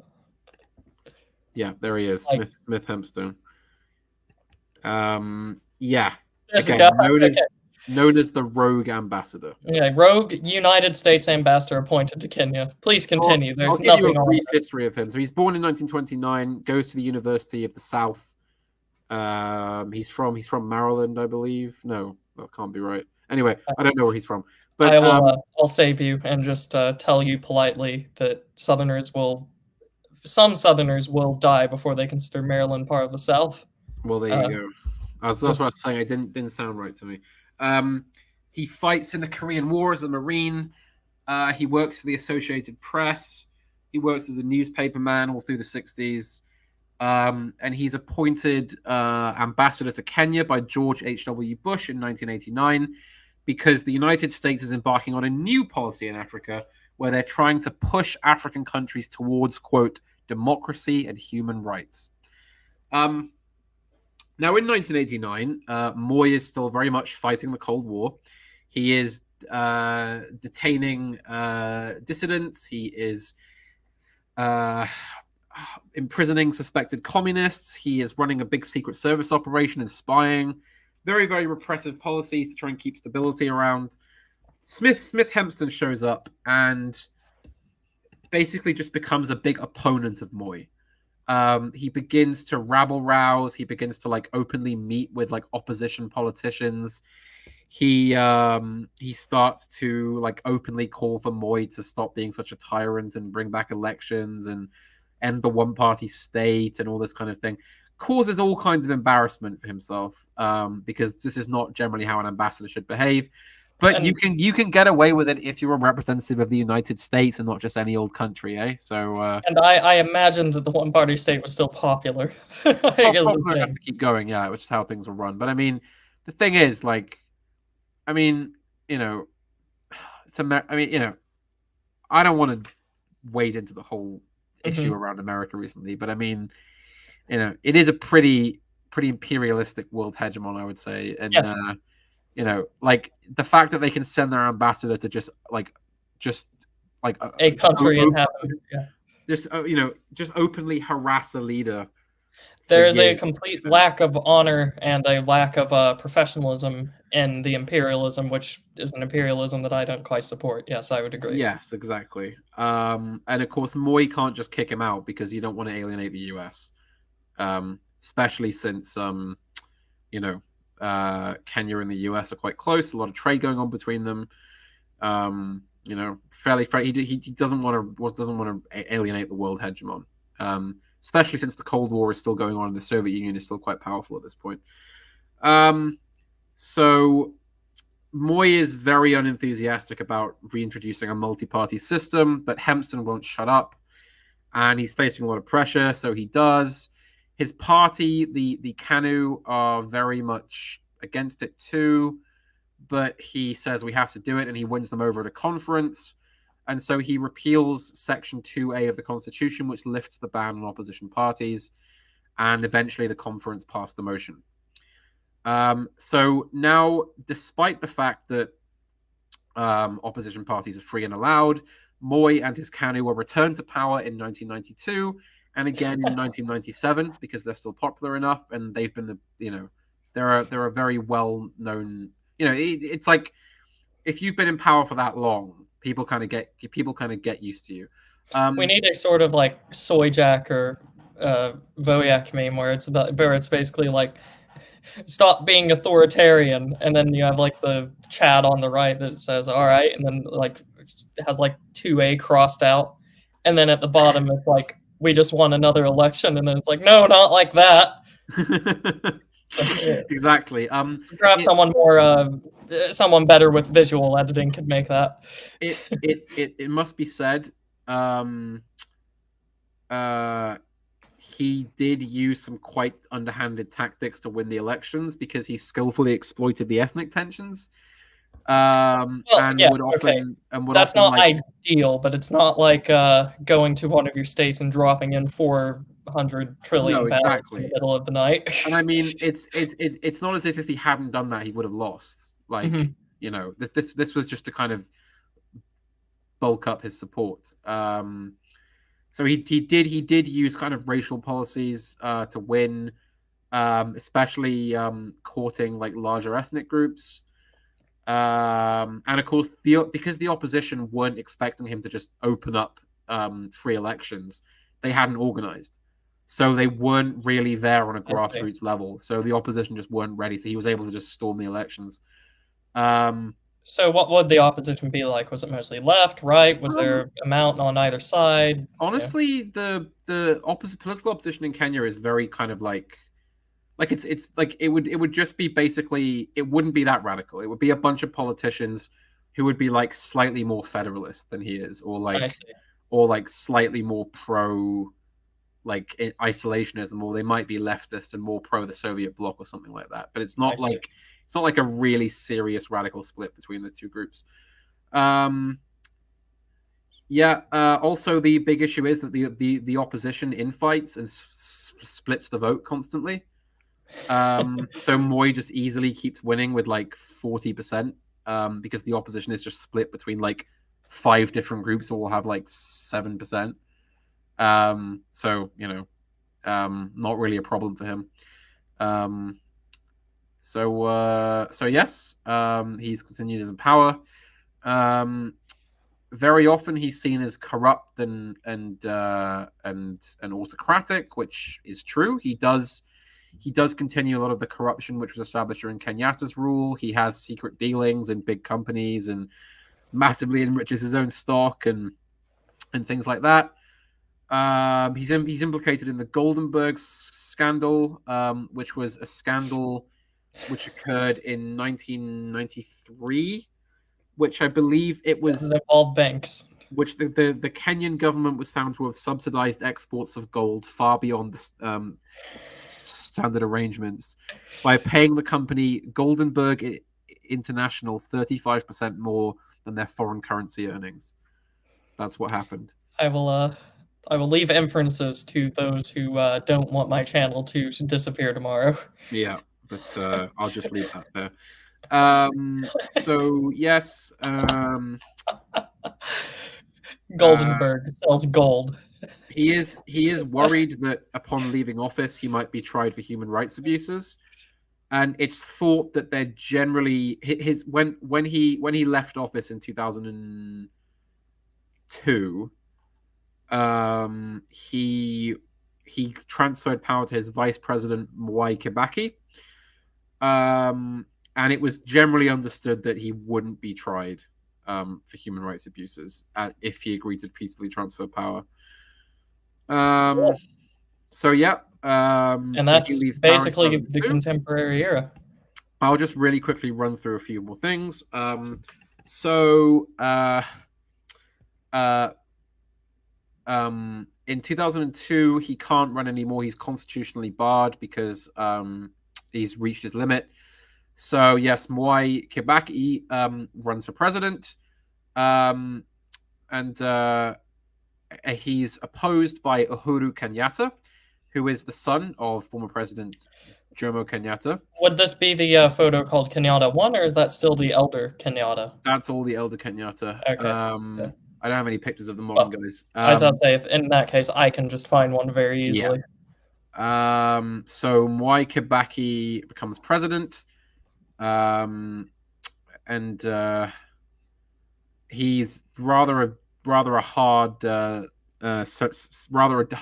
ceremony for leaving office, because the crowd that shows up for the inauguration of Kibaki is very hostile to Moi.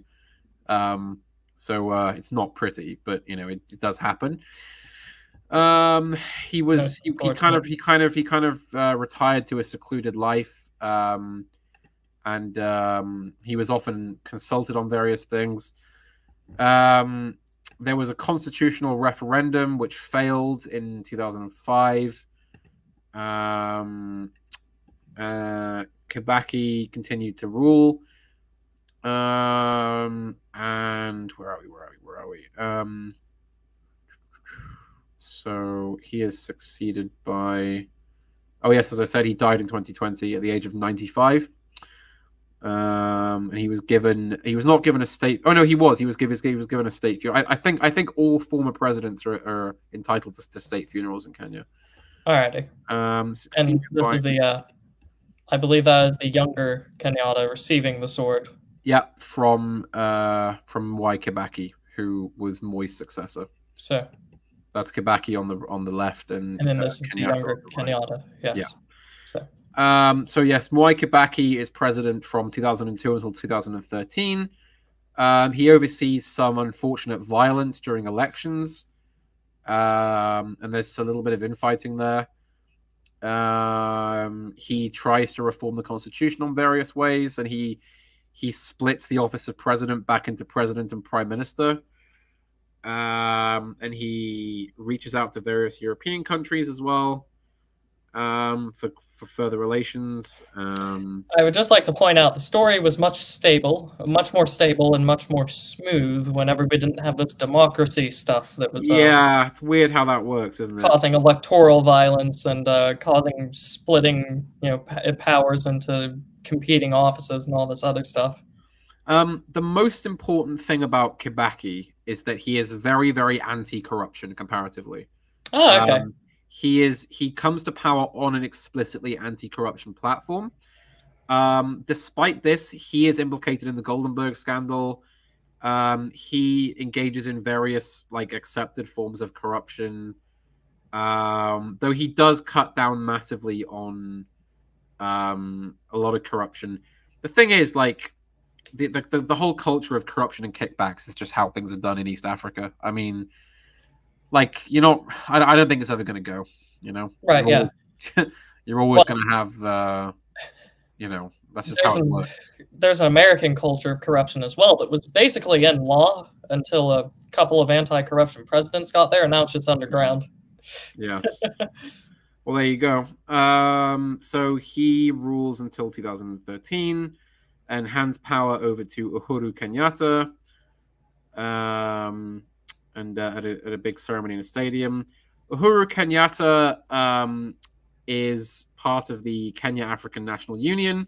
He establishes the National Alliance in 2012, which is a conglomeration of kind of right-wing traditional parties. I should also mention that Uhuru studied in Nairobi and also graduated from Amherst College in Massachusetts. Okay. So So quite the a old Western tradition education. of the old tradition of colonial colonials sending their children off to get an education in the more established areas still carries Yes. on. Basically. Yes, he runs the National Alliance. Then in 2016, he rides the populist wave to win another term by founding the Jubilee Alliance, which is a populist right-wing. It's a uniting of the National Alliance, the Kenyan Republican Party, and the Rainbow Coalition, which is a bunch of local level parties as well. That's quite an unfortunate name given our. It is, unfortunately, which is even more unfortunate given the nature of the rainbow. So, and it officially becomes the Jubilee Party. It becomes its own party, which again becomes very, very kind of populist, conservative, very anti-immigration, because there's lots of immigration from poorer countries into Kenya, and they're very much against that. And they managed to put a stop to it. Couldn't be me. Couldn't be me. Well, I mean, to be fair, they aren't as successful as they'd like to be, because the unfortunate thing is that, like a lot of economies, they kind of have come to rely somewhat on poor immigrants doing certain things. So they're willing to kind of put a stop to it as long as they can still have poor Ugandans to drive taxis or whatever.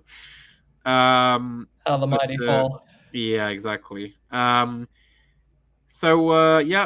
Kenyatta is president until 2022, when he served his 2 terms and is succeeded by, let me check now, William Ruto, who took power last month, I believe. And he, I presume, is more left-wing. He is. No, he's a Jubilee Party man. Okay, Yep. okay. I thought you meant he got defeated in the election by. No, Yeah, no. Uhuru Kenyatta served 2 terms and resigned, got it. and was succeeded by William Ruto, who's let me just see his policies. Uh, Presidency. Yep, the United Democratic Alliance. The Jubilee Party was dissolved because it was mostly a personal thing around Kenyatta. And he is described as a kind of liberal conservative. So Oh he well. is very big on like development projects, and he wants there has been some ethnic tension in Kenya recently. He wants to calm that, and he also wants to build up infrastructure. Unfortunately, building infrastructure does mean cooperation with a large eastern country with a red uh, flag that likes to yeah, build things in East Africa. So no, we will be seeing some of that, unfortunately. most depressing. Yeah, but yeah, that's the story. That's Kenya I from. like how you just covertly slipped in. Oh yeah, and then the neoconservatism ruined it. But anyways, I mean, yeah, that's basically it. I mean, it's still it's still a nice place. You can still go out there and enjoy quite a nice, unspoiled land with lots of Europeans living out in farms in the countryside. And, as I said, the whole point of this was that I wanted to make my case for yeah, Kenya being reverse Rhodesia, basically. And I mean, it basically is. The yeah, black majority took over and they weren't idiots, and all the whites are still there, basically, and still have nice sort of 1950s-esque lives out in the hinterland. And, if you do want to visit, then do visit. You know, um, nice spots out there, nice little houses. In fact, if people do want like a second home in another country, or they do need a break from the West at some point, then I would recommend buying like a cottage or something out in the hinterlands and just like hanging out there. I mean, it's quite nice. no, I like out of all the you're saying this is like reverse Rhodesia, and given how this has turned out, like, yeah, Rhodesia for a white is probably the least attractive colony, even though for a time it might have been good. You don't want to be left there now that we know how things turned out. Exactly. And the for whatever reason, whenever I kept previewing the thumbnail for this, it never really loaded. But it was the old colonial poster saying to immigrate to Kenya because it was Britain's most attractive. colony. Yeah.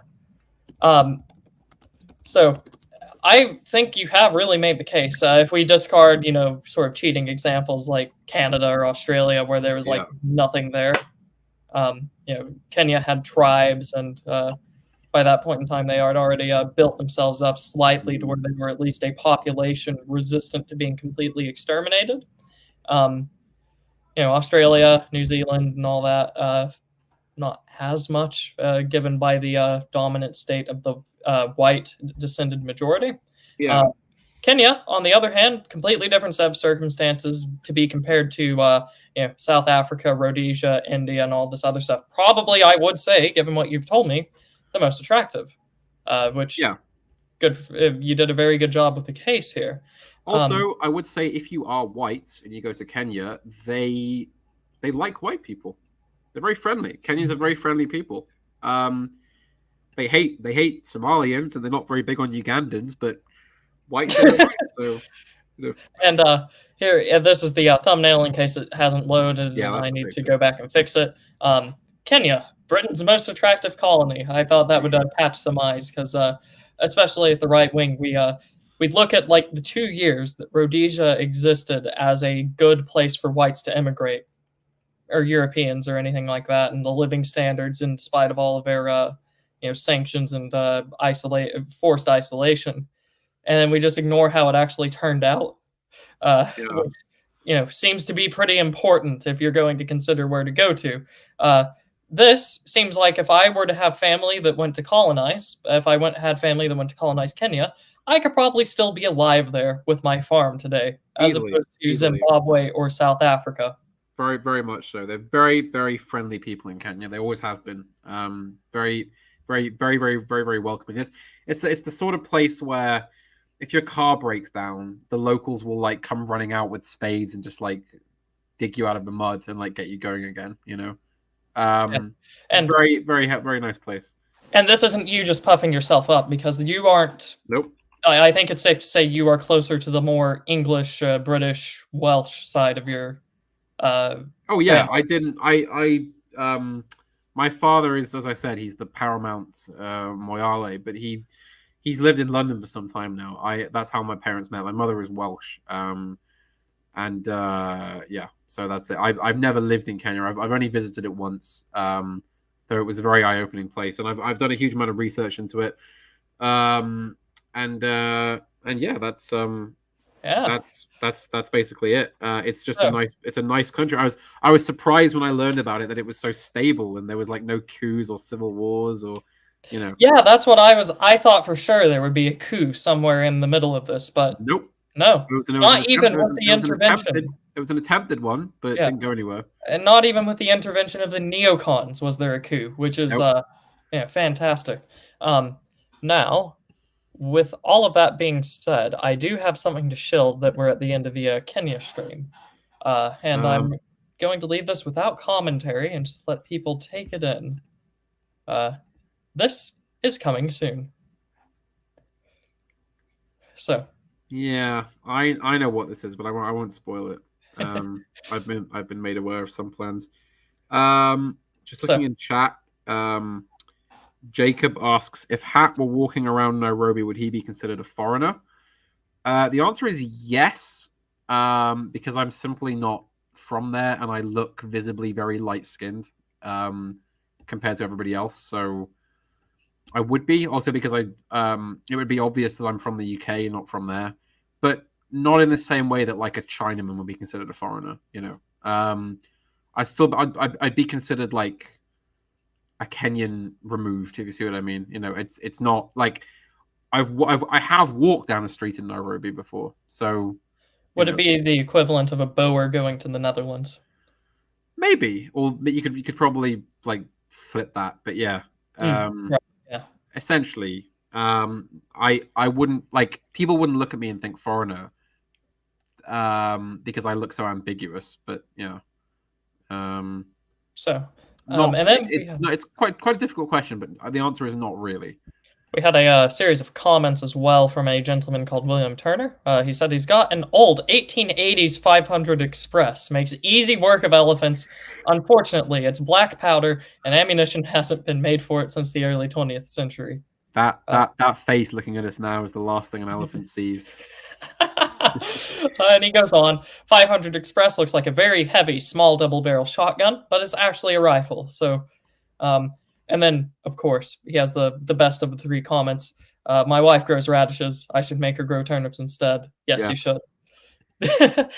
Now, if we're being real, in terms of calories, turnips aren't that great, but in terms of actually using it for food and cooking and flavor, I tend to like them. Not that I'm biased or anything. So that was Um, I also see my friend down in the chat there says it's been a very cozy 4 hours. So thank you for listening. I hope it has been. yes. And Mr. Hat, do you have anything to shill of your own? No, nothing to shill today. All right. Hopefully we'll be able to come back soon and do another stream. An Ireland stream would be good. I've been writing Yeah. about Paraguay as part of a history book I'm writing. So that's hopefully I'll be able to talk about that at some point. We're a week closer to the 8-hour Paraguay stream. The whole damn thing. Yeah. Oh god, my voice. See, this thing is after like I always get like 3 hours into these streams, and my voice, I can just hear my voice beginning to go, and it's like, oh come on, soldier on. Yeah. If There's you so go much back to to tell people. if you go back to the stream from 2 weeks ago where I was just going through what the Dixiecrats themselves said they believed, like my voice starts to give out at about the 2-hour mark. Yeah. And I felt bad because it was just a one-person stream due to the technical difficulties with Sandbatch. I had to like leave and go drink water, Yeah, I know. which was very Well, depressing. I've drank throughout the course of the stream. I have drunk 1.5 liters of sparkling water and a third of a bottle of port. So there you go. I also did have a quick snack in the middle there, which people will have heard, no doubt. I actually did get to try a port wine, or at least a glass of it, and it was I'm used to the communion wine that we'd use, and the port wine was much less overtly sweet. Very, very interesting. I Really? enjoyed the flavor. Less sweet. Okay, that's interesting Yeah, because which means here that the communion wine that we use is much sweeter.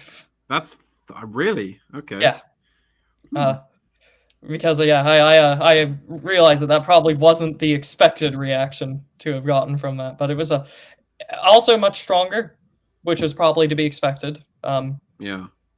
So it was I enjoyed it. It went very nicely with the. It also had the first cigar that I had. Um, Yeah.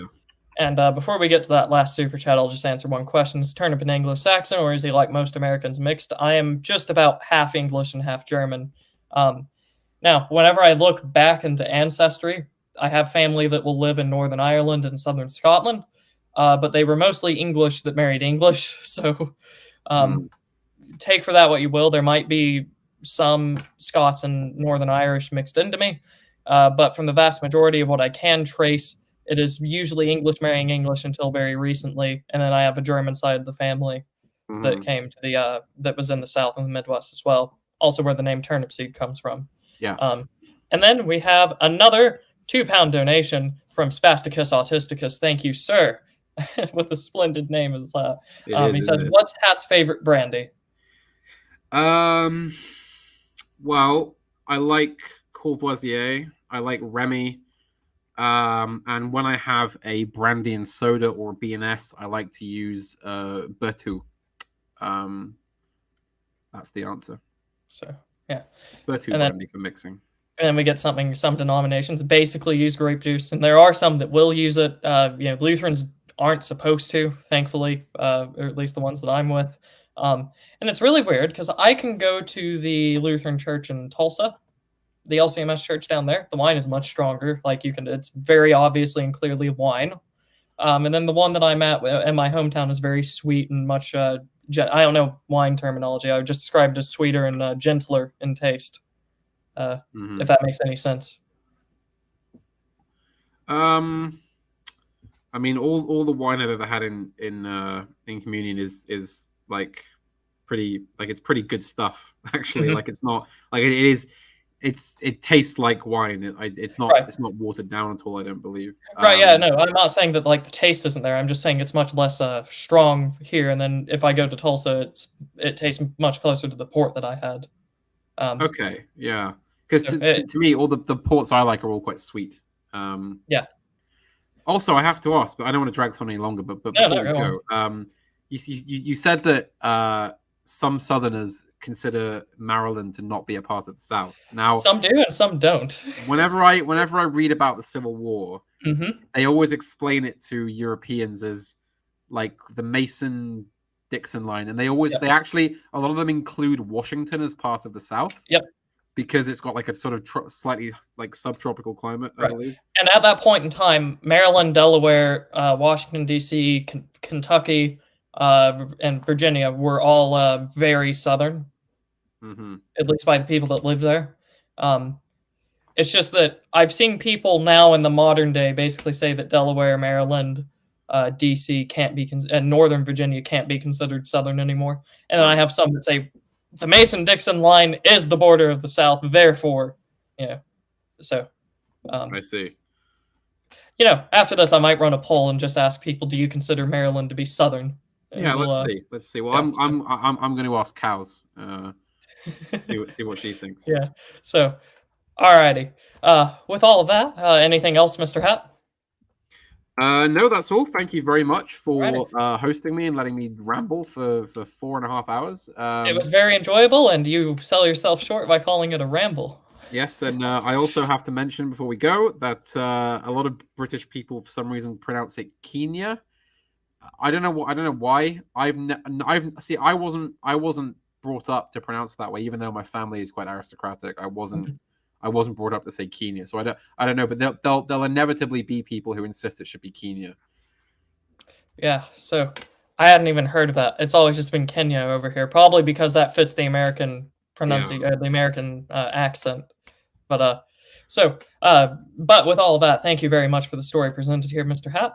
And thank you for all of those who have tuned in, and a special thanks to everyone that has donated money either through Subscribestar or through Super Chats. The that money is what allows me to justify continuing doing this, just because I am still in college, and I don't exactly have the purchase to do things without reason. So generating Well, revenue is I don't mean to interrupt. I just have yeah, to yeah, tell you before we sign off that Cows has responded, and ah. her answer is, that's a tough one.